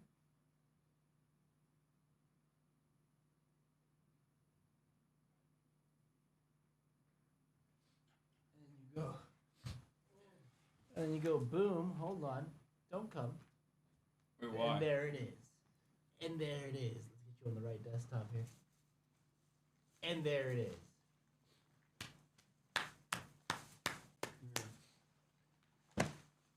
Oh yeah. No, that's the one that has less in it. Because I've been eating it. Wow, you're so good. Here. It's easier to take all the curry sauce for yourself. Wait, no, I'm gonna give it to you in a. You're gonna take all the curry sauce. I'm gonna give it to you. I'm gonna give it to you. Hold on.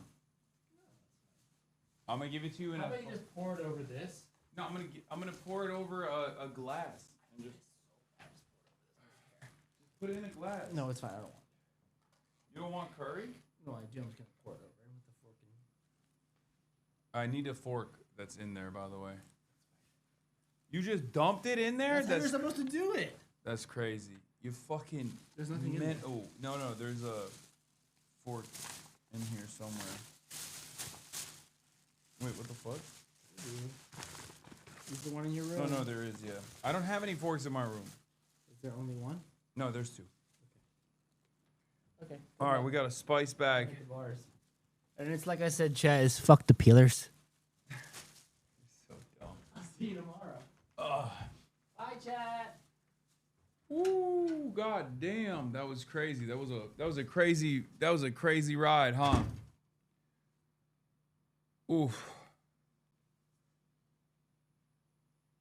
Why is this Hasan's camera guy so fine? What's his name? His name is March.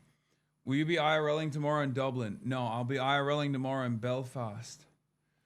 Tomorrow we're marching on to Belfast, gents. Pete Hexit asked news coverage. Why? Because you're saying I'm drunk? Is that what it is? Are you going to Streamer Awards? Yes. I am. Please change your shirt. Staying potential is high. It'll be fine.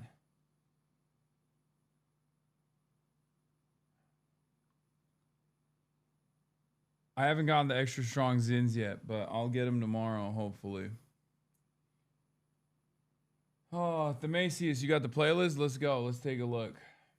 I just saw Tim Pool post about the one guy who came up with the Kaya photo. And I like that no one looks at a situation like that and goes, hey man, don't you feel like you're doing too much? Don't you feel like you did so much that you went and you got a printout and shit?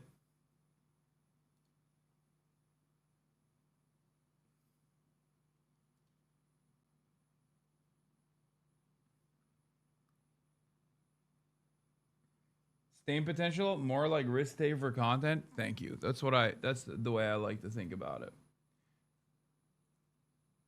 They all muted the part where he responded, nice to meet you. Oh, they muted the VOD where he was like, nice to meet you. I mean, I don't really give a shit. Yeah, whatever. It's a fucking cool printout. Who gives a fuck? I'm gonna be real. Nobody in this chat gave a fuck. The vibes of the IRL are too good. No, I know. It's just funny that they're like, oh, he's got so owned. I was so owned, man. I love being owned. I always like when you roll with the crazy people, it disarms them. I know. Yeah, they look super cool. Lorcan was amazing. Yeah, he was the man, dude. What a fucking dope experience. Holy shit.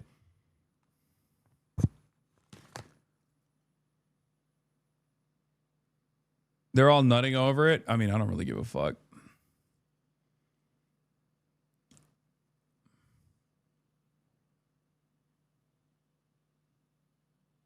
Plot twist, TPOSA will address the conspiracies and they invited Candace onto the show. Oh my God, that's amazing. I love that that's what right-wing politics is now. All right. We're going to get to some politics right now for all the politics enjoyers and politics demanders. We're going to start with Tennessee.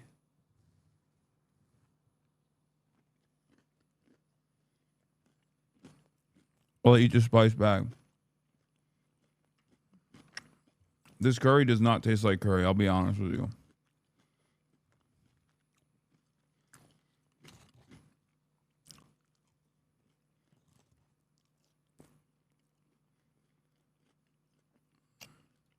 The push by Democrats to flip a Republican seat in Congress fell short in Tennessee. Republican Matt Van Epps won that special election. It was seen as a local referendum on the president's first year in office. Nicole Valdez is in Nashville with all the latest on this story. Nicole, good morning to you.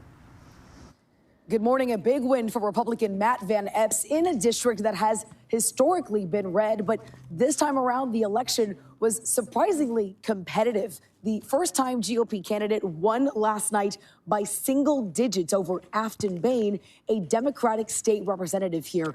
This result is much closer than what we saw play out a year ago when President Trump scored a 22-point victory here. It's the reason Democratic officials now say Republicans should be, quote, shaking in their boots. Sad regardless. No reason to deny it. Even though she closed a 22-point gap, still sad. And I got a lot of thoughts on this issue. I'm going to get into it in a second. Your desktop is showing please have mercy. Oh, this? Okay, chatter, fucking calm down. You know, it's not the end of the world if you see my desktop.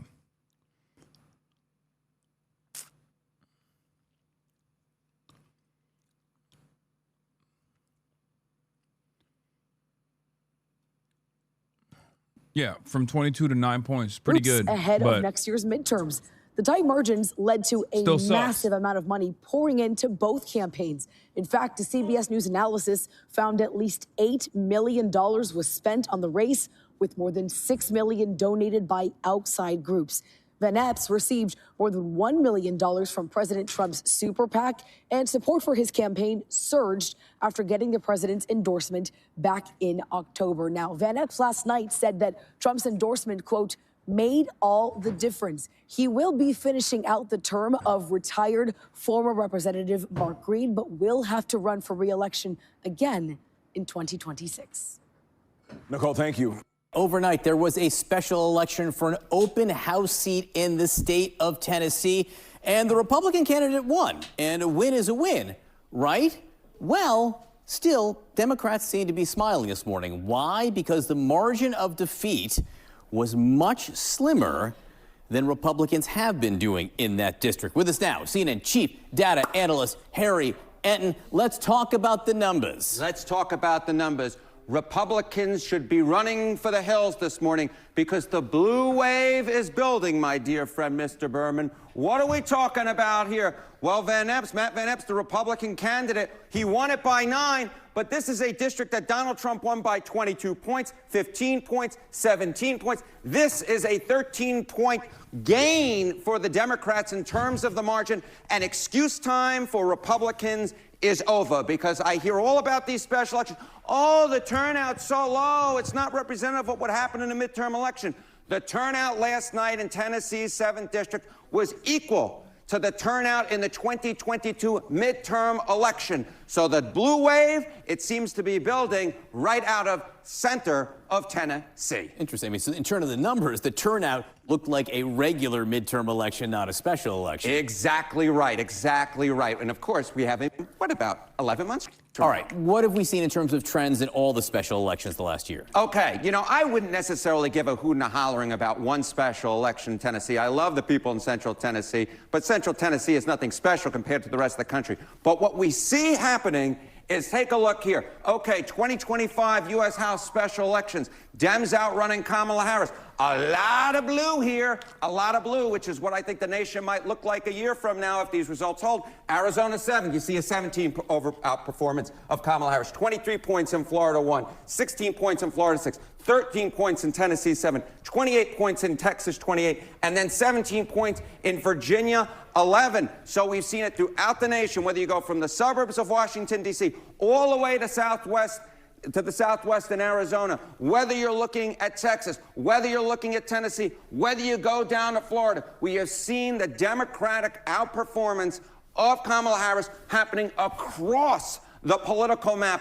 What happened last night in Tennessee ain't just staying in Tennessee. It is spreading itself throughout the nation. As I said, to me, looking at these results, it looks like a blue wave is building. And it's not just that it's blue, it's that it's double-digit blue. It is cases. exactly right. It's double-digit blue. I will note, I looked at the stats. If, in fact, you had a 13-point shift like we saw in Tennessee, and you applied that to the 2024 presidential map, we are talking about a gain for Democrats of north of 40 seats. All right, in terms of the history, what does this mean as we project forward? Okay, so we're looking at these special elections, we're sort of applying these hypothetical numbers, right, in terms of, Democrats would gain north of 40 seats if, you moved everything over, 13 points from the 2024 presidential result. But we actually have How's the spice bag? It's pretty good.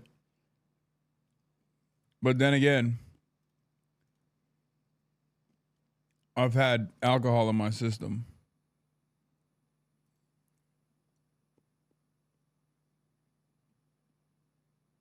So,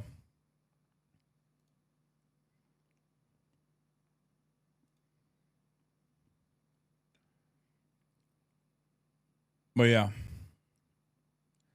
I get why people like it. That room's so cozy, bro. I know. It's grandma's room.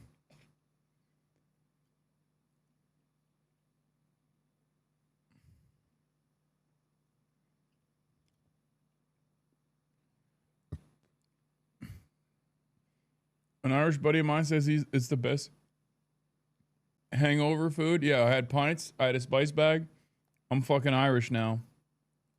To show that what happens in special elections doesn't just stay in special elections. It spills over to the midterm results. Special elections and midterm results. I just keep going to this. When a party outperformed in special elections since 2005, 5 out of 5 times, they went on to win a majority in the U.S. House of Representatives. What happened last night in Tennessee is a very, very bad omen for Republicans and a very, very good omen for Democrats. Harry, thank you very much. Thank you, my friend. This morning, the results are in, and the Republican candidate won a special election for an open seat in Tennessee. The Republican won.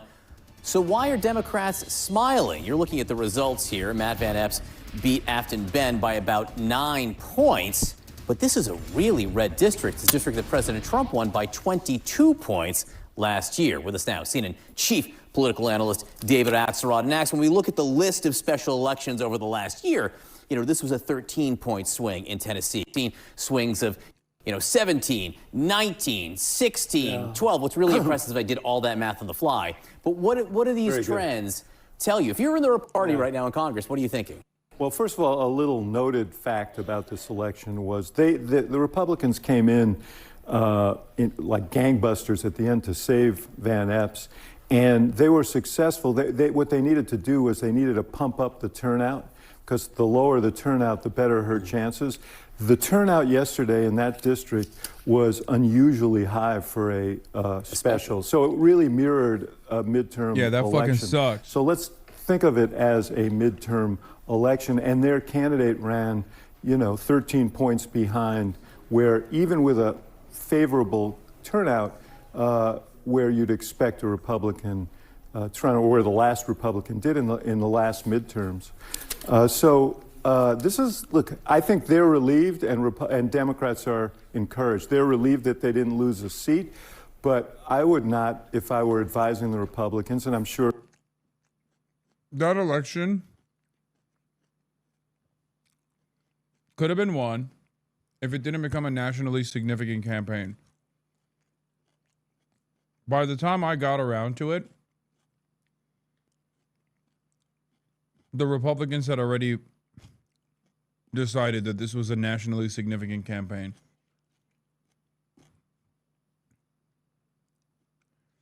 When you look at Zoran's election in Tennessee special, it looks like Trump was really able to activate the Republican base vote when he intervened in these specials. I don't think we can ever count on that happening again.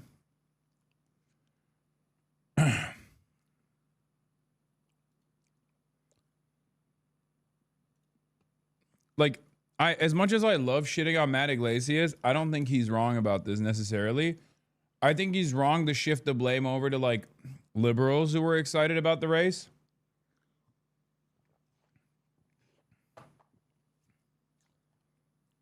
But yeah, this could have been a low turnout, sneaky ass win for Afton Bain, but the Republicans saw how close the polls were and freaked out.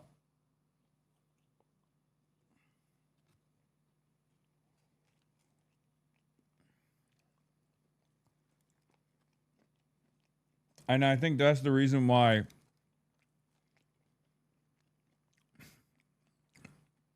the results turned out the way that they did. It sucks, but it's the truth. And Matt Iglesias sucks, but he's not entirely wrong.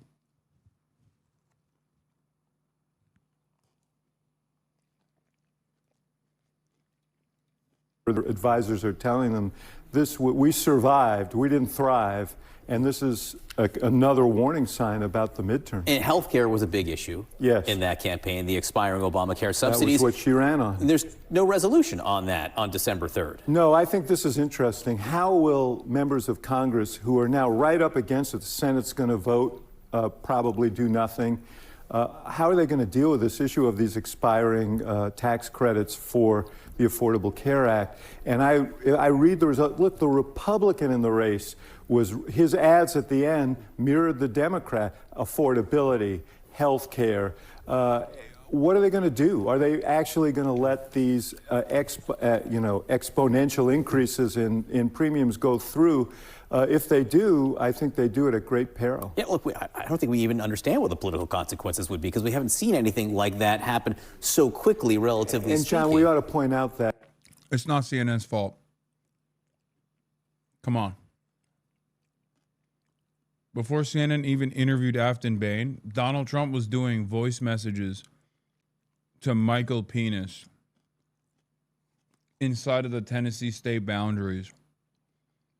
Mike Johnson, the fucking Speaker of the House, was in Tennessee campaigning for every single day for the last week. No, Republicans recognized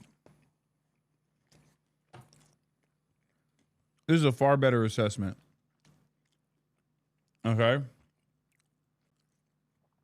Dave Weigel says, Bain wins crowded primary. Republicans exhale because she's very hard sell in the rurals. And Van Epps was their strongest candidate. Then Bain catches fire in Nashville and Dem trending areas while Republican voters sleep. Last second, Republicans scramble resources, Club for Growth money, Johnson visit to wake up Republican voters while using the reels of Bain being left-wing footage.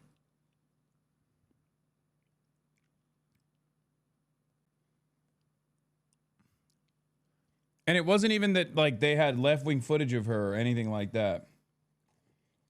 It's just that she didn't have enough time to present herself as like a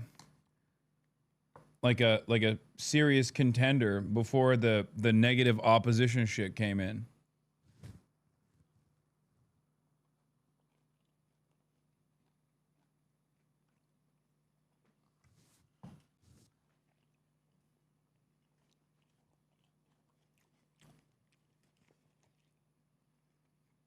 District was unwinnable no matter what. That's not true. There's no such thing. There's no such thing as an unwinnable district. I don't believe that.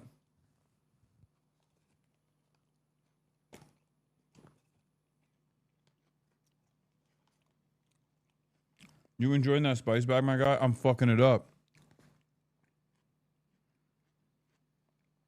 Yes, I'm eating a spice bag. And it's actually pretty bomb.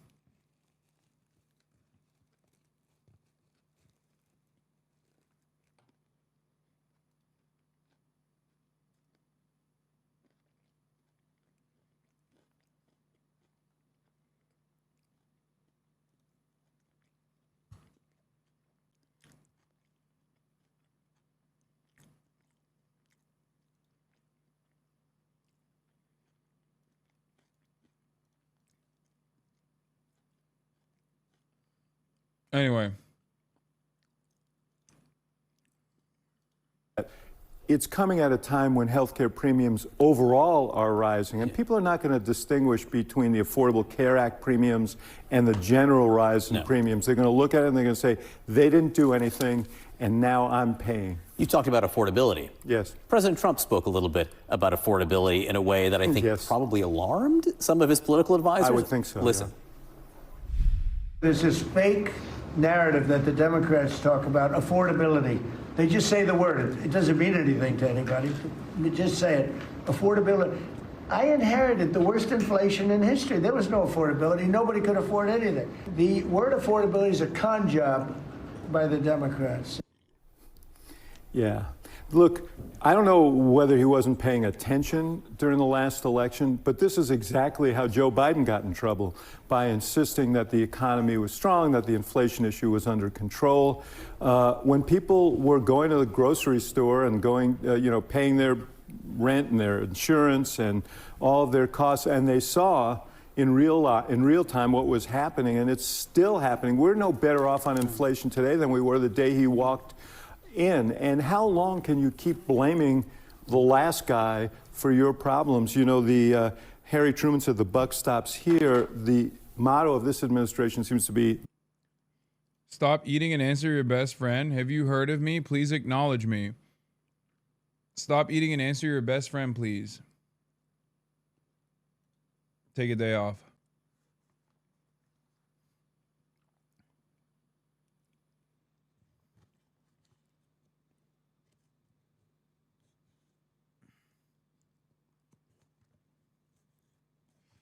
Always eating? Yeah, I am.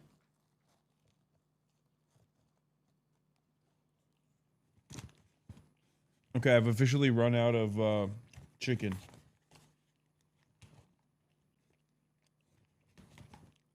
The rest of the spice bag is just fries. But yeah, it's fried chicken.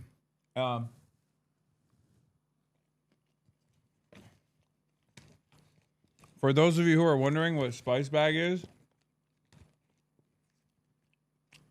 it's Irish drunk food. It's a bag full of chicken and fries with it's a bag full of fried chicken, like chicken tenders, fries, peppers and onions. And then they put curry sauce on it. And let me tell you,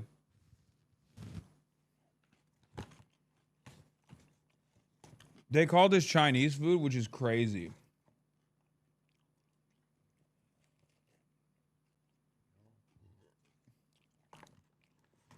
I cannot believe they call this Chinese food.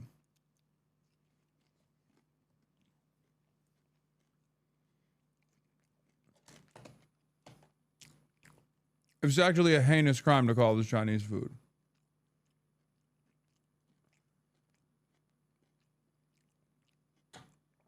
From the fridge to the tree, Kaya will be free. From the fridge to the tree, Kaya will be free.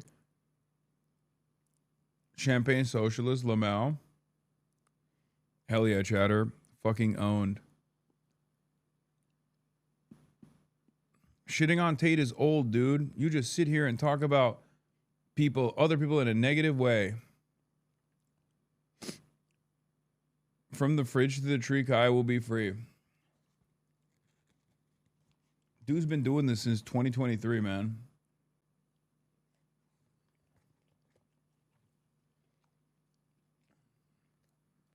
Give it a rest, brother. Buck stops there. He seems so pained talking about it. He came off the pain a little bit with Mamdani a week and a half ago, but now it just seems like it's like the Fonz who could never say he was sorry. I don't know if you remember Happy Days. Yes. Like President Trump seems to not be able to get the word affordability out. No, because I think he promised to very quickly bring down prices. That was the offer in the election. He's failed, and that's the reason his numbers are tumbling more than anything else. David Axelrod, great to see you.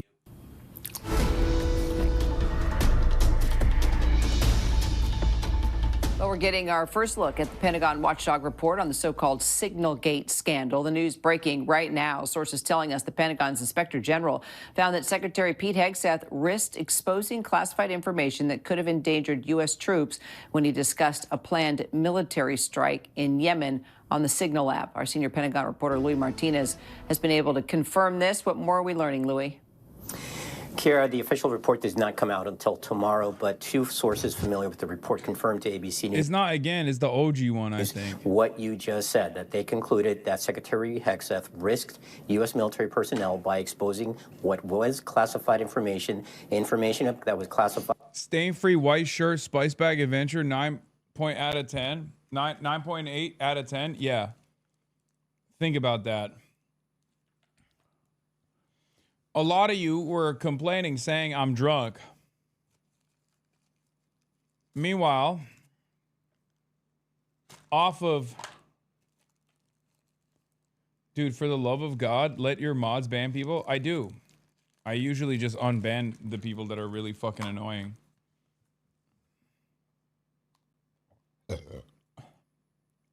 Think about that. Everybody was like, Hasan, you're drunk. Hasan, you're drunk. Meanwhile, I just had a fucking entire spice bag. And I didn't even spill it on my white shirt. How spicy was it from 1 to 10? Oh, it was like a 3.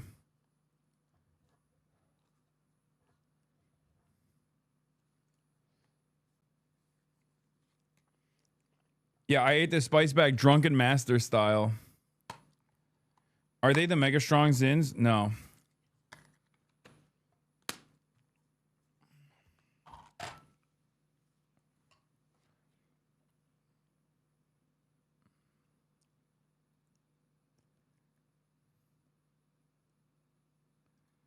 U.S. Central Command about an upcoming military strike against Yemen.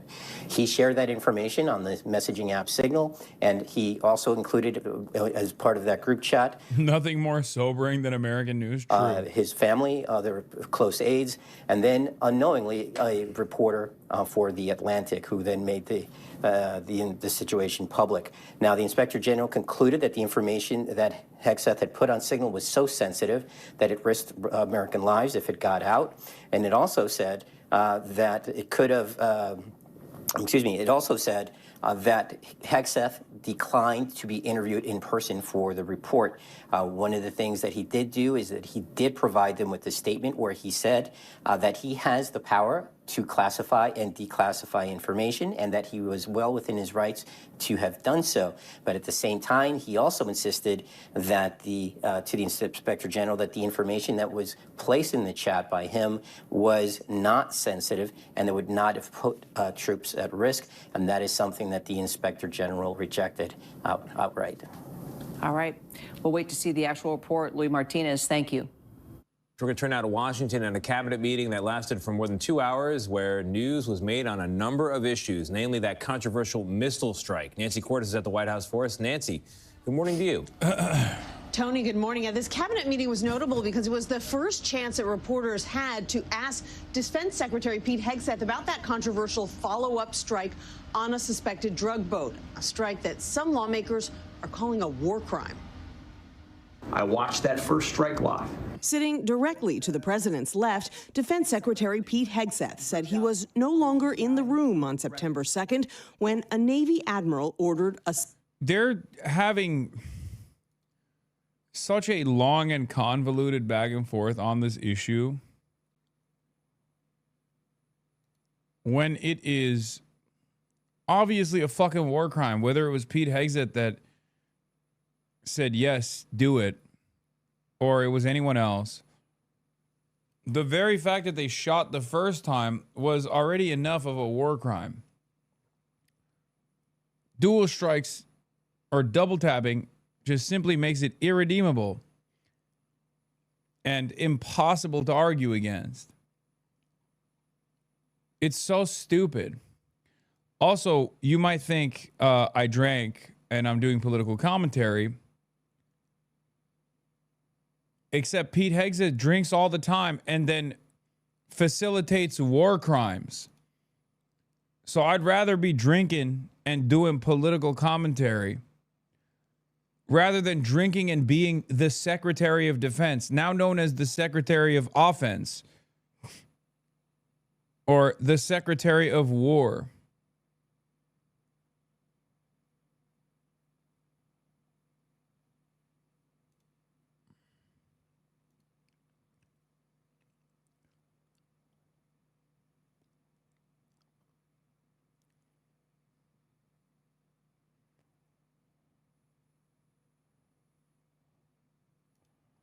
Wait, now I'm seeing the fucking clip. Wait, he just muted it? Wait. Yeah. Please, I don't have my phone with me. Can we just All right, do screen photo? Here. Yeah. Right. Free Kaya. Free Kaya. Oh my God, he muted it? Jesus. He muted me saying, nice to meet you? Bro, that's so sad. It's just like, just show that he like came up to me and you know, celebrate it in and of itself. Why did you have to mute the part where I literally go, hey, nice to meet you, man? Screen photo? Here. Yeah. Right. Free Kaya. Free Kaya. Nice to meet you, man. Nice to meet you. I don't have my phone with me. That is so funny. Yes, and everyone in every place you can think of, copy pasted that. That is hilarious.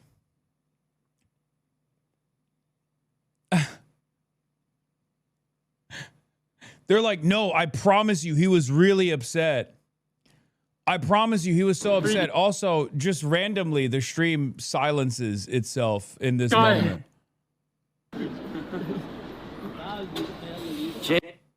Yeah, I said, nice to meet you. And he goes, yeah, you too.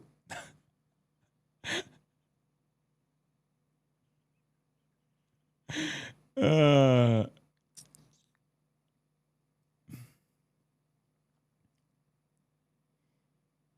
make you look ashamed and embarrassed and Jesus, stuff? I'll tell you what, the power of social media. Nuts. I'm a bit blown away that people are coming out to say hello to you. Well, it's great, like, it's deadly, you know, it's brilliant. Part of the world that happens. Yeah. Why did he keep the rest of it? This is how it was posted on Reddit, to be fair. I thought stream audio lagged. Man, your ops are the dumbest people. No, they're not. My ops are not the dumbest people. They're just very cynical.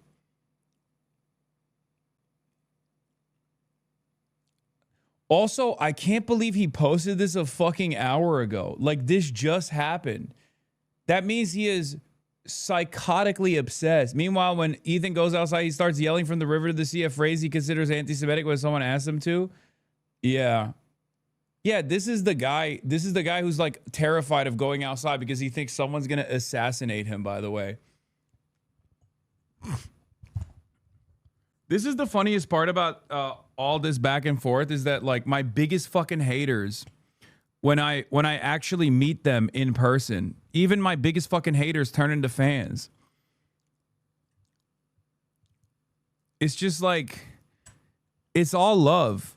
It's all love in the real world. It's never anything like, he posted it minutes after the interaction. That's so sad. Well, I promise one day people will actually enjoy Ethan Klein. That will happen. You showed up in one of your haters' top 5 watch channels? That's awesome. This thing finally fucking broke. Jesus Christ. Took a while.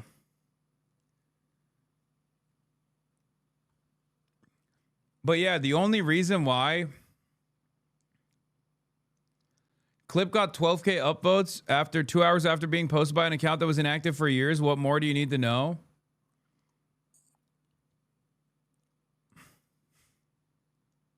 What are you going to do?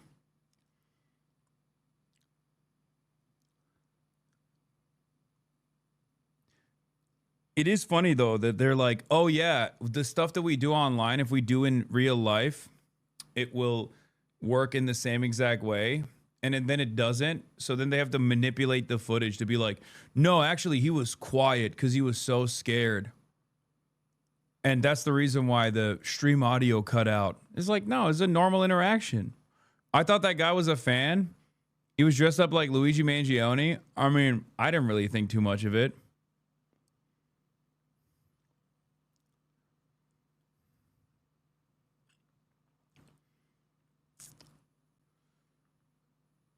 Yeah, my haters become my waiters in the table of success. As my goat Eric Adams once said.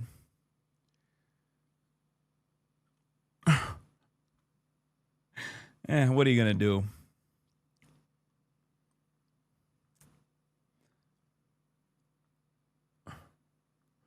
What are you gonna do?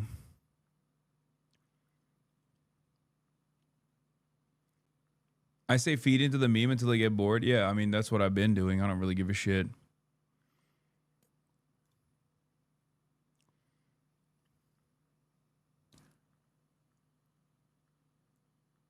These watch creators need to pay you for keeping their career on live support. Yeah, I wonder how Ethan Klein would feel if he ever actually went out in public and people showed up to him. People rolled up to him and started screaming about how he was pro-Israel or how he killed his own dog by feeding it too much cheese. And then it was on camera. And then I posted it on my Instagram story celebrating it. He'd probably have an aneurysm, right? I mean, I would never do that, for the record. And I certainly don't recommend doing that because I'm not a fucking piece of shit.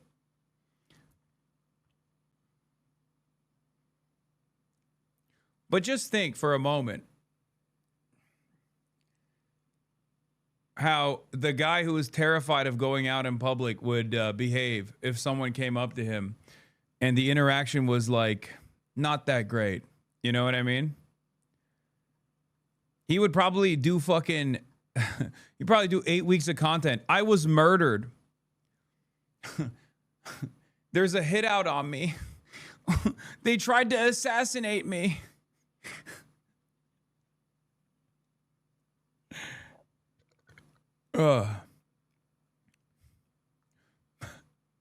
Hasan Piker tried to murder me. He put a hit out on me. Hasan Piker tried to do an anti-Semitic hit out on me.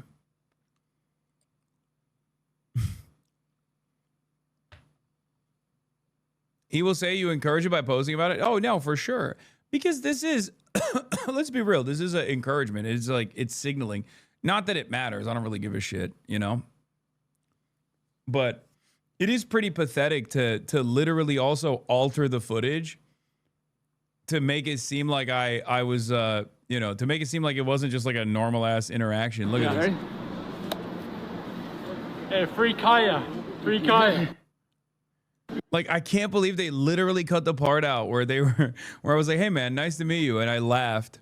And he said, yeah, you too.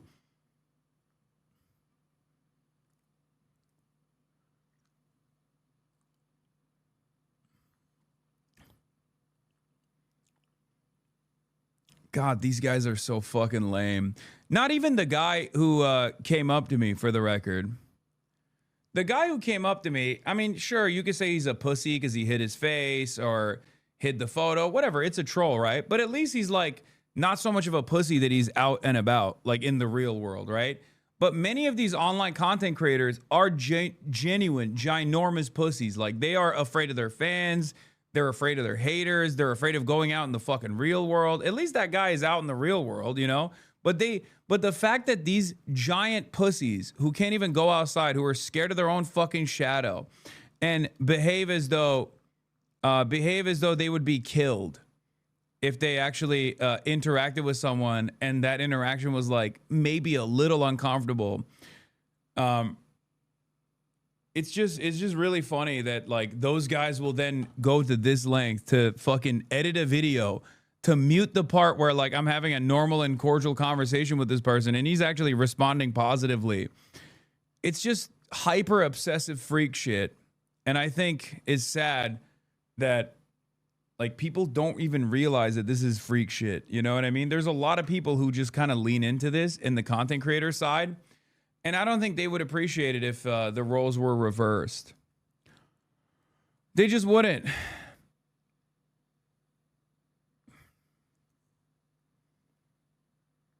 Anyway, let's get back to Pete Hegseth. Strike and Donald Trump attacking Vuvuzela. Suspected drug boat. A couple of hours later, I learned that that commander had made which he had the complete authority to do. And by the way, Admiral Bradley made the correct decision to ultimately sink the boat and eliminate the threat. The first strike reportedly killed 9 people, and the second killed the final 2 who were clinging to debris. That is the part that has many in Congress outraged. I think there's a broad consensus that it's illegal to kill people who are clinging to wreckage. Let me be very clear. Killing shipwreck survivors is a war crime. In the cabinet meeting, Trump stood by Hegseth. And Pete has done an amazing job. But he also set off Democratic alarm bells with this comment. I want those boats taken out. And if we have to, we'll attack on land also, just like we attack on sea. Senate Minority Leader Chuck Schumer said that would require an act of Congress first.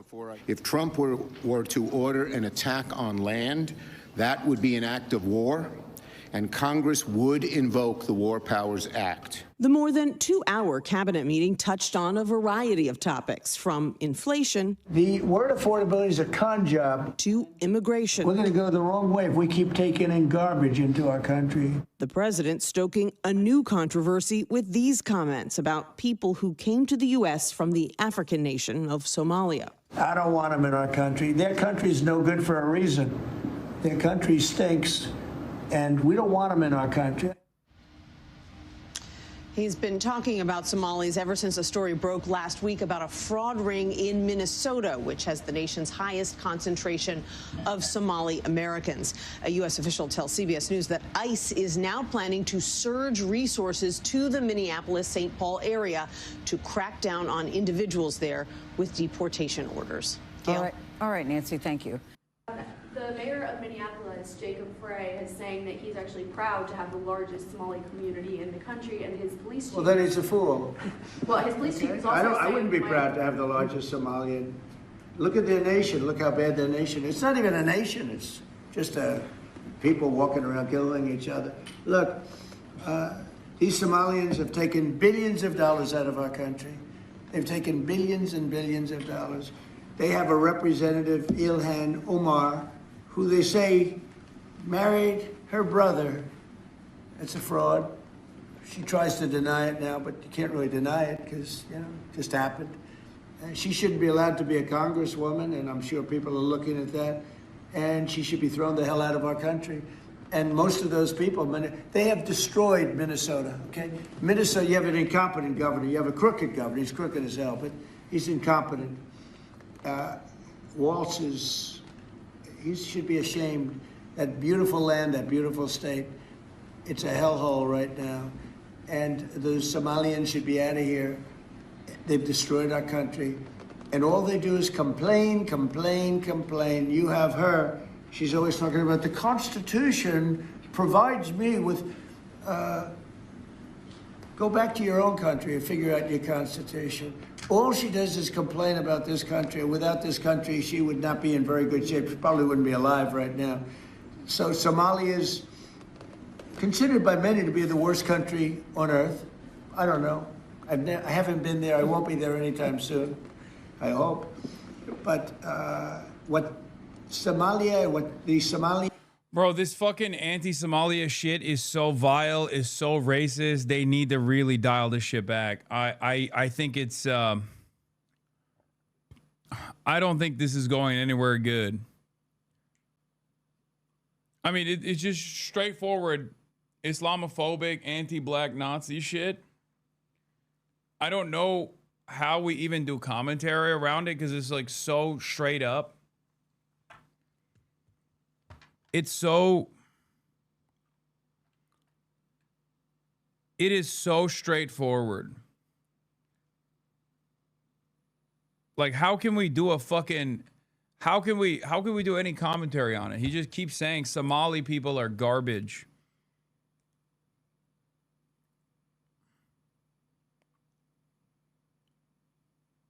it's getting extra gross and extra scary in the United States of America. I don't like that the president is entertaining this kind of language, this kind of rhetoric, and consistently targeting a population of Black, African, Muslim people living on U.S. soil like this.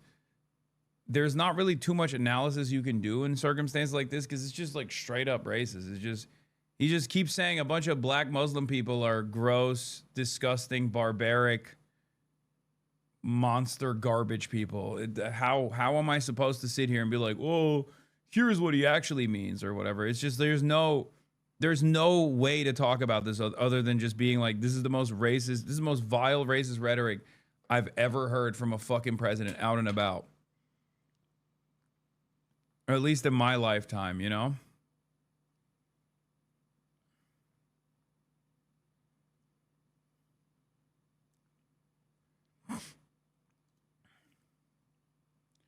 Yeah, it's also ironic because Minneapolis is one of the nicest places in the United States of America, one of the happiest places. Minneapolis is on the up and up.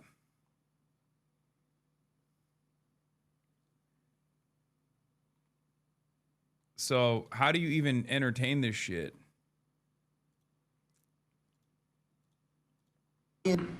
People have done to Minnesota is not even believable. It's not even believable. And a lot of it starts with the governor. A lot of it starts with Barack Hussein Obama, because that's when people started coming in. And you have to have people come in that are going to love our country, cherish our country. They want to kiss our country goodnight. They talk about our country. We want them to pray for our country. This is not the people living in Minnesota. And she's a disaster. She should not be, and her friends shouldn't be allowed. Frankly, they shouldn't even be allowed to be congresspeople, okay? They shouldn't even be allowed to be congresspeople. Yeah, that's great, man. That's a great take. Yes, people from Somali backgrounds should not be allowed to be congresspeople. Like, what are we doing? What the fuck are we doing here? Like, if you are from a different country and you came here and you got citizenship and you ran for office and you won the election, and as a part of your job you criticize America because it's not doing well, it's not doing right by your constituents, working class people in general, then you should get the fuck out. So what's the argument? Only white people get to say America sucks dick? Is that what it is? Or are you allowed to say America sucks dick at all? Even when it does?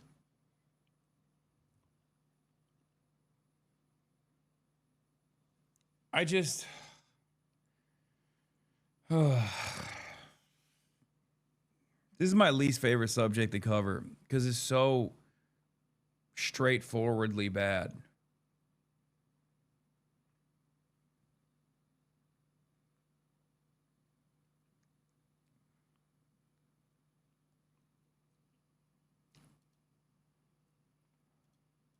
The interests of our country. Anybody else? Mr. President, you on Somali immigrants. The automakers spent ICE preparing to ramp up enforcement operations in Minnesota as President Trump lashes out at immigrants from Somalia, saying we don't want them in our country, and continues to attack Democratic Congresswoman Ilhan Omar. We're going to go the wrong way if we keep taking in garbage into our country.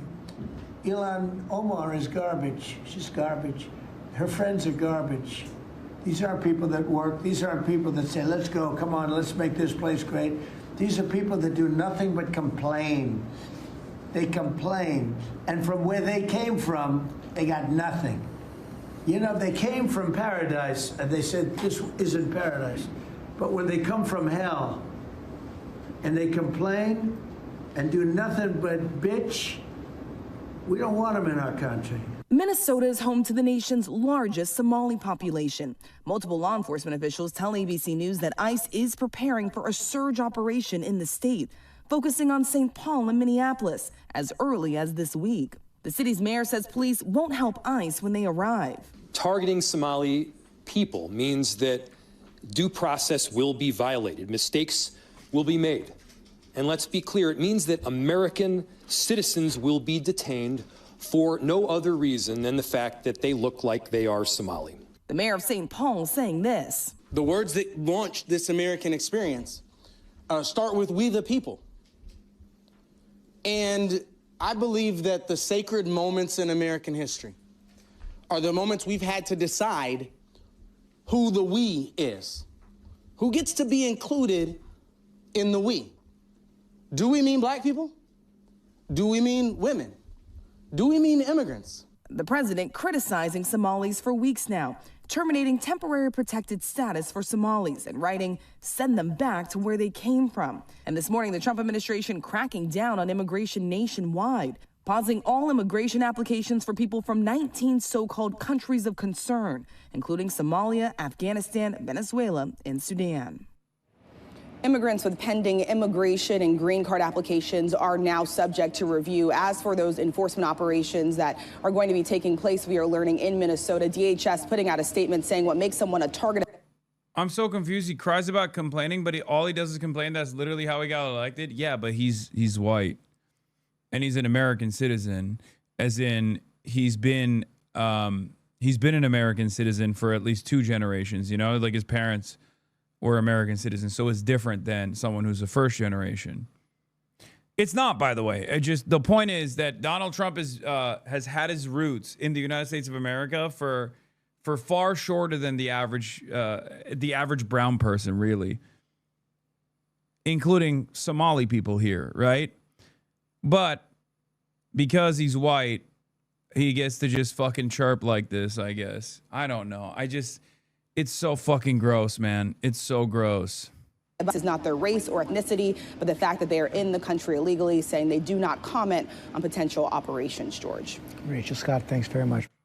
And joining us now for her first interview since the comments from the president is Congresswoman Ilhan Omar of Minnesota. She came to the U.S. from Somalia as a child, became an American citizen about 25 years ago. Congresswoman, thank you for being with us. The president attacked you personally yesterday, and I want to play more of what he said.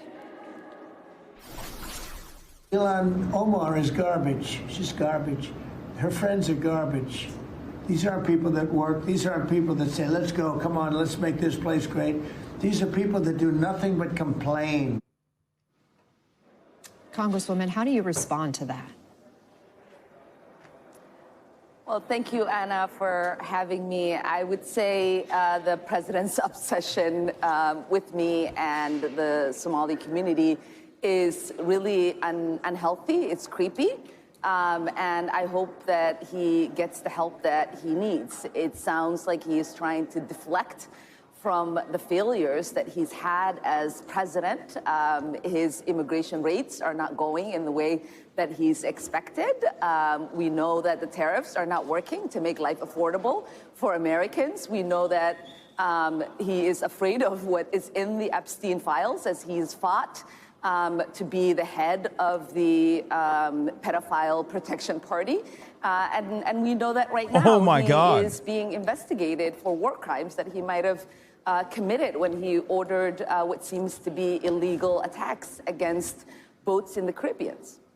Your district has the largest population of Somali immigrants in the U.S., around 80,000 in the state of Minnesota. This isn't the first time the president has made derogatory comments about your community. Last week, he threatened to end temporary protected status for Somali immigrants in the state. He alleged, without evidence, Somali gangs are terrorizing the state. In his first term, he called the Somali resettlement in the state a disaster. Why do you think he's so focused on this community, and what impact does that kind of racist and dehumanizing language have? He's always been a racist, a bigot, a xenophobic, and Islamophobic. We know that he called African nations a shithole in his first administration. We know that when he came down that escalator, he said he was going to stop Muslim immigration into this country. And so it is not surprising that he is going after black immigrants in this country. And it's certainly not surprising that he's choosing a black immigrant community that is also Muslim. But what I would like to say is that most of us are citizens. On our passport, it says we are nationals of this country. We love that Minnesota has welcomed us. Many of us have not been settled in Minnesota. We chose it as a home because the Minnesota people and the state is beautiful and very welcoming. And we are going to be here regardless of what the president has to say. I agree. I love the Twin Cities. I love visiting your home state as well, Minnesota. Lots of good people there. Beautiful part of the country. Are you getting any support from Republican colleagues on this? Are you seeing anyone from the president's own party stand up and say, this kind of rhetoric isn't okay? No, and it is not. Oh, God, that's so sad. That's so fucking crazy.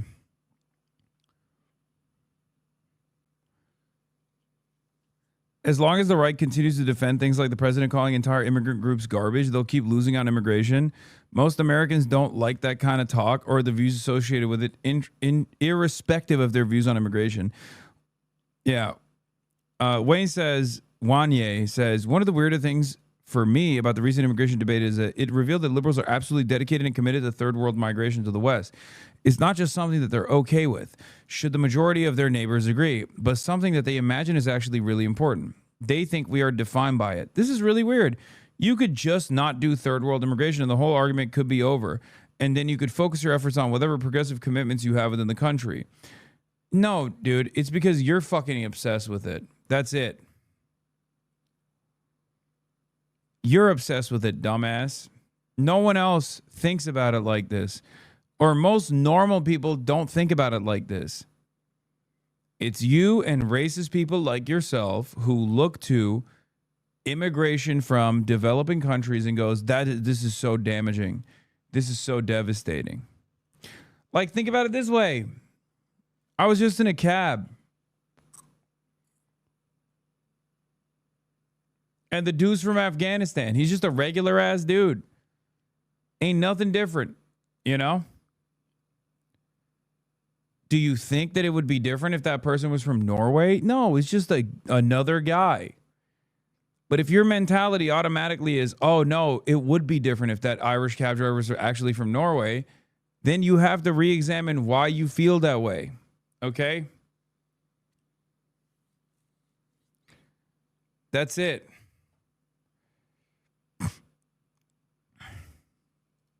Surprising because the Republicans have bent the knee to this president. They've welcomed his disgusting and deranged and dangerous rhetoric. They have propelled him into office. They have allowed for him, as a 34-time convicted felon, to become the president of this nation. And so I am not surprised, and I'm not expecting any of them to develop a backbone now and to stand up for their colleague or our Minnesota, Republican representatives to stand up for their constituents. Anna, earlier you said I represent the most Somalis in Minnesota. Usually it seems like the American right drives a lot of the Anglophone Euro-conservative discourse. But with immigration, it really seems like they take most of their cues from European nativists. American Republicans don't really believe in these sorts of all or nothing takes. Yes, that's the other thing. Like Islamo-Bolshevism. Or the idea that like we're importing the third world here and we must defend the country from like Islamic migration. That's not a real thing that Americans worry about because many Americans don't even see that many Muslims in general.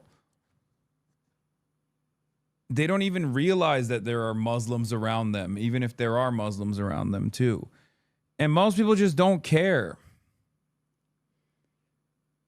That is a European phenomena, the Islamo-Gauchism, the Islamo-leftism, Islamo-socialism. That is a European phenomena.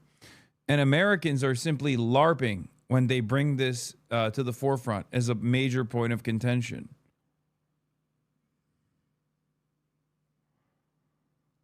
We risk losing our national identity if we are too open to people from all around the world. Donald Trump supporters say 65% of Donald Trump supporters agree with that sentiment, as opposed to 81% of British right-wingers. It is bad for society if white people decline as a share of the population.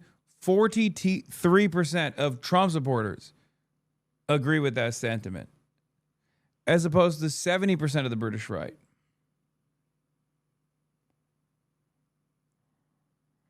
I am uncomfortable with people speaking a foreign language in public places. 47% of Trump supporters say that they're uncomfortable with that. 66% of the British right. Society is weakened by being made up of many different races, ethnicities, and religion. This is the death blow, by the way. Society is weak because of diversity. Gets 19% support. 19% support from Trump supporters. Are you fucking kidding me?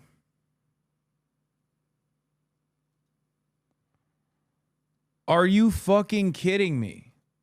This is why I also say America is one of the most diverse nations on the planet, and America is one of the most woke places when it comes to immigration in developing nations, okay?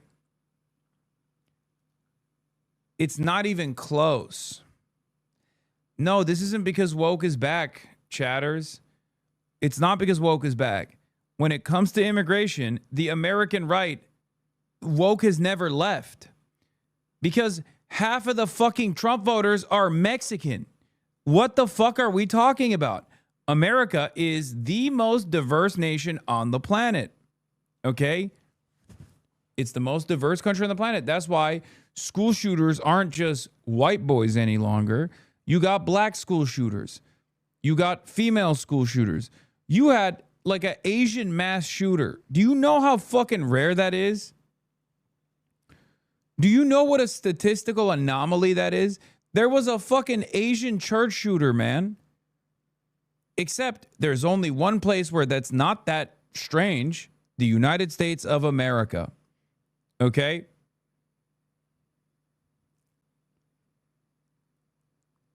That's it.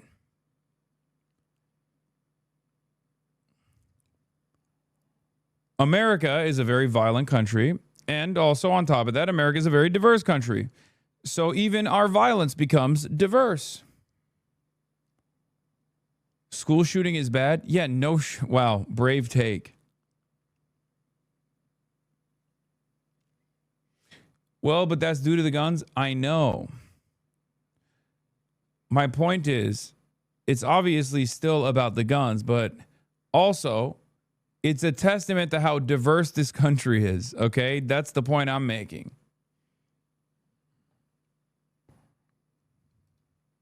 And that actually is not a fact. Most Somalis live in the different congressional districts that are mostly represented by Republicans, including the Republican whip of the House. The New York Times is now reporting federal immigration agents may soon be targeting Somali migrants in the Twin Cities area. What are you hearing? What do you know about these reports? Well, over 90% of Minnesota Somalis are citizens of this country. And so we know that some people have been questioned. They have been, ICE has made attempts to abduct and detain them. But a lot of Somalis, when Trump first got elected, decided to carry a passport ID because they knew that he wasn't only coming for people who were undocumented, that he would essentially come for immigrants who were citizens of this nation. And so a lot of them are very savvy, they're resilient, they're brilliant people who have figured out how to protect themselves. I mean, you've already touched on this, but I do want to ask you a follow-up on the character and the contributions of your community, because the president keeps villainizing your community, dismisses contribution of immigrants in this country. What do you want people to know about the Somali community in your home state? I mean, I would like them to know that we are the most generous people. We are one of the most friendliest communities. Again, it is why we made Minnesota home, because it fits with our character. Minnesota nice is not just something we say, it's something that is true. And Somalis. Bro, you know things are bad when you got fucking MSNBC calling up Ilhan Omar to be like, can you give us 9 unrestrained minutes where we humanize you? Okay? Remember, I love Ilhan Omar, but the average mainstream outlet does not necessarily hold a lot of love for Ilhan for her positions on American foreign policy, specifically on Israel. Okay? You have to understand how bad things have gotten that fucking MSNBC, also known as MS Now, is doing 9 minutes with Ilhan Omar where they're just so chummy and they're like, hey, speak to us about how Somali people are dope, please. How do you feel about this racist attack? That's how you know shit is really fucked up.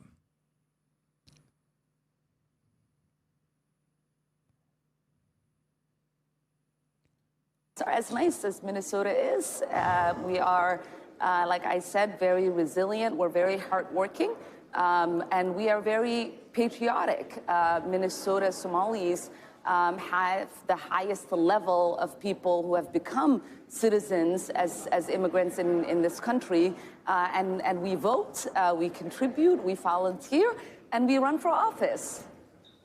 What's your message to the president right now in this moment?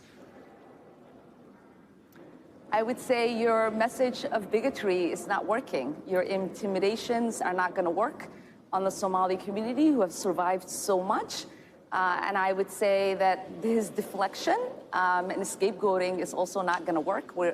Americans still remember the fact that his economic policies are still hurting them, that he has not kept his promise of keeping costs down, bringing down inflation, creating opportunities for job growth.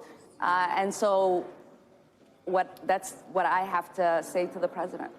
Real quick before we go here, what is your reaction to the breaking news this hour that President Trump is pardoning your colleague, Congressman Henry Cuellar, who was indicted on bribery charges? I think it is unfortunate in the ways in which the president is using his pardon. As you know, we like to think of presidential pardons as being investigated, being recommended. And we are seeing now that he's just doing favors to people that he likes in the way in which he pardoned the former president of Honduras, who was a narco trafficker, who spent many years disappearing, terrorizing his own citizens, and who our own law enforcement and taxpayers spend so many dollars in investigating to get him to be incarcerated, and his 45-year sentence is now commuted, and it's unfortunate in the way in which the president loves people who break the law. But Congressman Cuellar hasn't been convicted. He is a member of the Democratic Party. He's not part of the president's party. Are you surprised that the president would grant him a pardon? I am not, because to this president, he pardons anyone that is friendly to him. You think Cuellar is friendly to him? Know, we know that he doesn't go through a process. And I think it is unfortunate that we are not going to see the legal system play out in any kind of way for any of these people that he is pardoning. Congresswoman Ilhan Omar, appreciate your time. Thank you so much for being with us.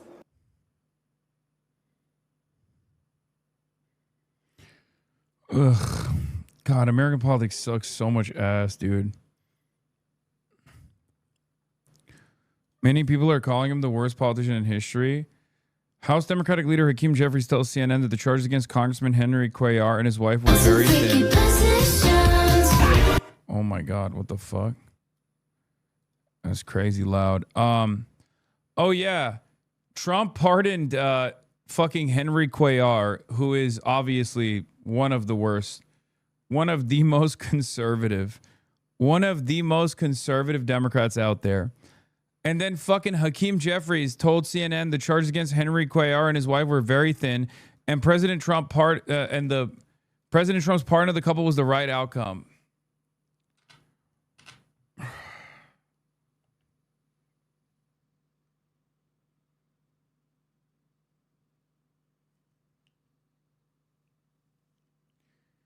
Like, what are we doing, man? The Democrats themselves also suck so bad. Like, we don't have to. This is not how politics is supposed to be. And the Democrats shouldn't behave like this. It's so whack. It's unbearable. It is unmanageable. It is unsalvageable. What do you do? What the fuck do you do? You could be drinking Guinness right now. I know.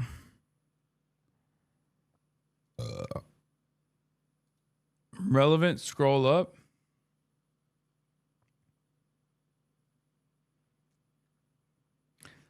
If current trend continue, whites will go from being a small minority of the world population to virtually extinct. They did a pretty good job making us Jews almost extinct. As the saying goes, it always starts with the Jews, but it doesn't stop there. Jews are white, if not peak white. I mean, he's not wrong when he says Jews are white. It is, however, weird. Jews in America, Ashkenazi Jews especially, are white. Okay? But he's also responding to a person that literally talked about Jews almost being extinct. In which case, yeah, that person is right.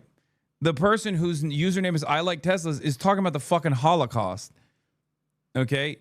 Jews being white have no basis on whether or not they almost got to the verge of extinction.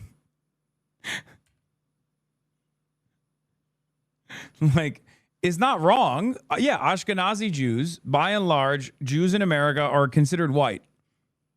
Like, they're in the white, they're under the categorization of white. Now, that might change. This doesn't mean they will always be considered white, and it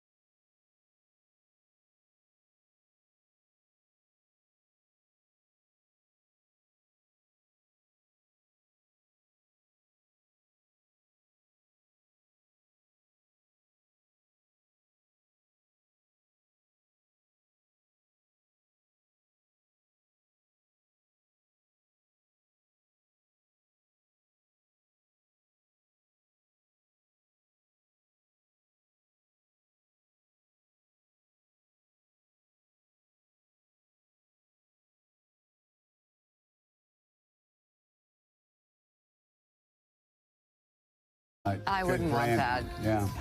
The clip posted by the official White House X account, Twitter account, shows a video montage of ICE officers chasing and handcuffing people to a remix of Carpenter's song Juno. The post includes text reading "bye bye" with a heart eyes emoji. This is so sick. Yeah, the cruelty is really. I am it's sorry. staggering. This is so sick. The singer responded with a video, a post of her own, writing, "This video is evil and disgusting. Do not ever involve me or my music to benefit your inhumane agenda." White House spokesperson Abigail Jackson responded with a statement referencing Carter's lyrics, writing, "Here's a short and sweet message for Sabrina Carpenter.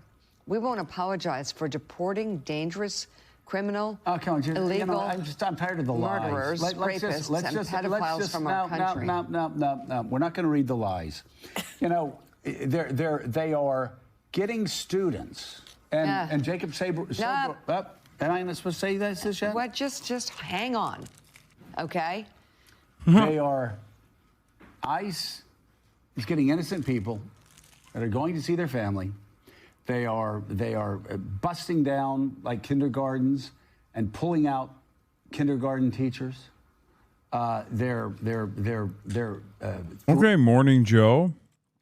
More like Morning Joe Stalin. When did this happen?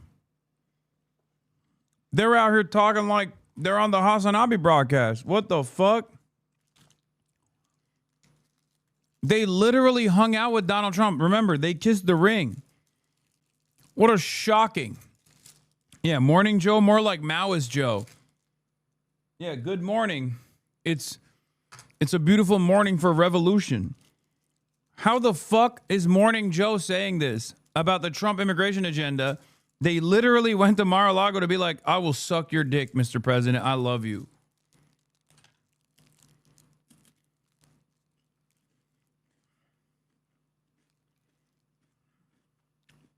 What the hell? Throwing mothers to the ground. It's savage. The savagery, the cruelty, and it's something they celebrate. They love this. They think inside the White House. I mean, Donald Trump has said before he doesn't want to see mothers ripped from the arms of children. But that's exactly what they're doing. Bro, what is happening? Liberals are talking about immigrant parents getting ripped away from their children's arms. Oh my God. Are we there? I mean, you guys didn't seem to care about this shit a while back. No disrespect. I love that you're there now. I'm glad that you're there now, but I wish you could keep up this energy. You know what I mean? Yeah, I saw this. ICE detains second grade student visiting family for Thanksgiving. A 7-year-old student and his mother were detained by immigration authorities while traveling over Thanksgiving break, according to Superintendent of Vermont's Winooski School District.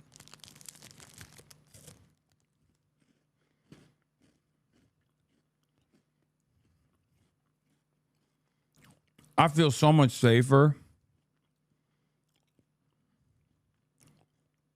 I'll keep it real with you guys. These sick and twisted 7-year-olds need to be purged out of the nation-state boundary immediately.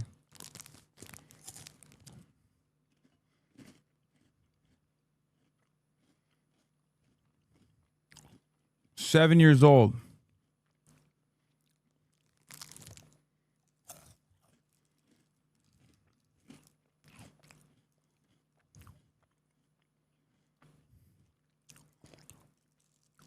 ICE detains a teenage student at Boston Airport, flying home to surprise family for Thanksgiving.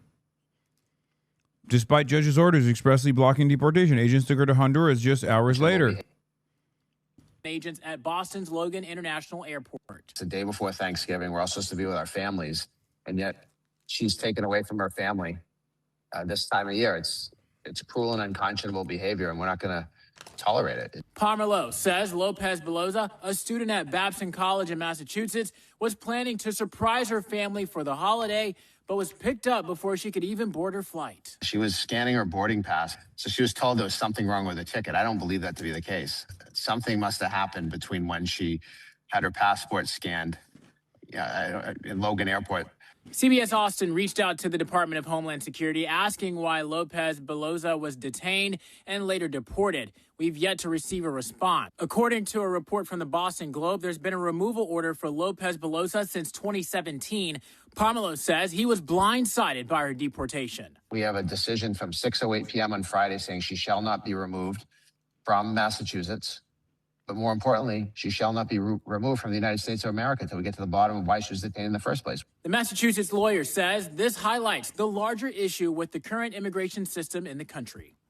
And we need to have better immigration policies here. You know, she's a dreamer and she's living a draconian nightmare right now. This is not what should be happening ever.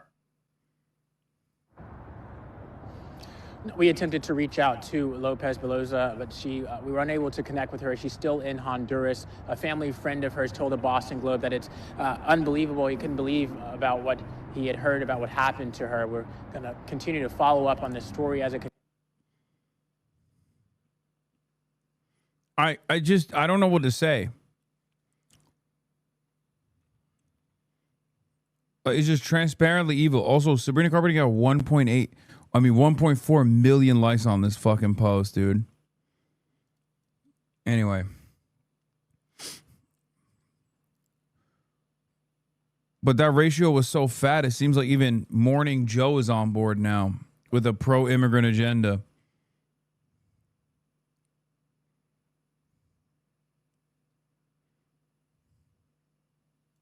Tenfold compared to the first term.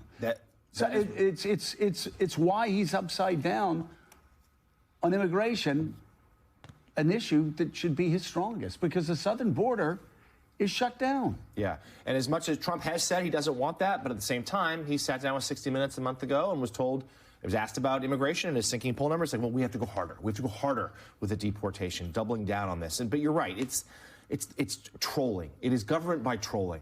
The idea of putting out these slick videos that they know are going to get a reaction. The other hot drama I miss, what is this? Of the moment. And you know, not just Sabrina Carpenter, but a lot of Americans have said, we don't want this. This isn't what we want. We're disgusted by this. So for more writing on the idea of immigration, joining us now, opinion columnist, New York Times, David French. His latest piece is titled, "I've been doing this work for 25 years, and I've never seen such fear." David, talk to us about who you're quoting there. What do they mean? Yeah, I was quoting a guy named Matt DiMatteo, who runs a group called the New Life Centers of Chicagoland that reaches out to immigrant communities and has been reaching out to immigrant communities since the big influx started during the Biden administration. And what he was talking about was the response to this Operation Midway Blitz that you saw headlines across the United States of this incredibly brutal crack. The worst part is they read articles like this and they think it's awesome because they don't see immigrants as human.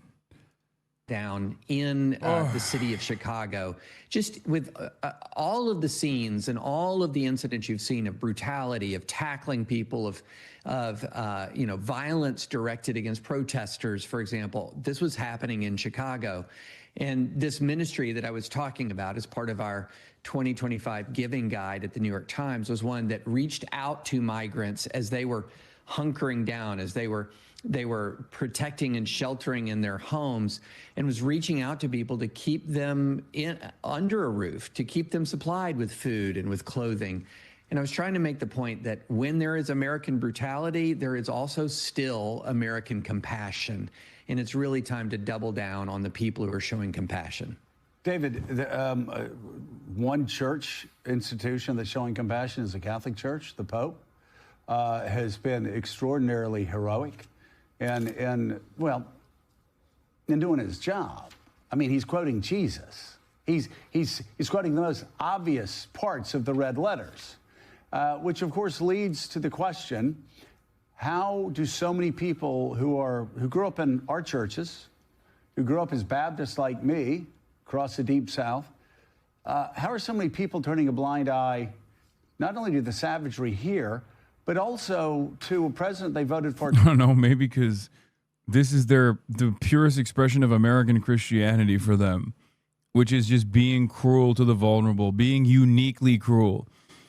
I'm not a fucking r/atheist style guy at all. You guys know this. I respect people who want to practice their religion in their own way, whichever way that may be. But god damn it, dude. Like, American self-described Christians are some of the biggest fucking assholes of all time, man. They would rape an entire orphanage full of children and then turn around and be like, well, you know what? God forgives me. Okay? I actually found God. And you know who actually would potentially, hypothetically, rape an orphanage full of children? Transgenders. It's like, what do you mean transgenders? You just did that.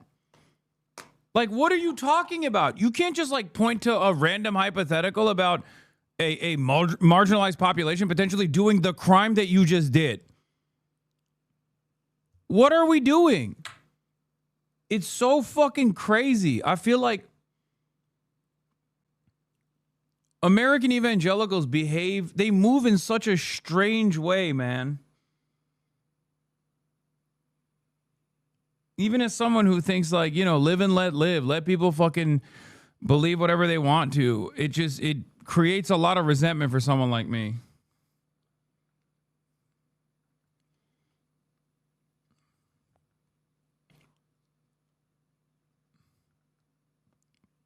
I promise you, go on Twitter, scroll your For You page for like 8 scrolls. You're inevitably going to arrive at someone saying the most heinous shit you've ever heard about immigrants or about gay people, trans people, whatever, poor people, and how they deserve to die. Click on their profile. There is a 85% chance that that person has a cross on their profile being like, American of real good Christian faith, cryptocurrency entrepreneur. Every time, brother, every time I see someone talking about like SNAP benefits and how like black women deserve to die because they should work harder and they shouldn't be on SNAP, I click on their profile. It's a dude who in the description of their profile straight up says like, I love God, Jesus is my savior. No, the fuck he's not. He is not your savior, bitch. You are not a Christian. You are doing devil worship. You worship the devil. You worship capital. Get the fuck out of here. Anytime. Yo, self-described Christians are so fucking annoying. Christians who are just Christian and chill about it are fine. But there is a very high likelihood if a motherfucker is like writing about how aggressive they are with their Christianity, with their faith, they are probably a massive piece of shit. I have yet to see a motherfucker who doesn't wear that shit on their sleeve. I've yet to see a motherfucker who wears that shit on their sleeve be a nice person, bro. I'm sorry. Corinthians, Christ is King. These are the types of Twitter bios you must avoid, okay?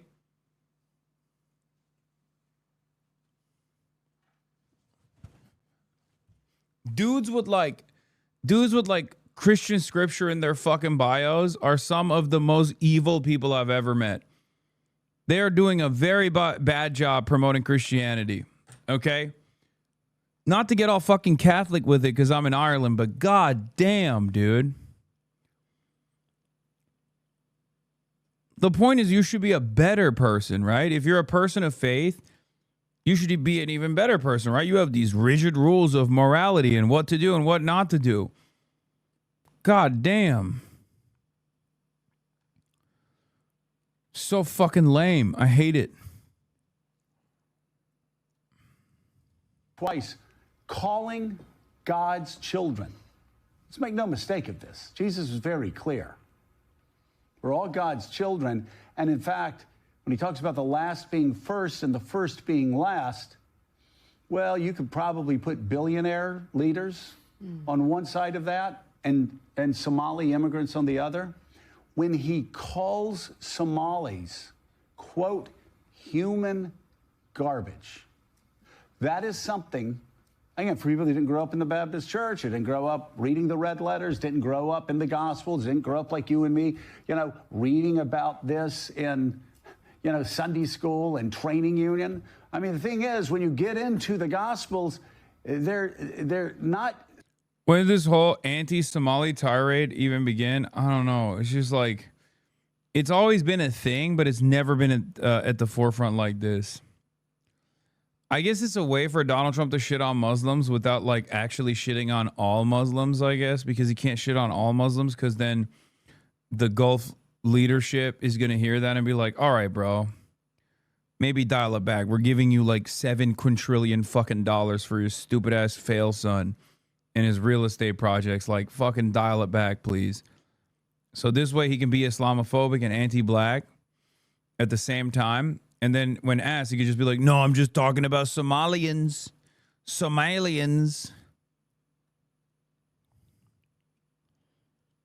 Because I have noticed that, like, I mean, he shits on Muslims quite a bit, but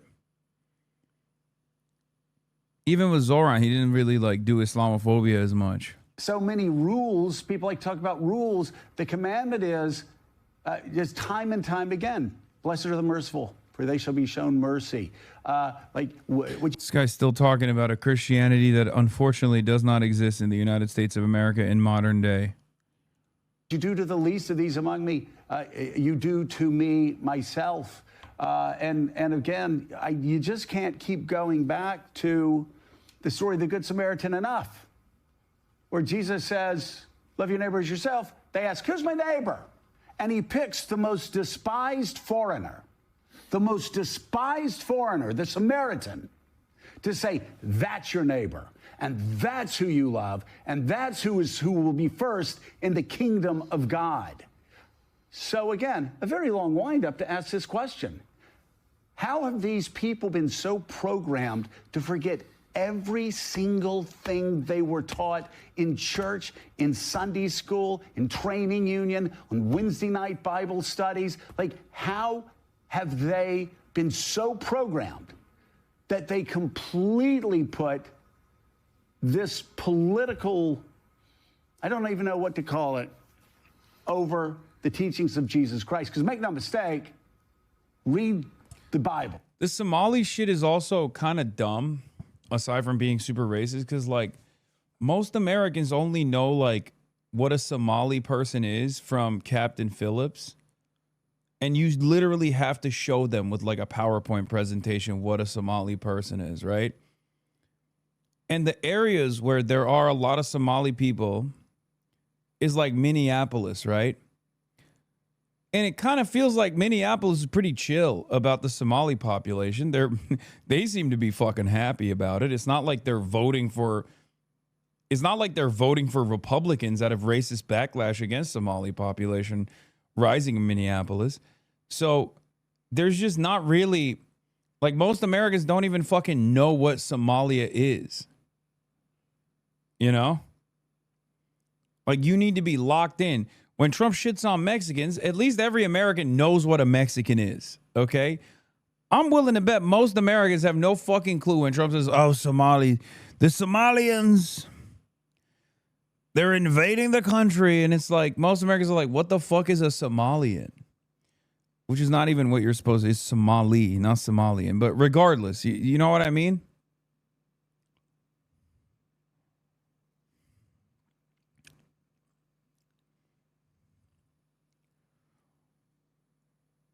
I also do have to go back to Joe Rogan again here, because like a lot of the transgenders in fucking sports narratives came from Joe Rogan. And I do legitimately think this Somalis in fucking Minneapolis, Minnesota conversation came into play after Joe Rogan, that fucking moron, on his podcast was like, yo, Tim Walz is actually changing the flag of Minnesota to the Somali flag. I still see that fucking dumbass clip on my timeline, dude. That shit still goes viral every now and then. God, Americans have the weirdest gripes. Republicans have the weirdest fucking gripes of all time. Oh, my state flag. They changed the beautiful state flag of Minnesota. How dare they?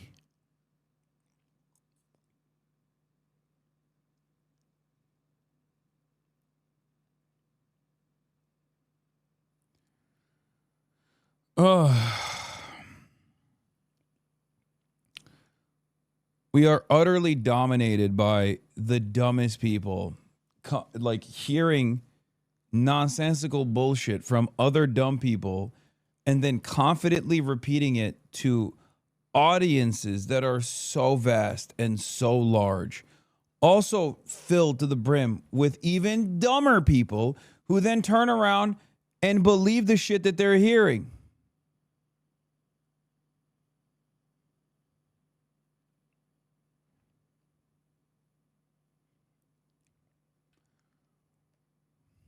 Ridiculous world. Ridiculous hell world we live in.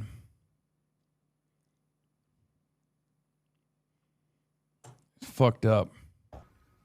Read Jesus' words. Don't go to Leviticus. Oh my God, this motherfucker's still talking about Jesus. I'm sorry, I can't listen to this anymore. We have some breaking news coming in. The Department of Homeland Security has announced moments ago it is launching a brand new immigration crackdown in New Orleans now, according to a federal law enforcement official.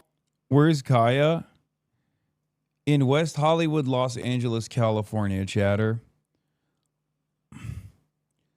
I did not fly my wonderful 120-pound dog to Ireland on a 10-hour flight.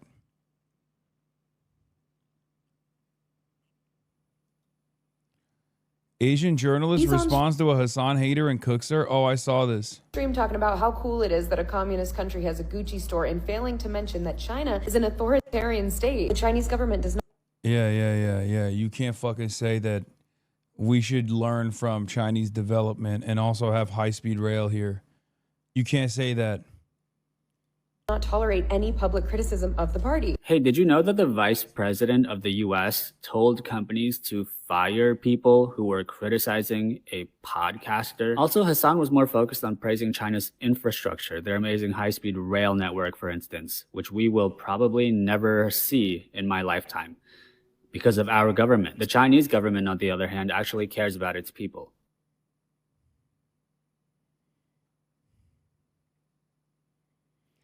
And it's crazy because I talk about like the repressive nature of Chinese governance as well and how it's just not for me, you know, and how I don't like it personally. But these guys seem to never hear that side because it has to be black and white. If you say there are certain things that the Chinese government is doing that's good that we should take lessons from, people immediately go, oh, you mean you love everything that China has ever done throughout history. I don't know, man. I like Zohran Mamdani. That doesn't mean I believe that America is doing a great job with like invading Venezuela. You know what I mean? So if you have the capacity to understand nuance in that situation, why the fuck can't you understand nuance in the other? Right? Nobody in here goes, hey, I like Zohran Mamdani. Nobody in here goes, oh, you must love the move bombing, 1985 move bombing, Henry Kissinger, David Miscavige, Scientology, CIA connections, 100 plus coups in foreign nations. You must love all of that. It's like, no, I just didn't say any of that, man. Just hear my words.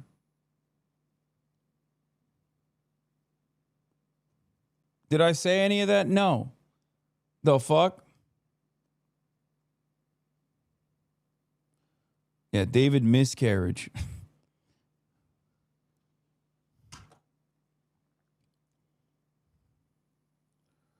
You want the imperial court back? Tell the truth? Yeah, that's what I want. Damn, you look schmammered? No, I'm not. I'm just tired. I'm so fucking tired. Immigration authorities are aiming to arrest up to 5,000 people, which would be hundreds more than what we've seen in Chicago. Yeah, this is the centrist contingency. Hasan Piker, a platform terrorist, promotes political violence and does shameless propaganda for murderous authoritarian regimes. I don't know.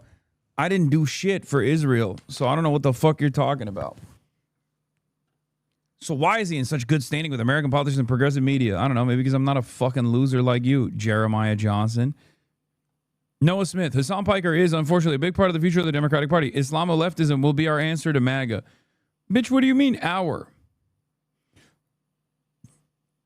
No one in America, not even right-wingers in America, say Islamo-leftism. You skipped a step.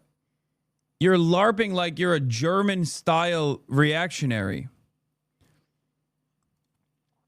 Richard Hanania, who is literally a white supremacist, by the way, who has written extensively on the white race and also extensively on why it's appropriate to be a pedophile, says, disturbing. I did not know that the left-wing politicians have actually appeared on Piker's show. I thought there was a cordon sanitaire around him. Updating accordingly. What are you updating? Your Substack? What are you going to go? Talk to fucking Derek Thompson? Next time you and him are having a conversation, you're going to tell Brianna Wu to fucking excommunicate me from the Democratic Party? Good luck, dumbass. The fuck are you talking about? You literally have extensively written about the superiority of the fucking white race. The fuck do you mean? Is honestly, I would go so far as to say it is way more shocking that Richard Hanania is getting any play in liberal circles than someone like myself.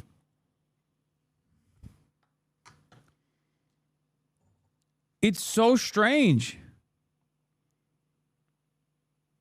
Anyway, none of this actually fucking matters, obviously, because these guys have no emotion, but it's just crazy.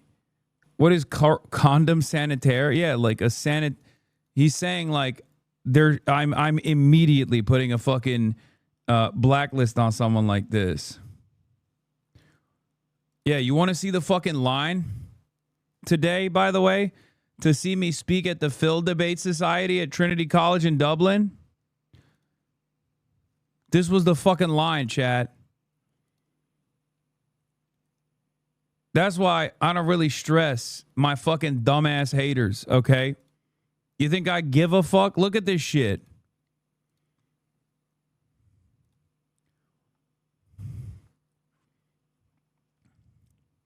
Yeah.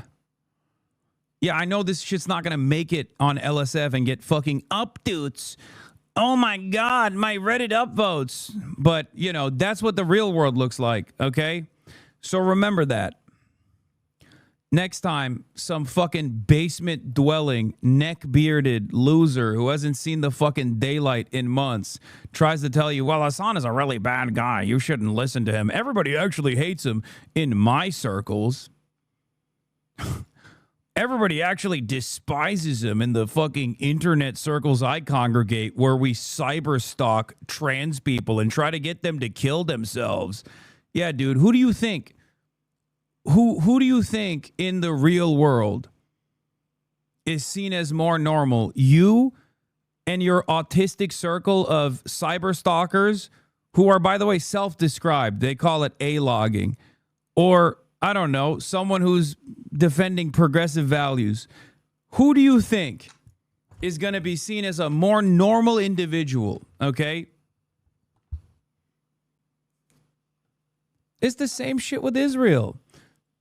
You can find a place on the internet where, you know, all of the anti-Israel sentiment is actually anti-Semitic and very dangerous and very scary, and no one actually should give this guy any daylight, whatever. But like in the real world, most people are on fuck Israel time. So good luck. Have fun with that.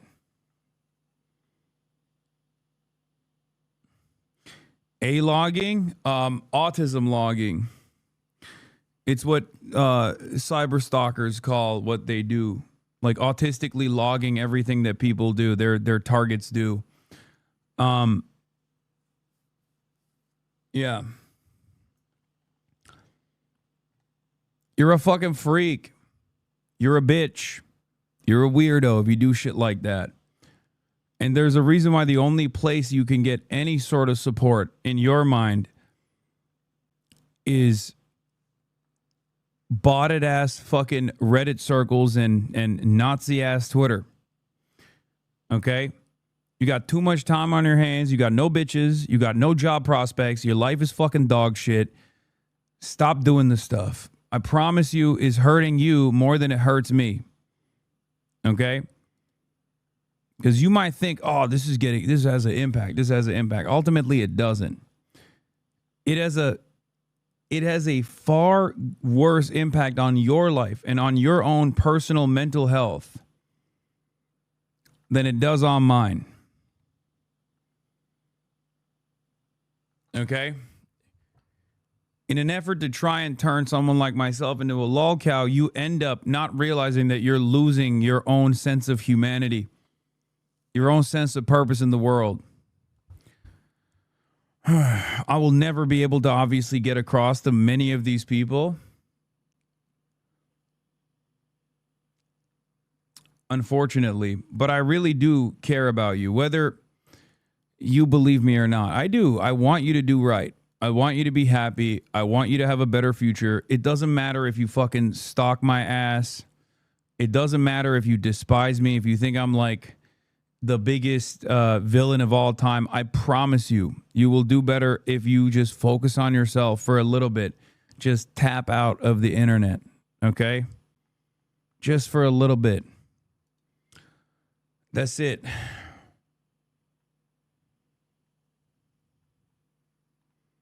Yeah, you're not getting back at the popular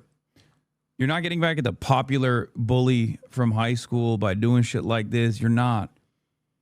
The greatest way that you could possibly do that is by focusing on yourself, improving your mental health, improving your job prospects, and then completely forgetting about whoever you think is the high school bully version that you are trying to dominate on the internet. Okay? The greatest revenge is living your best life. That's it.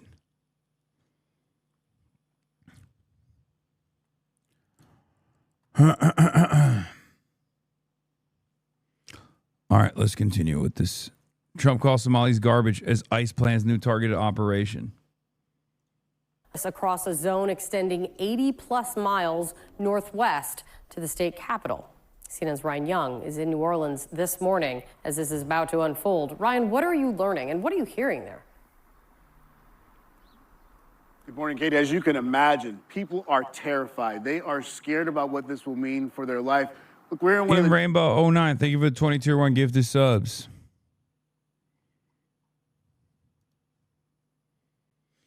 Thank you for supporting the Piker Broadcasting Service.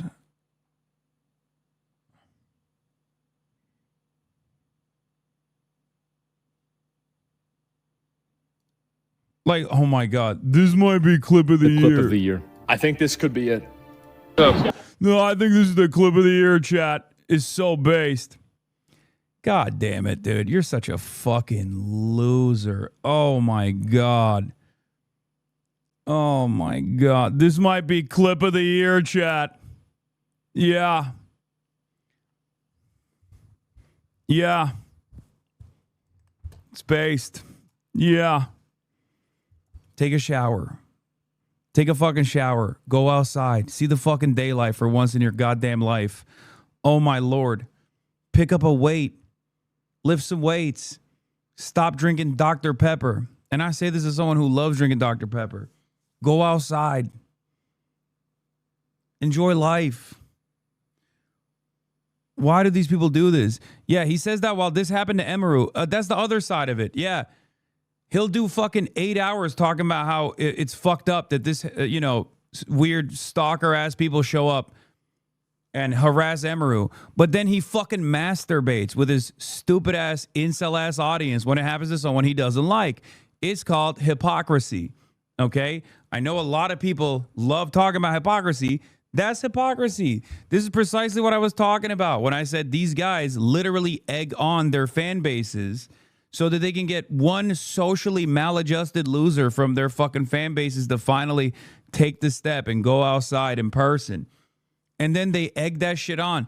Back in the day, swatting, for example, or this kind of behavior was frowned upon in the entire community. People would never actually highlight it or promote it. That time is gone now, okay? Is no holds fucking barred. It's so crazy. Yeah. Yeah, based. Next time you should have a gun. Yeah. Also, that unwashed pussy has been running away from having a fucking conversation with me for the past 2 years almost at this point. So think about that. Think about how fucking cowardly you have to be that you have to sit around in your little hug box and talk about how shit I am and how dangerous I am and how the government should actually take action against me. And then celebrate when finally someone comes up to me in public, even though you're scared shitless to fucking go outside on your own, and celebrate that sort of thing, but you can't even fucking deal with me in person. It's just stanky ass cowards, all of them. Fucking losers, man. Ugh.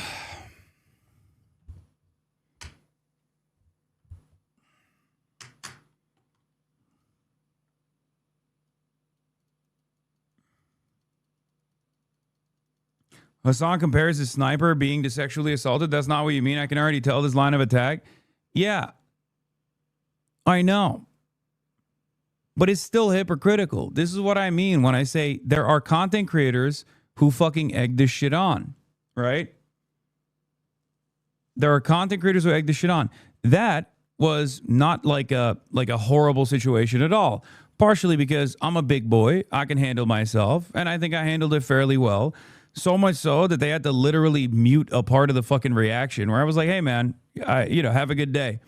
And we just moved on, right? But what do you think is going to happen next time when you are celebrating that sort of stuff? What if next time the guy actually doesn't just have like a Kaya photo, but instead actually has a gun, has a knife, does something more fucked up? What if some people have already done something like this? What if some people have already stalked someone like myself and maybe I haven't talked about it publicly? What if people have already stalked my physical location and tried to assault me and people around me? Do you feel like it's a good thing that you keep celebrating this? I guess you'll make more content if the next time someone does something such as that, and they actually have a gun or a knife or something like that, and I experience bodily harm, you'll turn around and go, oh, how could this have happened? You don't know. You don't know. Just because I don't talk about every single thing that I do off camera doesn't mean that you should let go of your principles and entertain this kind of thing.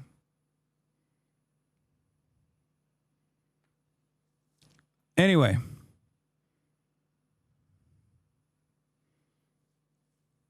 Really fucking stupid. It is truly a stupid thing for someone like Asmongold to entertain this kind of stuff. It is. It's a very, very stupid thing for him to do. Because not only could something far more consequential happen to me after he has egged it on and cheered it on without saying, hey, I think it's really fucked up. If you're like a hater of a content creator, you probably shouldn't approach them in public like that. Instead of saying that, which would be the normal thing to do, you celebrate it.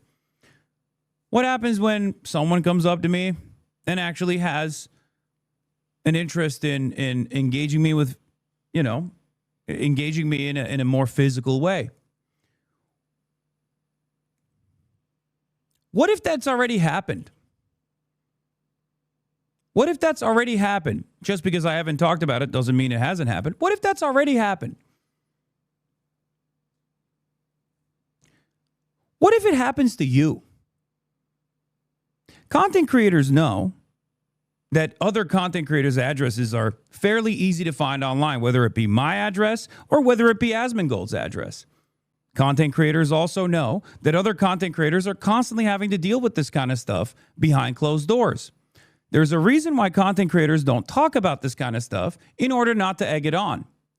What happens when this happens to you the next time you're going through a fucking drive-thru at Wendy's?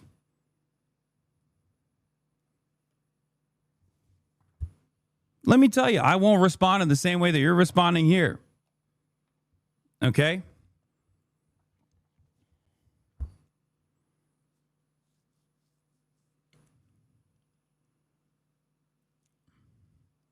You don't even have to go outside, by the way. You know he ain't leaving his house. It doesn't matter. It's just crazy. Like, all sense of normalcy is completely dropped. He's one of the largest content creators on this platform. And he's over here celebrating a fucking random ass hater showing up and stream sniping. Do we really want to do that? Is that really the game we're playing nowadays? Is that really what the standards have become? Are you that stupid and that short-sighted that you don't realize that this could genuinely harm you? I'm a public personality, and so are you, Asmongold. Your house mold is not going to stop someone from trying to do the same thing that they do to me that you egg on with your fucking community. I know for a fact that people already do that to you as well. So you know better than most other people not to entertain this shit. And yet you do. Because in that moment, you feel big. You feel, yeah, I gotta say this. I gotta say this to my audience. I gotta say that it's actually based and it's awesome.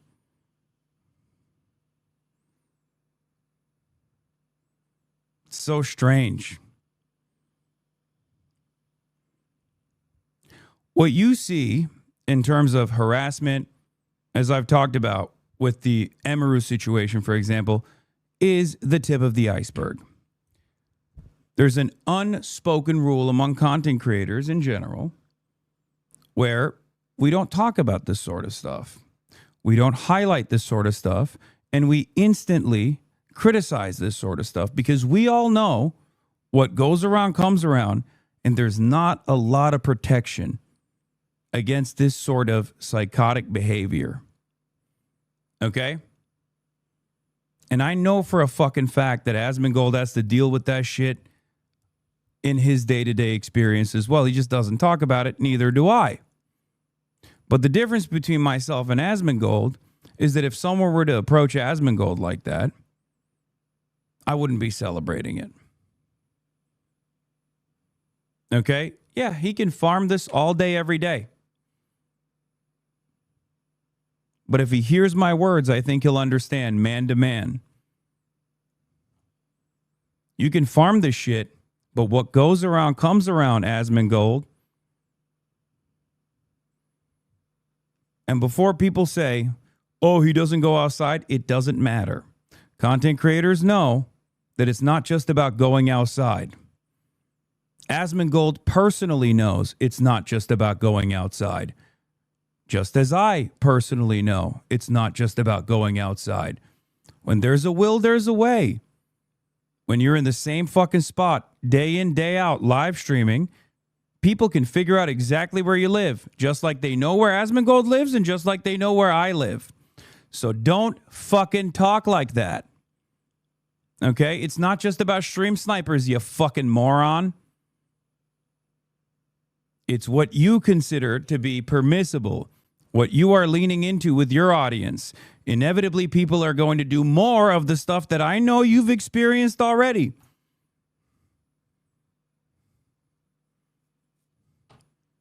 Stop tapping the fucking glass before it taps back at you in a way where you can't deal with it any longer. This is the reality. This is what I fucking despise about Ethan Klein and Destiny and Asmongold and Dan Saltman, whose addresses are all readily available in the same exact websites and platforms that they rely on, that their fan bases go to find my address, to harass me. Okay? These guys are equal opportunity autists. They're equal opportunity cyberstalkers. You're playing a very fucking dangerous game when you lean into this shit.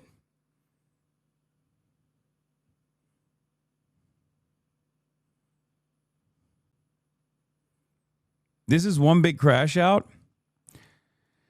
Just saying, if you want to see this as a crash out, go ahead. See it as a fucking crash out.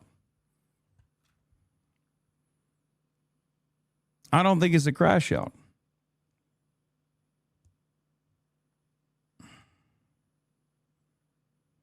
This is just factually accurate information.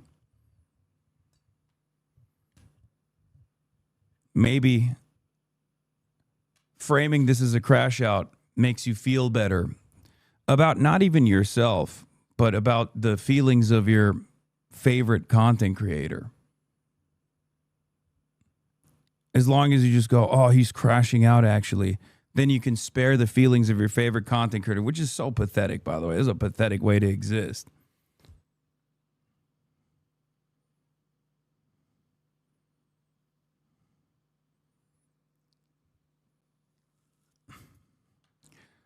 What I've said so far is no different than my commentary after Emru was sexually assaulted at TwitchCon, at the meet and greet.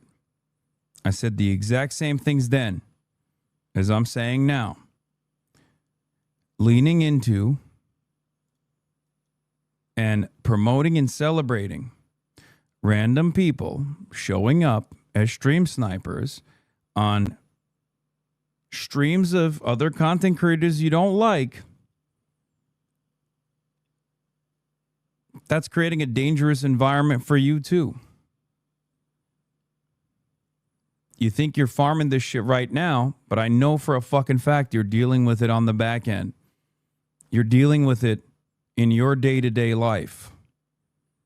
I know for a fucking fact that you're dealing with it because every content creator deals with this shit. Why the fuck do you think you'll be spared? It's incredibly, incredibly short-sighted that you think you can make one fucking YouTube video off of this. And then it won't come back around to you. Especially when it already has come back around to you. This is not a crash out. It's more so a warning. He's going to blame you, FYI, for what? For saying that you shouldn't fucking turn around and lean into people, random people showing up on people's streams? Really? It's going to take time away from his 18th video about how I'm a fucking dangerous, radical, terrorist, anti-Semite.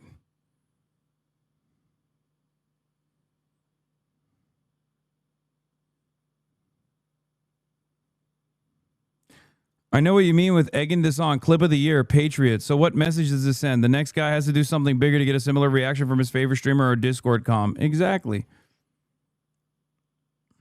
That's it.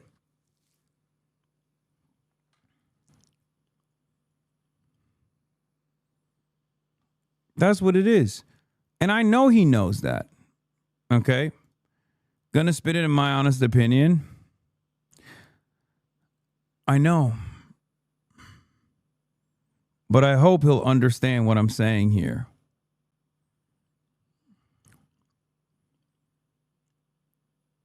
When you incentivize your audience to go after people in the physical world that you don't personally like, eventually that's going to turn on you.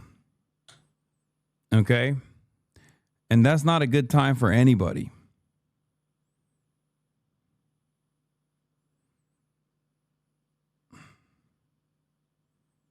Okay?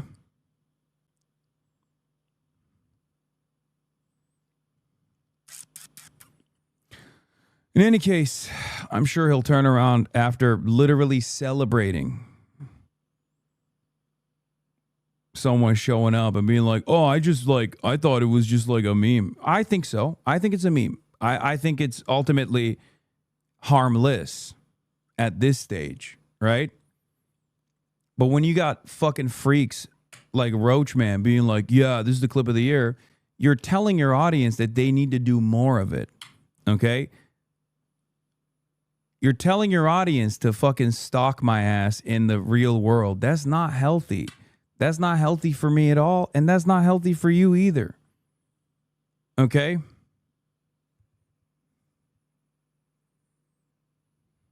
It's ridiculous. You're telling your audience that, you know, this is what they got to do to get fucking... You're telling your parasocial fans that they got to do stuff like this to get your attention, that you'll highlight them, that you'll give them praise. What are you doing?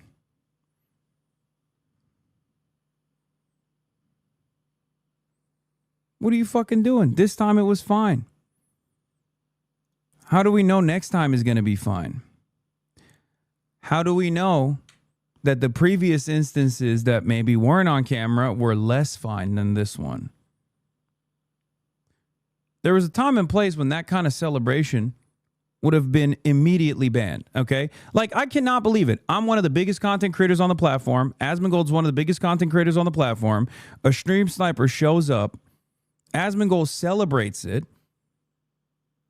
4 years ago, Twitch would have instantly banned Asmongold. Like, no questions. Anyone who does shit like that, they would get banned. If I did that, I would get banned. Okay? Straight up. It's gone. We don't live in that world anymore.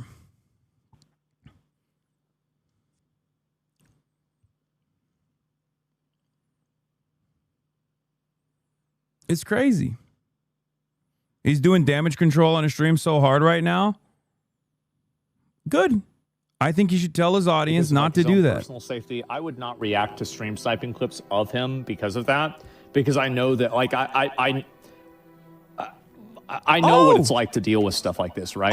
And so, like, if he doesn't want me to, I would not do it, if you want me to be honest, right? Because I know how problematic it is. But, like, I really don't think this is over the line. I don't think it's over the line at all. It's just a funny guy just taking a piss, right? It's not a big deal. So I don't know if he's upset about that or not. I have no fucking idea, but yeah, who gives a fuck. It's just a meme. Yeah. I mean, it doesn't look like it's being okay. It doesn't look like it's done with like malicious or aggressive intent. So yeah. And that's what I would say. Well, yeah. Seen a recent tweet of him reply to Dexterdo's fan account about Rakai's ban. He's doubling down? No, he's not doubling down. He's backing down. It was a mistake, basically. Yeah, I did see that. Absolutely. Come on, dog. He literally printed out a photo. Like, the level of effort that person put into it, he could have put into something much worse. Okay? That's not normal behavior. That's not normal behavior at all. Oh, it's just a meme. Let's move on to another drama thing. You said that to fucking 36,000 people, by the way. Clip of the year. That shit's going to go on your YouTube page, get 1 million views. That shit's going to go on fucking Twitter already. He always does this cop-out. If Hasan wants me to stop talking about something, he should message me and I will stop. Maybe use your common sense. It's fucking ridiculous, man. Think critically.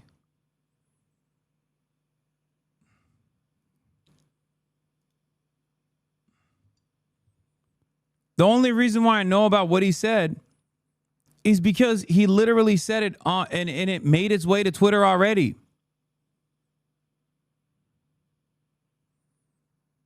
What will it fucking take? What will it fucking take? Also, it's not a surprise to me that every right-wing account posted it. Every single one. The clip of the year has been up on his YouTube for 2 hours already. Are you fucking serious?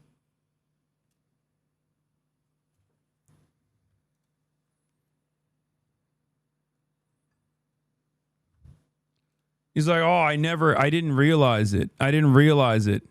There is no way, dude. There's no way that shit's already on his fucking YouTube. No.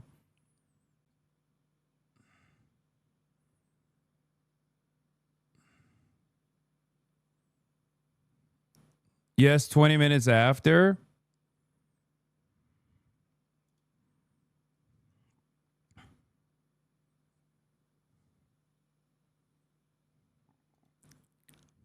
This, I think, might be the clip.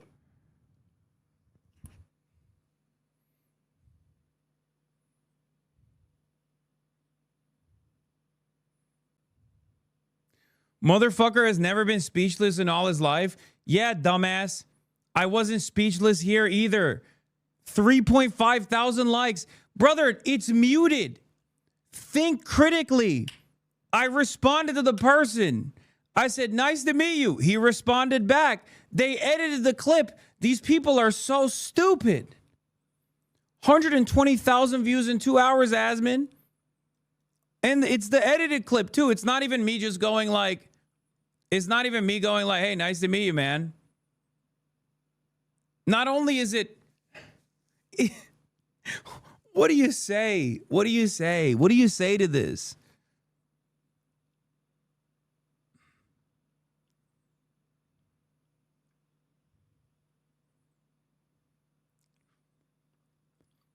It wasn't enough that some dude pulled up, but they had to literally edit it as though he like got one on me and I was like devastated by it or some shit. Like they fucking muted it. Hey, free Kaya. Free Kaya. And then they start playing music. Wait. They just, wait. Jesus, I'll tell you what, the power of...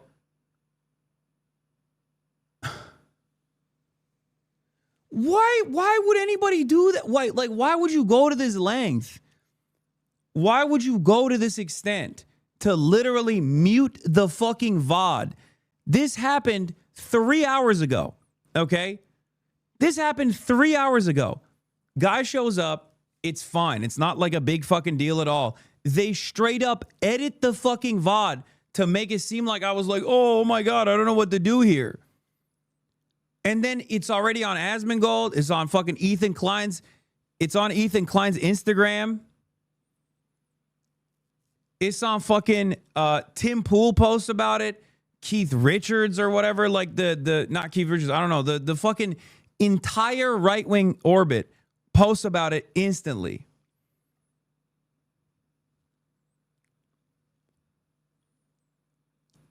And it's all the same edited clip. It is so incredibly coordinated.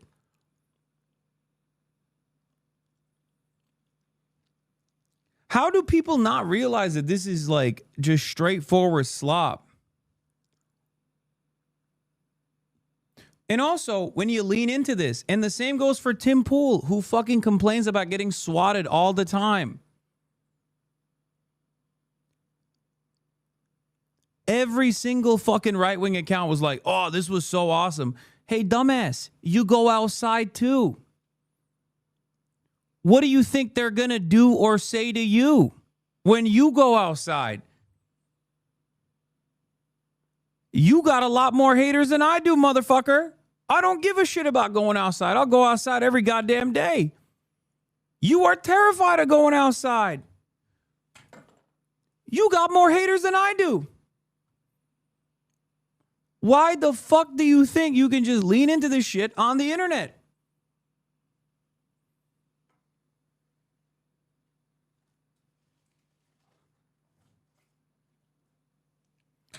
Someone took Tim Pool's beanie and he fucking talked about it as though it was an assassination for years on end.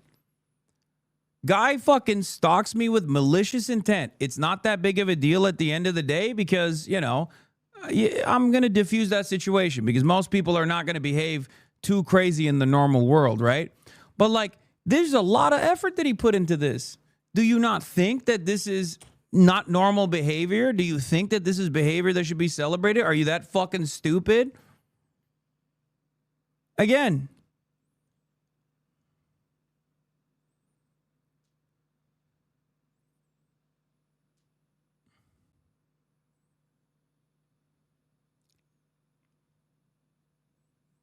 I mean, you're just When it happens to a content creator you like, you go, "Oh my God, how could this have happened? It's so devastating.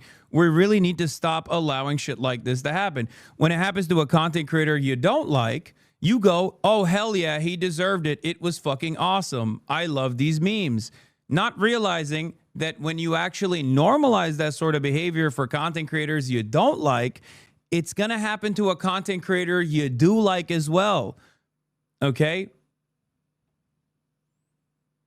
That's it.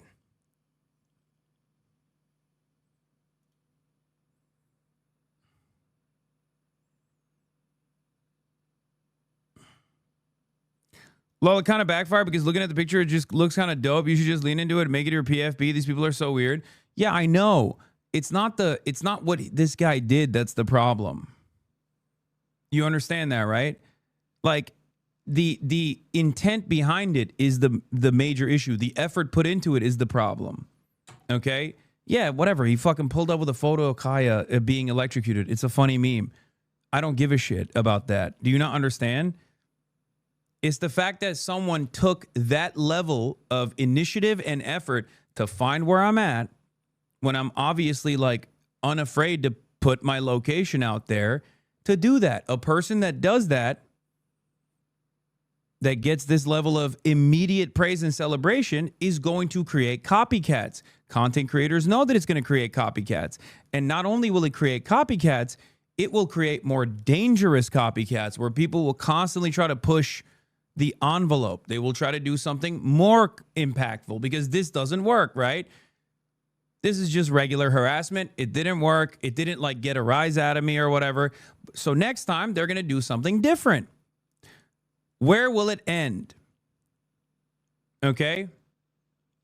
That's the question.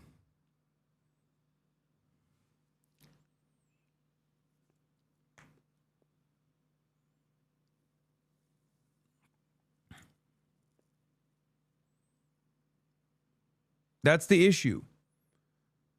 These people act as though I fucking incite violence, right? I'm inciting violence. This is directly an incitement for more violence, and it's also directly incitement for more violence that will come back to you inevitably as well.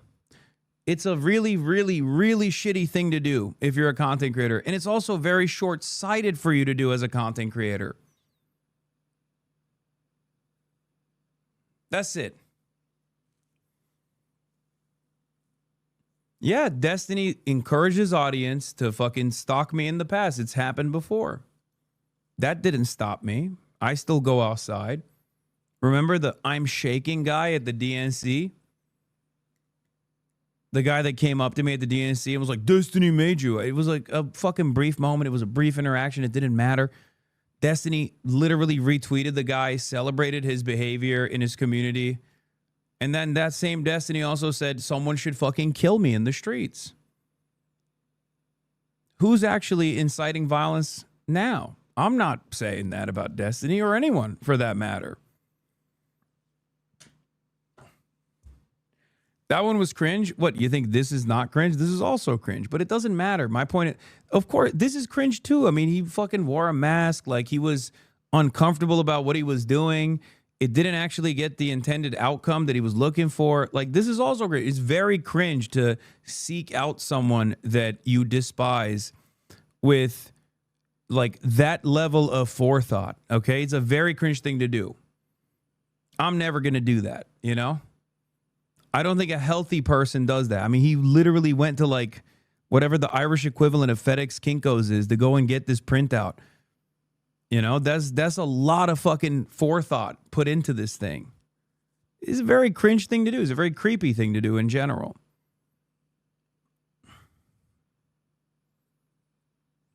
Masking is good behavior. COVID still exists. You have to be the dumbest person on the planet, right? Like, you think this person is COVID conscious? You think that's why he's wearing a mask? What's the left tendency here? I swear to God, you could watch a fucking dude walk into a school with an AR-15 and kill a bunch of children, and I'd be like, oh, he's wearing a COVID mask to protect his identity, and you'd turn around and be like, actually, he's COVID conscious. Have you thought about the fact that he doesn't want to fucking spread disease? Yeah, what if the school shooter has long COVID? Are you okay?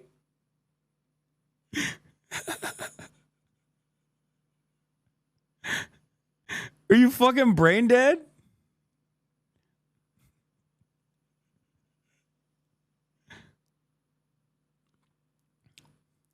No, that person wasn't joking. That's definitely a COVID conscious person.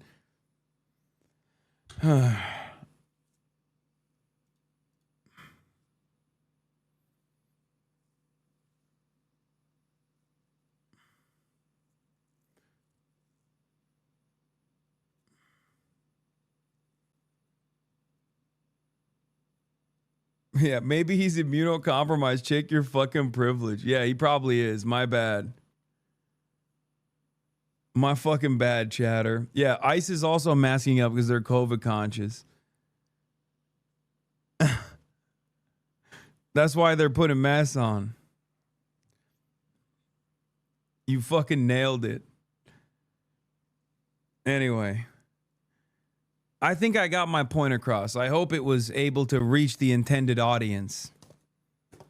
Be more fucking careful with the way that you're promoting shit. And this is not just a message for Asmongold, it's for Tim Pool.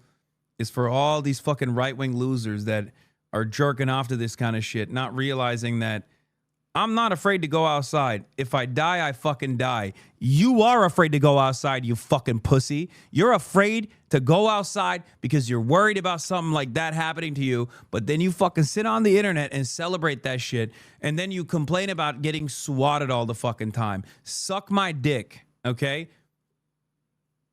You are leaning into it. You are normalizing it.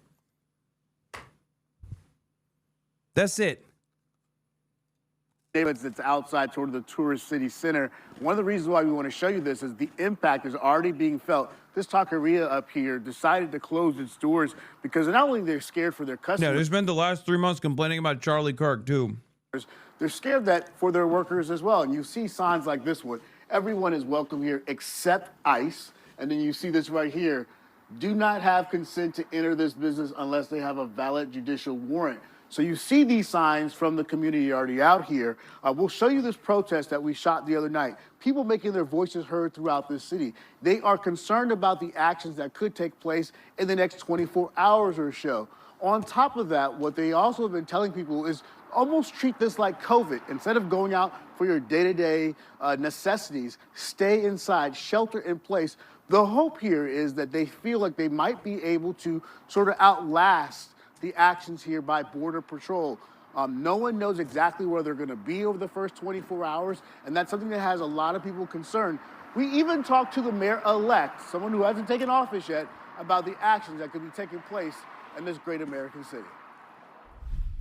What they're seeing on TV and reports that they're seeing is not that Border Patrol is going after the most violent criminals. You know, that's not what they're seeing. What they're seeing is what appears to be racial profiling of brown people, and then going after these individuals and treating them like they are these significantly violent offenders.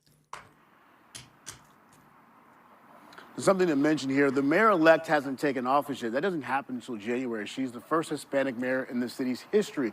But something that other folks are talking about, especially in the crime space, is the fact that people here in this state can carry guns. You don't have to have a license to carry concealed weapons here in this state. And they're concerned if somebody jumps out with a mask, could they be responded to with someone shooting because they were in fear of their life? So there's a conversation about keeping everyone safe, not only the Border Patrol agents, but obviously the people in these neighborhoods. You look at the crime numbers year to date, the numbers are actually down in terms of total crime and murders in the city of New Orleans. They feel like they have some positive motion when it comes to cracking down on crime. They are scared that this action will actually have some communities actually not calling 911. It's something that we'll see playing out over the next few days. We'll be here on the ground to check it all out. Kate? Yeah, positive momentum on bringing down those crime statistics is also a theme amongst the cities that we've seen. Yeah, just like in Chicago. Immigration officers were sent to Chicago to detain and deport violent offenders that DHS said were released from jails because of sanctuary policies. The agency said it arrested more than 4,000 people, but only about 120 of those have a criminal record.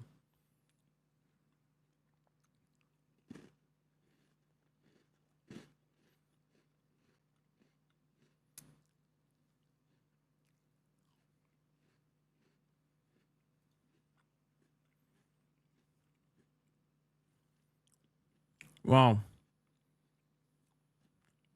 Incredible crime prevention. Thank you, sir. These operations are already taking place. Ryan Young on the ground there for us. Thank you so much. Breaking this morning, the Department of Homeland Security revealed it has now launched a new immigration crackdown in New Orleans. Federal authorities previously said they aim to arrest up to 5,000 people there. With us now is Tricia McLaughlin, Homeland Security Assistant Secretary for Public Affairs. Tricia, great to see you this morning. What are the contours of this operation in New Orleans? What will it look like?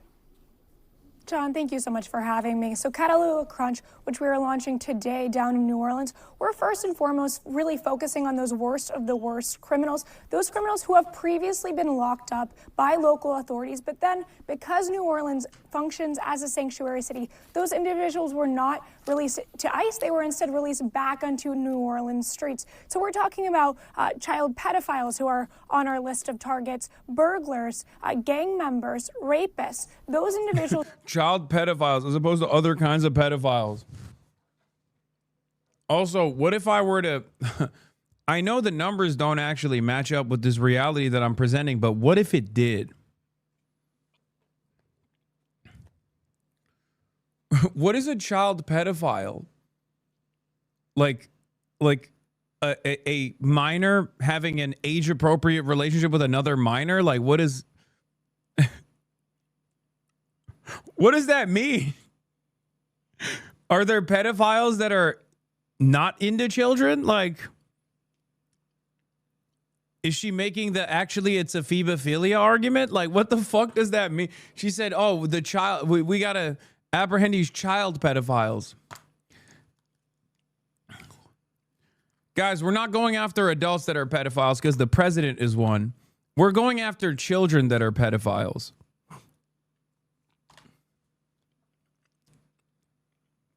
Yeah. We have to arrest children for having age-appropriate relationships because someone needs to be arrested. We have to tackle the dating market for our big, beautiful president. Our big, beautiful pedophile president is having a hard time in the dating marketplace of children. So we have to arrest the children that are having age-appropriate relationships so that there isn't any children to go on these dates. So that my big, beautiful pedophile president can go on better dates and have better success with the children he's trying to fuck. Is that what we're doing at the Department of Homeland Security? Tricia McLaughlin?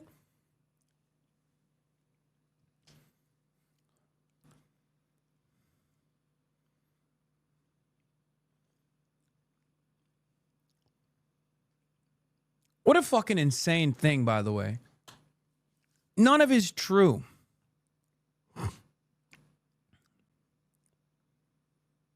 Yeah, the child pedophiles are hogging up the adult pedophilia market. They're really fucking up the bag for adult pedophiles out here. We're highly targeting, and we will continue whether it be 5,000 arrests or beyond. So the president yesterday spoke extensively about his feelings about security and immigration and asylum in different parts of the country. He said he does not want people from Somalia here. He called them garbage. The Wall Street Journal estimates there are some 40,000 people from Somalia, born in Somalia, living in Minnesota right now. How many of them, how many of the 40,000 people born in Somalia living in Minnesota do you consider to be garbage? John, we're really looking at the data, the analysis here. Yeah, John, approximately about 78 to 83% of Somalis in Minneapolis are garbage, according to our current estimates. And the remainder, that is around 17%, are actually very fine people. That's right. And we're trying to get those numbers down to the best of our ability. Our analysis has shown that, we got to We got to deal with the 83% garbage people that are parasitic forces that are actually both simultaneously controlling the international banking system. That's right, the Somalis are doing that, while also they're lazy and taking advantage of the welfare programs that exist. And see, they control Hollywood as well, these Somalis. And what we have to do for these Somalis is we have to deal with them, these parasitic Somalis. Because at the end of the day, John, we must secure a meaningful existence for the future of our white children. I know I added a 15th word onto that instead of using the traditional 14 word because sometimes I like to add an extra word, you know, to really confuse the onlookers. Okay? I mean, that's what this argument is. Like, what do you mean? There's just some of them are garbage people. Like, that's what we're doing now? At least Trump won. They would say stuff like, oh, he didn't mean it. Now they're like, yeah, he meant it. They are garbage. The fuck are we doing? Yeah, she said facts over feelings, actually. Somalis are human garbage. Wow, thank you for the facts. Kind of feels like that's your feeling, you fucking asshole. Particularly out of Minneapolis and other parts of the country where we're seeing Somalia, there's widespread fraud, particularly marriage fraud when it comes to immigration. We're looking at criminality here. Homeland Security has very reliable data here and analysis that we can go after these individuals and make sure that they're not a public charge on our communities, and they're also not a public threat to the American people. My question is, all of them? The president says he doesn't want them here. He called them garbage. Do you consider that to be all of the 40,000 people born in Somalia now living in Minnesota? John, this is not about politics. This is about public safety. We saw what just happened last week with the terrorist attack against us here in our nation's capital, where one of our great heroes, Sarah Beckstrom, was killed. That's what the precipice of this was. That's why we have to get back to base camp and make sure we are prioritizing the American people's safety. It cannot be overstated the position the Biden administration put us in when it came to vetting, letting some of these individuals under these parole programs where there was little to no vetting, no biometric data, no criminal background history, no cyber, no financial crime history. They were really relying on people to vouch for these individuals and say they should be in the country. When it comes to asylum claims as well. The marriage fraud thing is horseshit. It's a conspiracy theory about Ilhan Omar and her family. The right keeps trying to push. I know. It's, I guess they moved on from just saying Ilhan Omar is doing it to like every Somali person is doing it now. Yeah. So Trump hates all Somalis because like 40 dudes engaged in a fraud scheme, but he commutes the sentence of a zillionaire who defrauded thousands of people. Kind of like him murdering random sailors while pardoning drug traffickers. Yeah. Commutation Trump issued to David Gentile wipes away all further fines and restitution. Gentile had been sentenced to 7 years for his role. Dude, I swear to God, he's doing a bit column A, bit column B. Where on the one hand, he's like, all Somalis are doing fraud. And then the next day or the same day, he's like, actually, here's a white fraudster that I'm going to pardon. One day, he's like, Maduro is a narco trafficker. No evidence whatsoever for this, by the way. The next day, he's like, but this Honduran president who actually went to prison for literally shipping in 400 tons of cocaine to the United States of America, that guy we're pardoning. Art of the deal. He's like, he's doing Full Metal Alchemy. You know, there's a delicate balance that must be struck.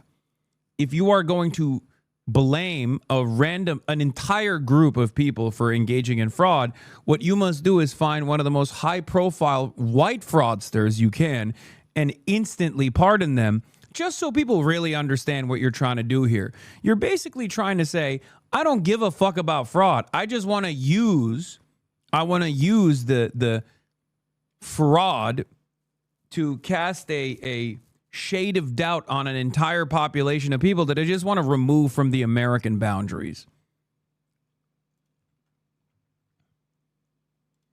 Yeah, I saw how some Somali people are responding. They're mocking Israel and Trump in the White House. Somalis Somalis are mocking U.S. racism by joking that Minnesota was promised to them 3,000 years ago. Except the problem here is some white guy's going to see this and fucking lose his mind and then do a shooting or some shit. And I'm terrified of that.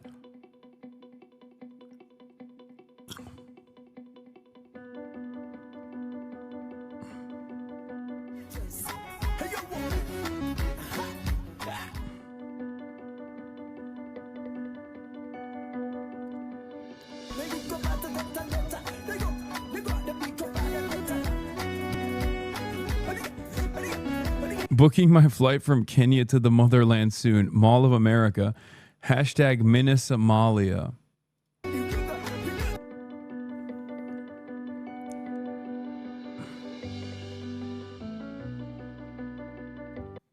Can confirm that right-wing accounts are taking it literally. Ugh. Yeah, another classic. My enemies are incapable of making jokes. They are utterly incapable of humor. They are demonstrating utmost sincerity when they make these things that you call jokes.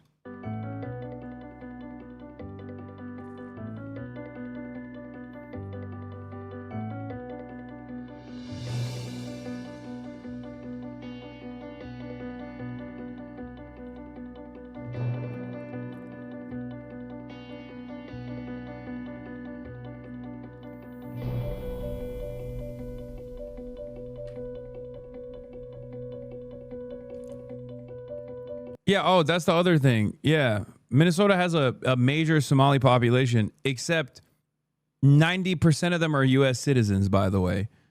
Like, they're not even... he's just shitting on U.S. citizens who are black and Muslim. Like, that's what this is. He just thinks that it's more appropriate to do so from the context of like, oh, they're immigrants, so they're not actually real Americans. Yeah, they can vote. They do vote.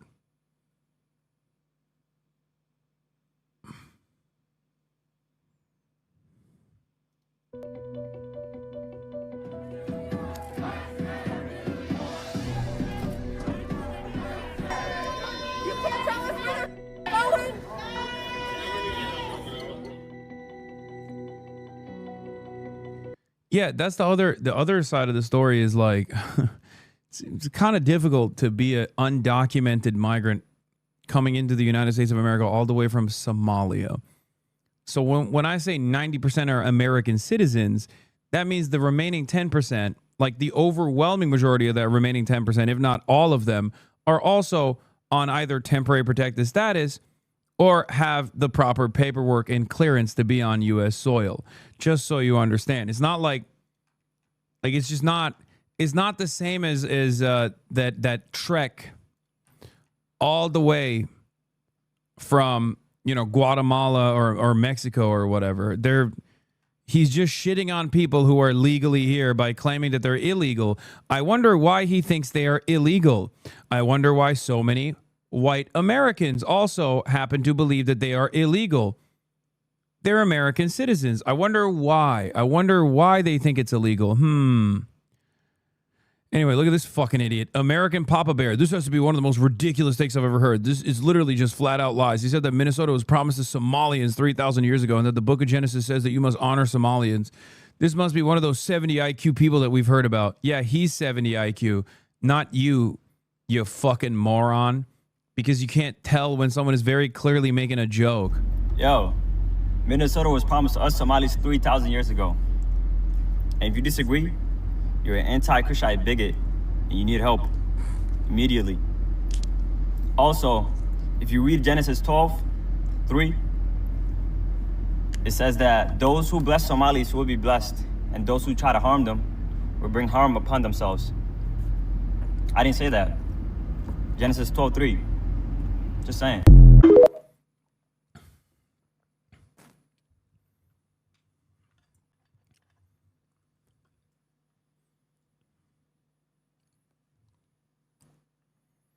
Check account location, probably America. This one is so dumb that I assume this is an American. Yep, called it. Yeah, this one is too stupid to be one of those like. This one is too stupid to be an account from India. Okay, that's one of our own. I can smell a homegrown moron like this.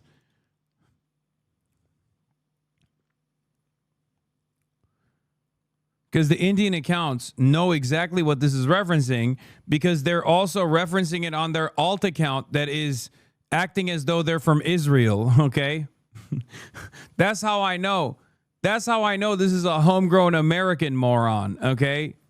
And not some dude sitting in a fucking bot farm, because the dude sitting in a bot farm knows exactly what this talking point is, because they're using it all the fucking time to defend Israel on their pro-Israel accounts.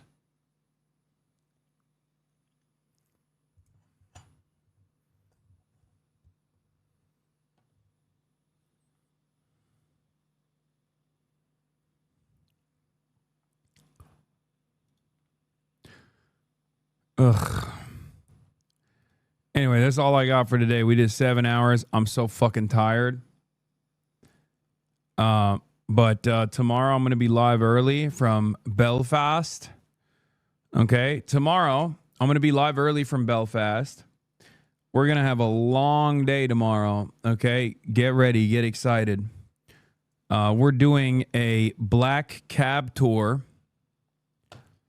Okay, for those of you who don't know what that is, we're going to be doing a black cab tour in Belfast, which is a very famous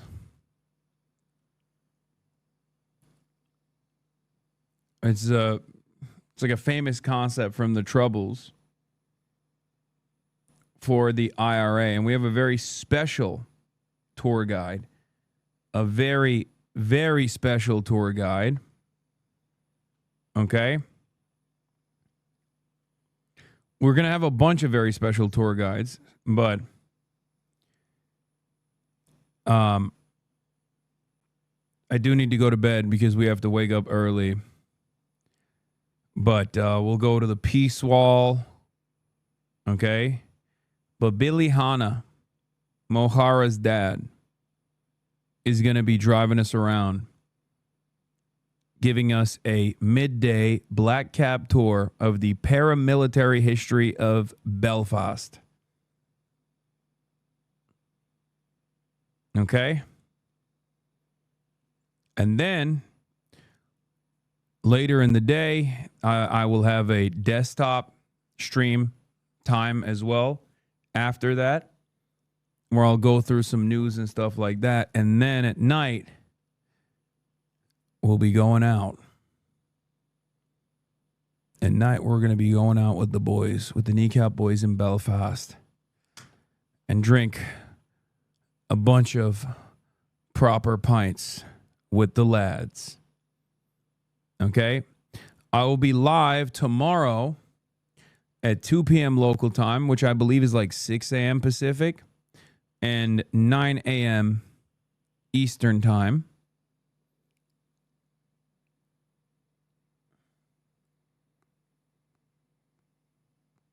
Is Belfast far from Dublin? Not that far. But that is all I got for today, and get excited for tomorrow. Love you all. And I'm going to bed. Bye-bye.